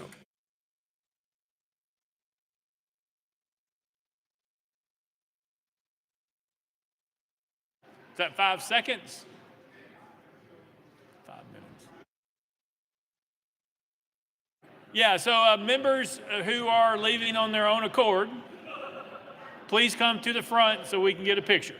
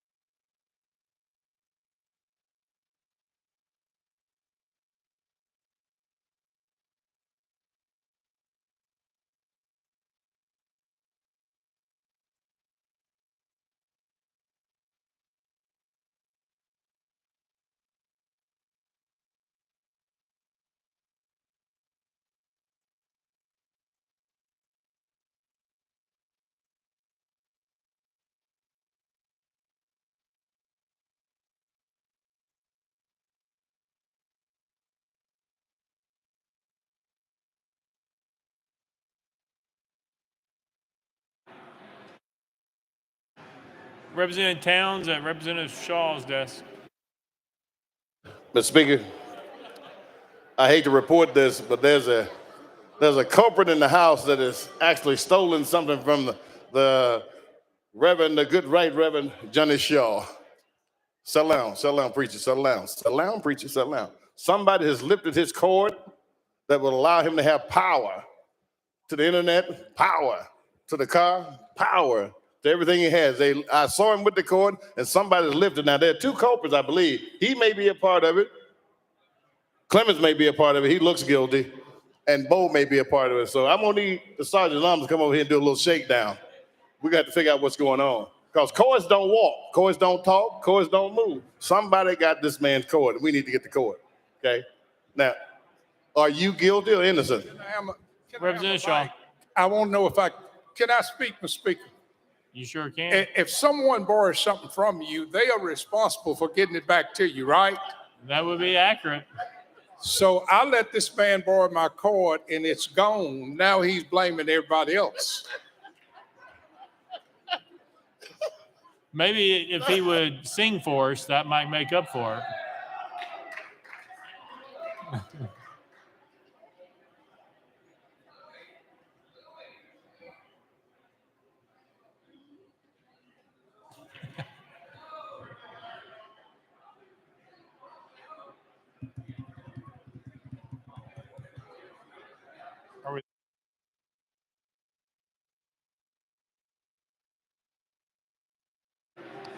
Representative Chisholm, you're recognized. Thank you, members.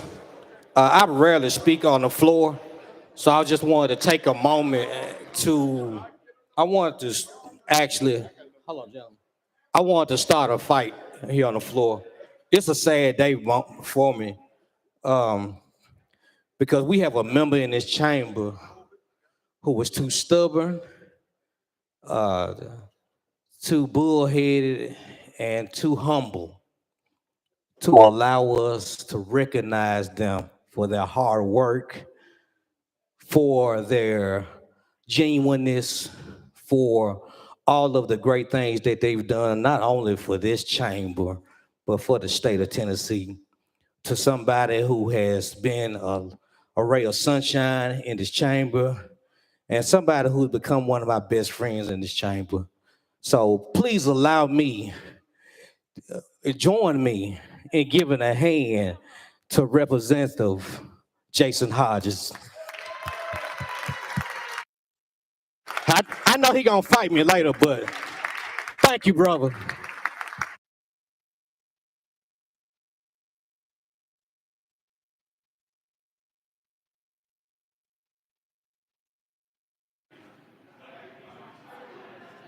Representative Parkinson at Leader Camper's desk.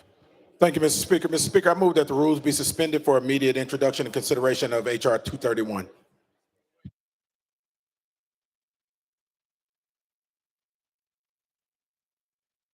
Mr. Clerk, please read the caption. House Resolution 231 by Representative Parkinson, a resolution to recognize and commend Middle College High School of Memphis for its academic excellence. You've heard the caption. Any objections? Without objection, the rules are suspended. Representative Parkinson. Thank you, Mr. Speaker. I move adoption of HR 231. Representative Parkinson moves adoption of House Resolution 231, probably seconded. Any objection to the question? Seeing none. All those in favor of House Resolution 231 say aye. Aye. All those opposed say no. The ayes have it. I declare it adopted without objection. The motion reconsiders table.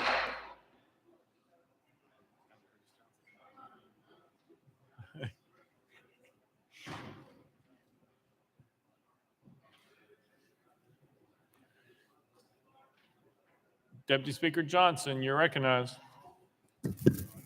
Thank you, Mr. Speaker. I move that the rules be suspended for immediate consideration of SJR number 1862. Mr. Clerk, please read the caption. Senate Joint Resolution 1862 by Deputy Speaker Johnson, a resolution to recognize the Sigma Kappa chapter of Chi Omega Women's Fraternity on the occasion of its 50th anniversary. You've heard the caption. Any objections? Without objection, the rules are suspended. Representative Johnson. Thank you, Mr. Speaker. I move to concur in SJR number 1862. Representative Johnson moves to concur in Senate Joint Resolution 1862, probably second. Any objection to the question? Seeing none. All those in favor say aye. Aye. All those opposed say no. The ayes have it. I declare concurred without objection. Motion reconsiders table. Ready? Next order, Mr. Clerk. Announcements, roll call. There we go. Roll call. Hang here for a second. Just hang. Hang here.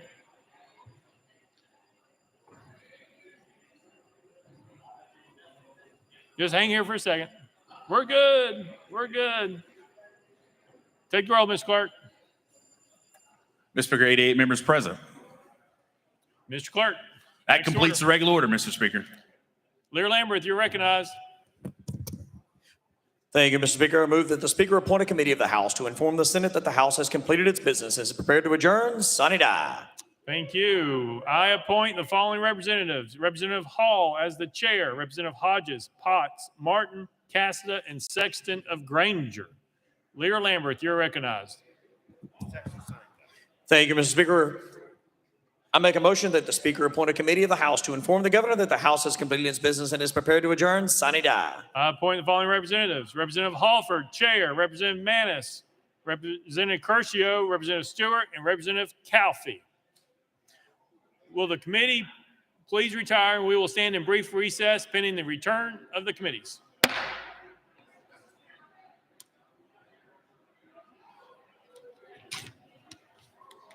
Representative Parkinson. Thank you, Mr. Speaker. Mr. Speaker, I just want to publicly congratulate Middle College High School for being the #1 high school in the Memphis metro area, and my daughter is a junior there. Congratulations to Principal Easton and the whole staff.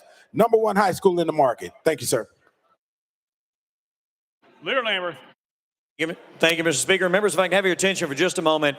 When in a few minutes we leave, and for those members that have been here a long time, you'll know that many times the executive branch wishes to applaud you and see you out in style. They will be down on the first floor. If you'd like to go visit with them, if you'd like to see them at the end of a long journey here after 2 years, they would like to at least recognize your hard work over the last 2 years, and it asked me to make it an announcement that if you don't want to visit with them, that's cool too. Just exit out the second floor and hit the elevators. If you want to visit with them, you can go down the stairs to the first floor, and you're welcome to do so. Thank you, Mr. Speaker.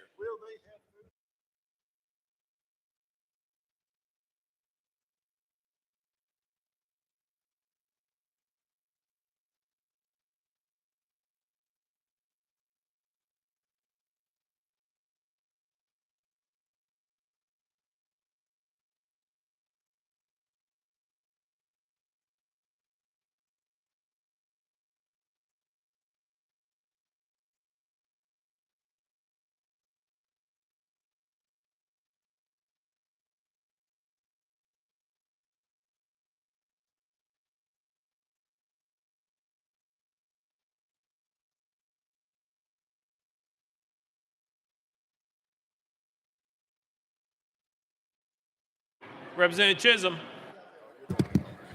Thank you, Mr. Speaker. I want to take this time to recognize our Memphis Grizzlies for their win and hopeful for their win for tonight. Thank you.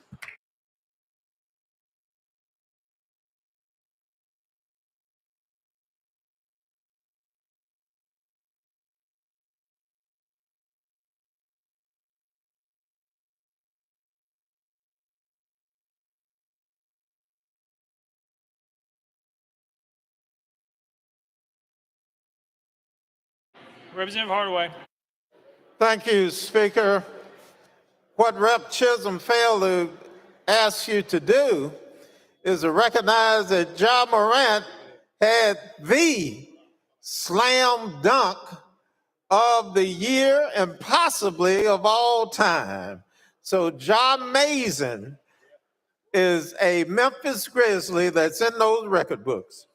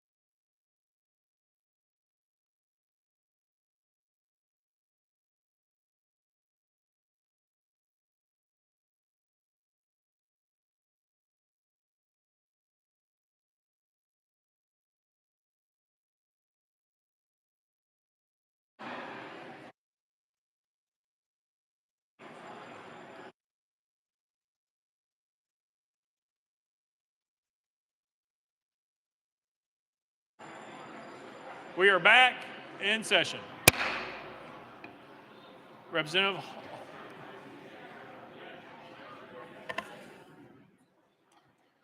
Leader Lambert, you're recognized. Thank you, Mr. Speaker. I move to dispense with the calling of the roll. Thank you, Leader. Without objection.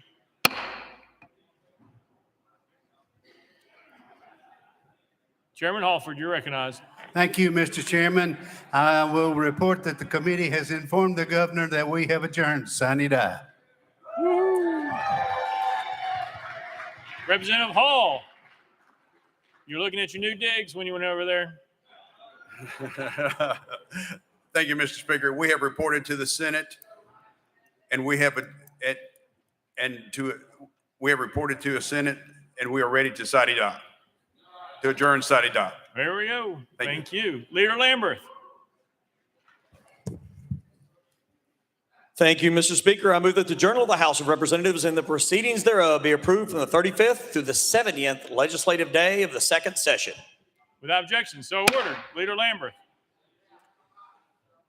Thank you, Mr. Speaker. Pursuant to Senate Joint Resolution number 1866, I move the House of Representatives of the 112th General Assembly of the State of Tennessee adjourns sine die. All right, members, thank you all for what you did this year. Just a FYI, we were in session 3 days less than the Senate. So thank you all. And I was having a conversation with Chairman Halford. He has been here for every sine die since he's been here. And so I'm going to turn over the gavel to him to let him adjourn us out of here. Just read that and then gavel it out. Thank you. Thank you, Mr. Chairman. The motion to adjourn sine die in accordance with Senate Joint Resolution 1866. All in favor will say aye. All opposed say no. The ayes have it.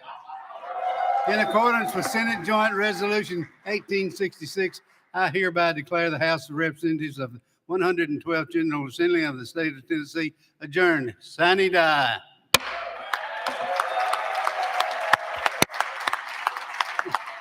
Thank you. Thank you. Congratulations. Thank you. Thank you.